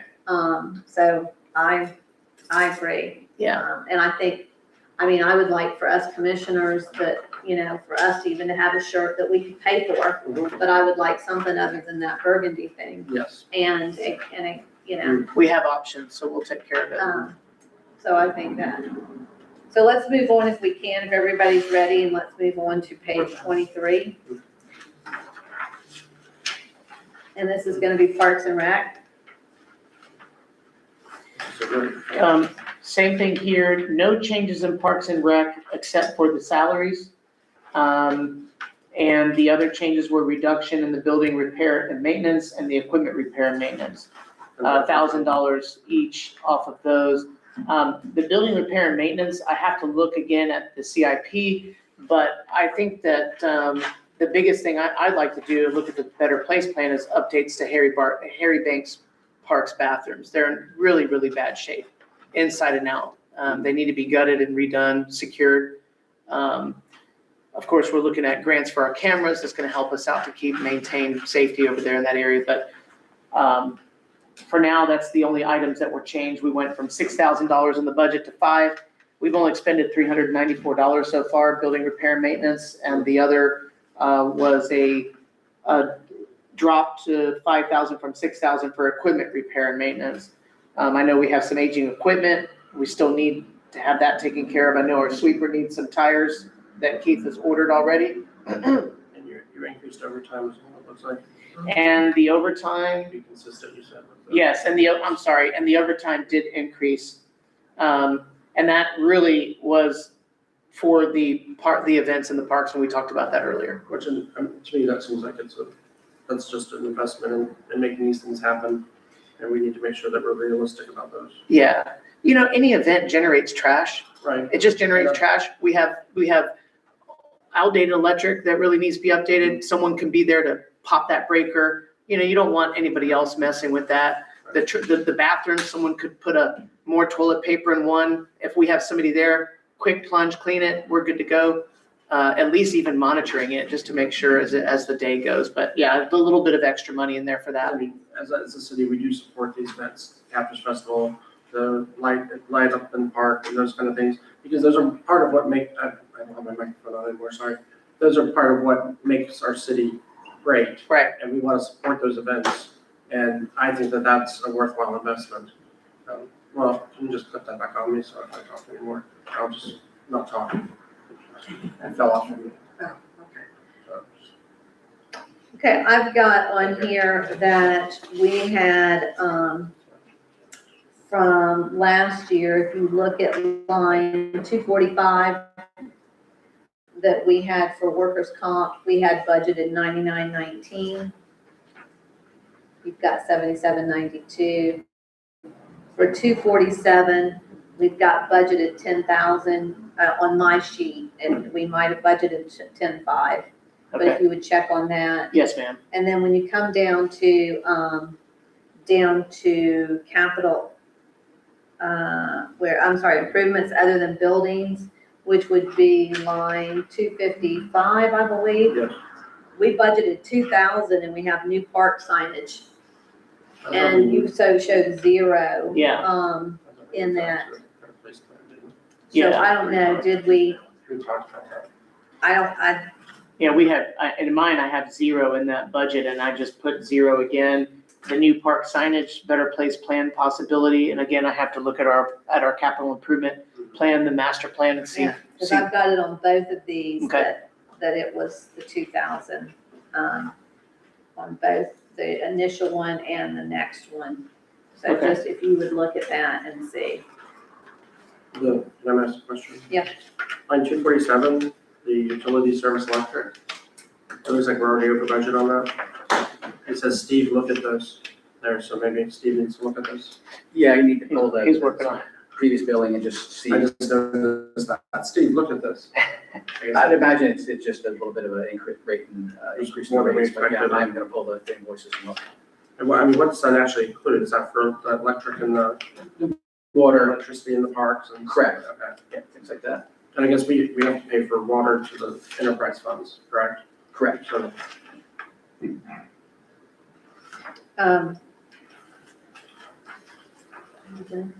I am, yes, thank you. So, a question I have, we've had 2 employees retire out there. Are you fully staffed? Are you fully staffed now in Public Works? It will be tomorrow, Answer is yes. but I could use another employee. That was my next question. Yeah. It's my understanding from some of the employees that they can't, Keep up there's the a work. lot. There is. And as soon as they're on one project, and especially since we only have really one that does it, they get pulled off to turn water off, they get pulled off because somebody's got a water leak. Right. And then that can take care of, that wipes them out for a whole day. Right. So I don't know, that's something for you to, if you look in this budget, At $18 an hour, you're looking at around roughly, Mayor, about $38,000 a year. Salary alone, no benefit and no 8.5%. So,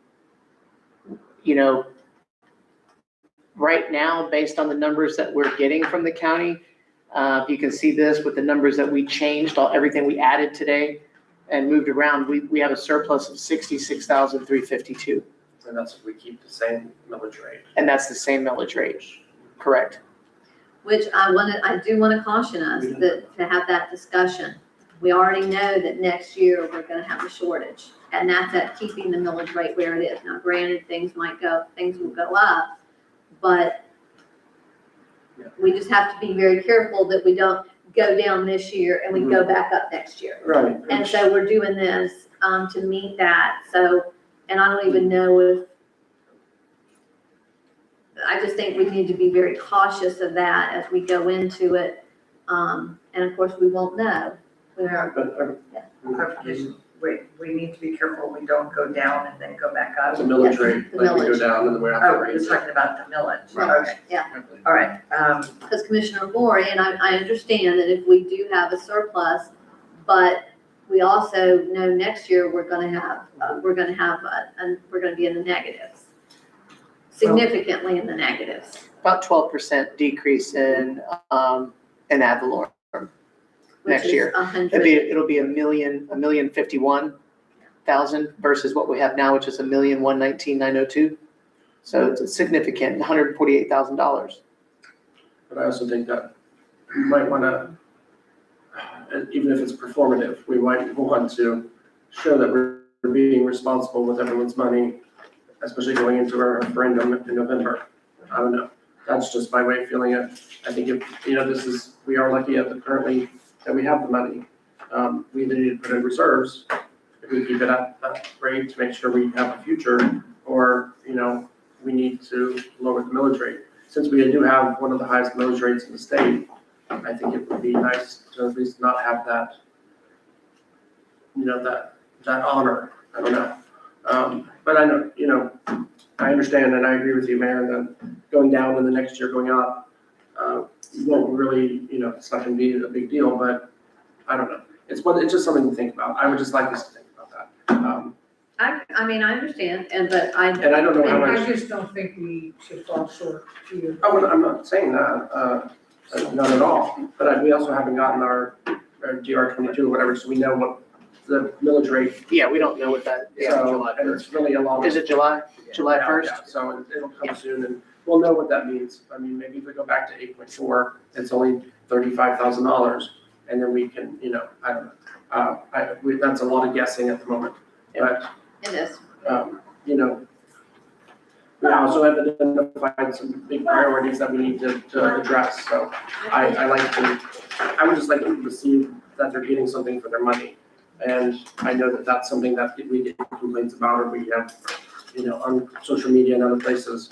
And I think a lot of that has to do with putting some money in public works and fixing some of these things that we've never had money, we've never given them money to do. And it's not anyone's fault, but it's having Bring more. more businesses in, Well, and we'll bring more houses and businesses in. and all that will Get come the down. streets look nicer and the. And I'm gonna say to Commissioner Roy, and I feel very strongly about this, is we should, I understand what you're saying about that. We should never govern based on what's on Facebook. No, I don't, not at all. And that's, because much of what's on Facebook, especially what's been recently stated on there, is all incorrect. I understand. It's I agree. falsities. And Completely. again, like Commissioner Burton said, if they're also worried about this, Why are they here? then yeah, I know. we're trying to do the best we possibly can, with what we've got. No, I agree. With what we've got. Something with you. So I understand. If we do have an overage, if we do find we have an overage, then we all need to put our heads together and figure out what do we do with that overage? Is that something that we put into a reserve? Because that has a double-edged sword too, because we have eliminated ourselves from being able to get some grants because they look at us and say, you already have too much money in your reserve, With us having this agreement with the county, the reserve was set aside, because of the cleanup that was done Right. back in the early 2004. 2000s when we had those hurricanes. Mm. So that's just something that, everybody needs to put their thinking cap on and think about, what do we need to do with this? Mayor, Yes. if I could. So it seems to me that Crescent City never really has exactly an overage. I made a list of, we haven't even gotten to our capital expenditure needs. And by the way, our master plan is only for the CRA. It's not a full city master plan, and it doesn't have anything to do with our public works equipment, or all that kind of thing, but just in sitting here today, a little list of significant expenditures, $7,800 for putting land development code for Unicode, $20,000 for handheld meter reading update, and that's not in the current budget amount, right? I'm sorry? Handheld. The handheld, the meter we could put that in update, better the place. handheld, okay, which we don't know. Accounting and billing software for $100,000, unmet needs with patching our roads, and we have not even talked about sewage and drainage. So, and I have a list, we talked about the need, Commissioner Burton said, well, if we had more residents and businesses, a lot of our budget issues would be much improved, they would not be a problem, I agree with that. And I think we should talk about ways that we could make some small expenditures and do better at attracting residents and businesses that would be able to help with the basic costs of the city, which is roads, sidewalks, utilities, all that thing. So, but I don't know about y'all, I'm done for the day. It's been a long time. No, I am too. So, And and so we will be back here on Thursday at 10 o'clock. What are we looking at Thursday at 10 o'clock? What are you gonna have ready for us then? We're gonna have, I believe we're gonna have, did we decide if we can have CRA? And we're gonna be looking at CRA and the enterprise funds? No, Or not, the CRA, but we don't have, we and don't, Better Place? and Better Place. wasn't it notice for general fund? Yeah, that's what it says on. What was it noticed Notice for? for general General fund. fund. Oh, so Notice it's gonna be for this again, that's right, for the second. Kind of. We'll have answers on what you had, the questions today. We'll update everything. I'll have updated spreadsheets for you. We'll back We're gonna check. go over the general fund again? And I think that's what we had it's discussed. just, I mean, some of We the never stuff that we have a discussed that. problem with Uh-uh. is waiting on like DR 22, which we're not gonna have till July 1st. Till July 1st. Can we do the CRA? But I mean, We really don't know what what we're gonna be getting tax wise. And it was not noticed. Have you Right. sent out, what have you sent out? Have you sent out an agenda yet? Yeah, it's on the win, it's on So the. you sent out website. an agenda and you sent out there for the general fund? Mhm. That's what it says. So, I can hardly wait. Brian? I don't wanna go through the general fund again. I mean, our time is, Yeah, we don't need to. I don't wanna go through our general fund again. So when's our next workshop Yeah, I was gonna say, scheduled? can we set, when's the next We workshop don't have scheduled? another one scheduled. I didn't think we This did. general fund workshop is on the 18th. Would you like to Right, which repurpose? is We Thursday. don't have anything after that. That's it. Right, we don't have anything else scheduled. So we can see what your all schedule is and we can just go straight to our Better Place. And we can do that on the next meeting. So when's the next availability that you You don't guys? have it, so we're you not- don't have it. No, we have to advertise, yeah. Well, we have, there's no agenda packet that's put up there, correct? But the agenda says that it's for. general Okay, fund. everybody, let's pull out your schedules. I was very surprised that we spent so much time today because the notice said general fund also on, what was it, Thursday at 10? Yeah. Yeah, so I was surprised. Well, Oh, we got through it, which is Just kind in of the prior nice. commission, we We got through it, yeah. Yeah, it's kind of nice. And that was Out of the way. So that clears us for Thursday, everybody. Thursday's clear. Thursday's clear, So we can take that off, right? and I'm not available next Steve, week. what, can we look at the, we can go ahead and look at the Yeah, enterprise because funds. we could correct? advertise it as general fund, correct? Yeah. So we're going to have to, So for the the next will be next one, we're enterprise gonna have to advertise. Yeah, I guess I just had to pick a date. Okay, so the next one, Mayor, will be enterprise funds. If So y'all we're pick, gonna do enterprise funds next. yes, Okay, are you gonna do all the enterprise funds? all of the enterprise funds. Okay, so we need to look at a very lengthy day, It's gonna be the same as today. and I need everybody to get out your schedules. I have some comment. You're not here next week. I am, but I'm tied up for the week. Okay. So what does the 8th look like? And we're trying to really put these all together. Yes. One, Yes. We're talking about it. I'm good on the eighth. I'm good on the 8th. Everybody July- on the 8th? July 8th. Wait a minute, what is going That's on? the day before our commission meeting. Yeah, and that's what they're presenting. I love it, because all that registration. Okay, so what time? I love it, love it. So do we wanna do it 10 o'clock? 10 o'clock's great.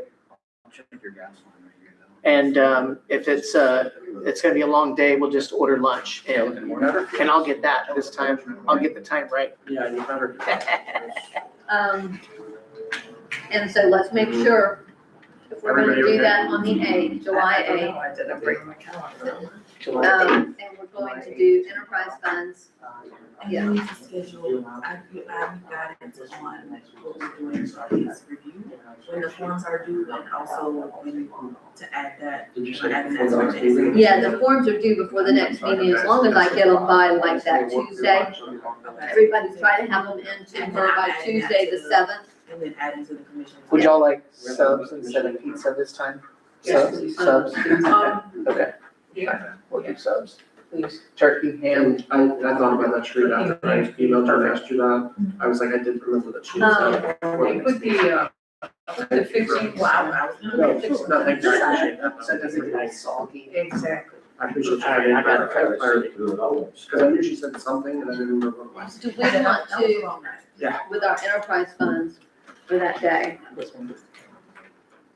Commission, do you want to try to power through for the entire day and get CRA and Better Place done too? Whatever, I'm available. If we stop for lunch? We'll And then we have a commission meeting the next day, I'm just going to repeat that. If we get our tax. That's I okay. can- I I'm willing to put 2 days in all in 1 week rather than scatter shoot it. We should have our tax stuff in by the first, so I'm anticipating we will have the answers. So yes, we can do it.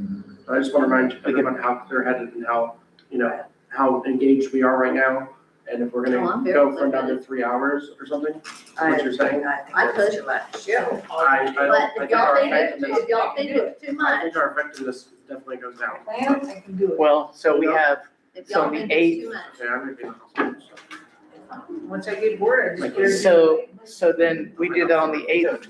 The next day is our regular meeting, Right, our regular agenda, so that's a lot. I think it's a lot. I think it's- Don't you have a reception too that day? Yeah. What? For, Larry, Can you start? Yes. Anyone? on the night, Okay. Larry. Mayor, we're still in session, though, we're all talking at On once. that Thursday. What are we doing? I'm trying to figure this out. Thursday. We're not doing anything this Thursday. So we're meeting July 8th, and then July 9th, we have commission meeting at 6 o'clock. But Linda July just 8th at raised. 10 o'clock. What do you have for Larry? So why do I have reception at 4 o'clock for Larry? Oh, that's right, Larry. That's on Thursday. Right, but that's what Same Linda's day as the saying. commission? Yes, Yeah, it's before, before. it's before that Four commission. o'clock. Okay. Yes, okay. Did I wait?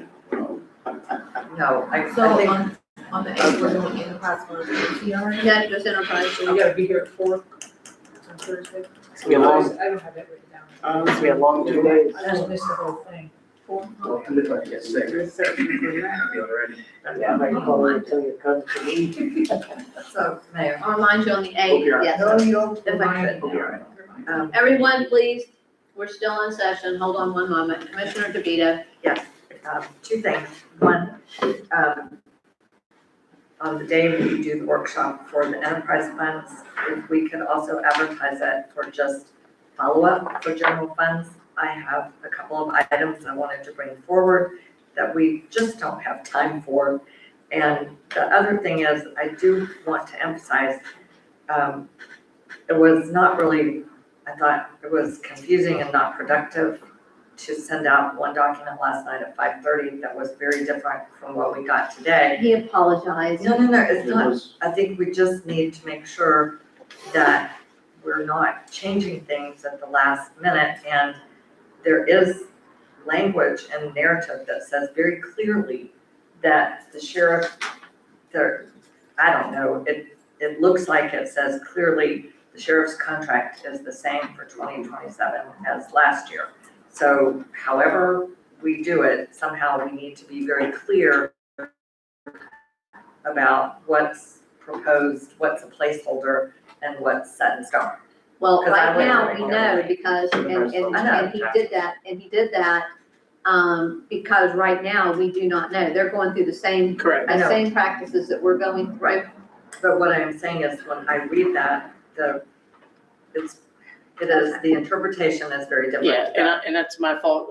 Writing it that way, I was meaning to say that it was in there last year at that number, and we're keeping it at that number today, so. Until And I'm clear such on that. time. Right. Until such time they tell us otherwise. Right.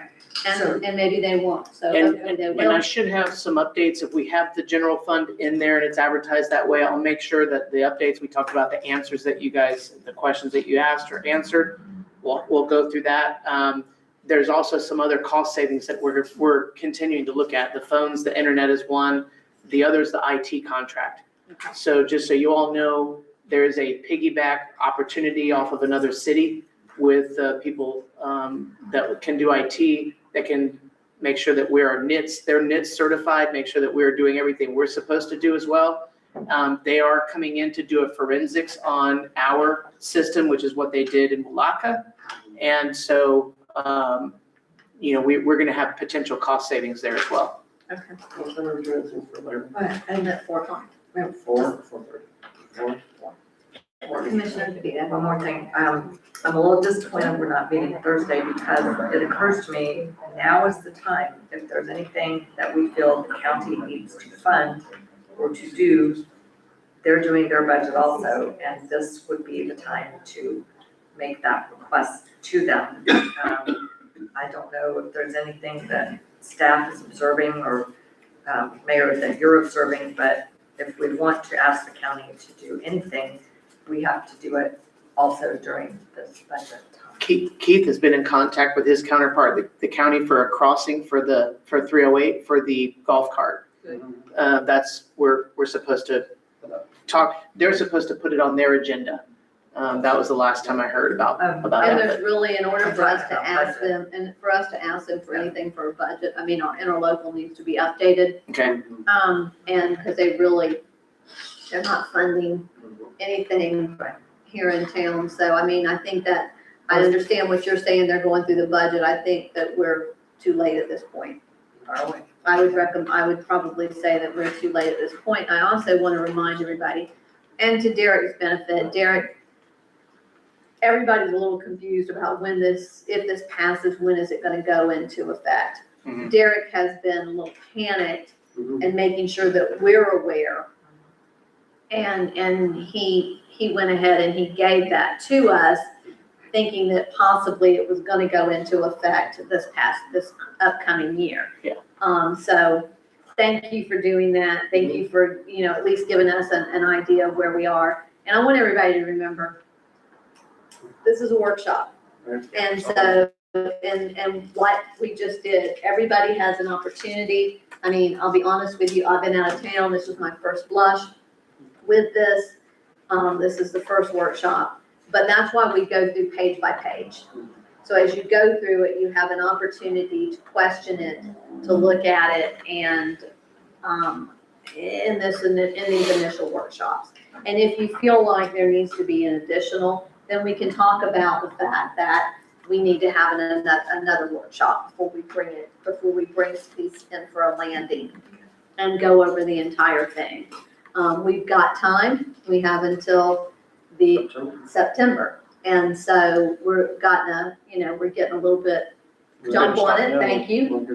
I think the biggest thing right now is we need an amended budget, a budget adjustment. yes. So we need to do that. Last year, we were doing them simultaneously, and it was like we're kind of in that same posture, and it makes it a little difficult. And when you look back on the past records, it makes it a little difficult to read also.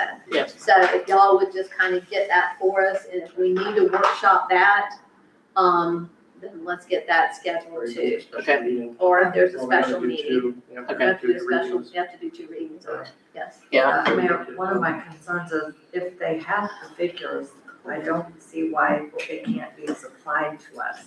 I mean, they don't have to have a proposal for how to use the money to give us the year-end figures. And I think I would like to see it. I'm assuming you would all like to see it to know how we actually closed out the prior year. I'm somewhat uncomfortable going with these discussions. I just think it would be helpful to all of us. And as I said before, the Black Commission, they've had the same sentiment. Can we just have the figures without the proposed? Are we ready for that? 99.9%. It's almost there. Okay. It's almost there. And what I'd like to do is have a special meeting where we can do that budget amendment, and we can also do our increase that I brought you all a read ahead for the rates for the gas department. And I'm a little mixed on this, and I don't know how the commissioners, how you feel about it, but I understand what you're saying, Commissioner DeVito. But I don't want anything until we know that it's right, because when we get it, that means somebody gives it to the public, or that goes out to the general public.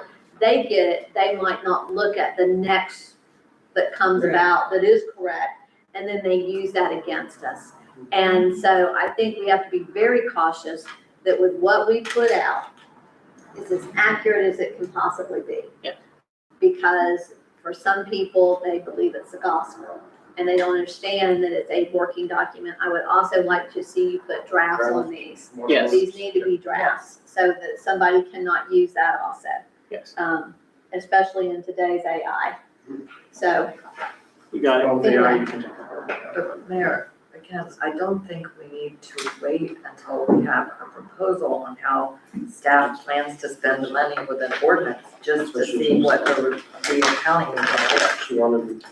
Right, and I understand what you mean, you don't want to put out inaccurate, whatever, but Yeah. there's a middle ground here somewhere, sure. Yeah, but if they send it out, it goes somehow or another, it ends up with the public. Well, it is public. Yeah, I mean, it is public, I'm not saying not to get it out to the public, but when it comes in, when it comes to us, It needs to be accurate. it needs to be accurate because it goes to the public. That's what I meant to Think, say. think how frustrated this body is when I bring you guys, you Well, know, and she's right, stuff every that's not single one done. of these pages should have draft order. Yeah. Every single one of them until we're ready for the final thing. Yeah. I'd like to, make a motion that we adjourn. Thank you. Yeah, I don't have to, I'll just, this meeting is adjourned at 5:43. Thank you all for being here, it was a good, yeah, by the time we're done. We hear about it all the time, you know, all I the was money, gonna they say, you run back and you bring it back.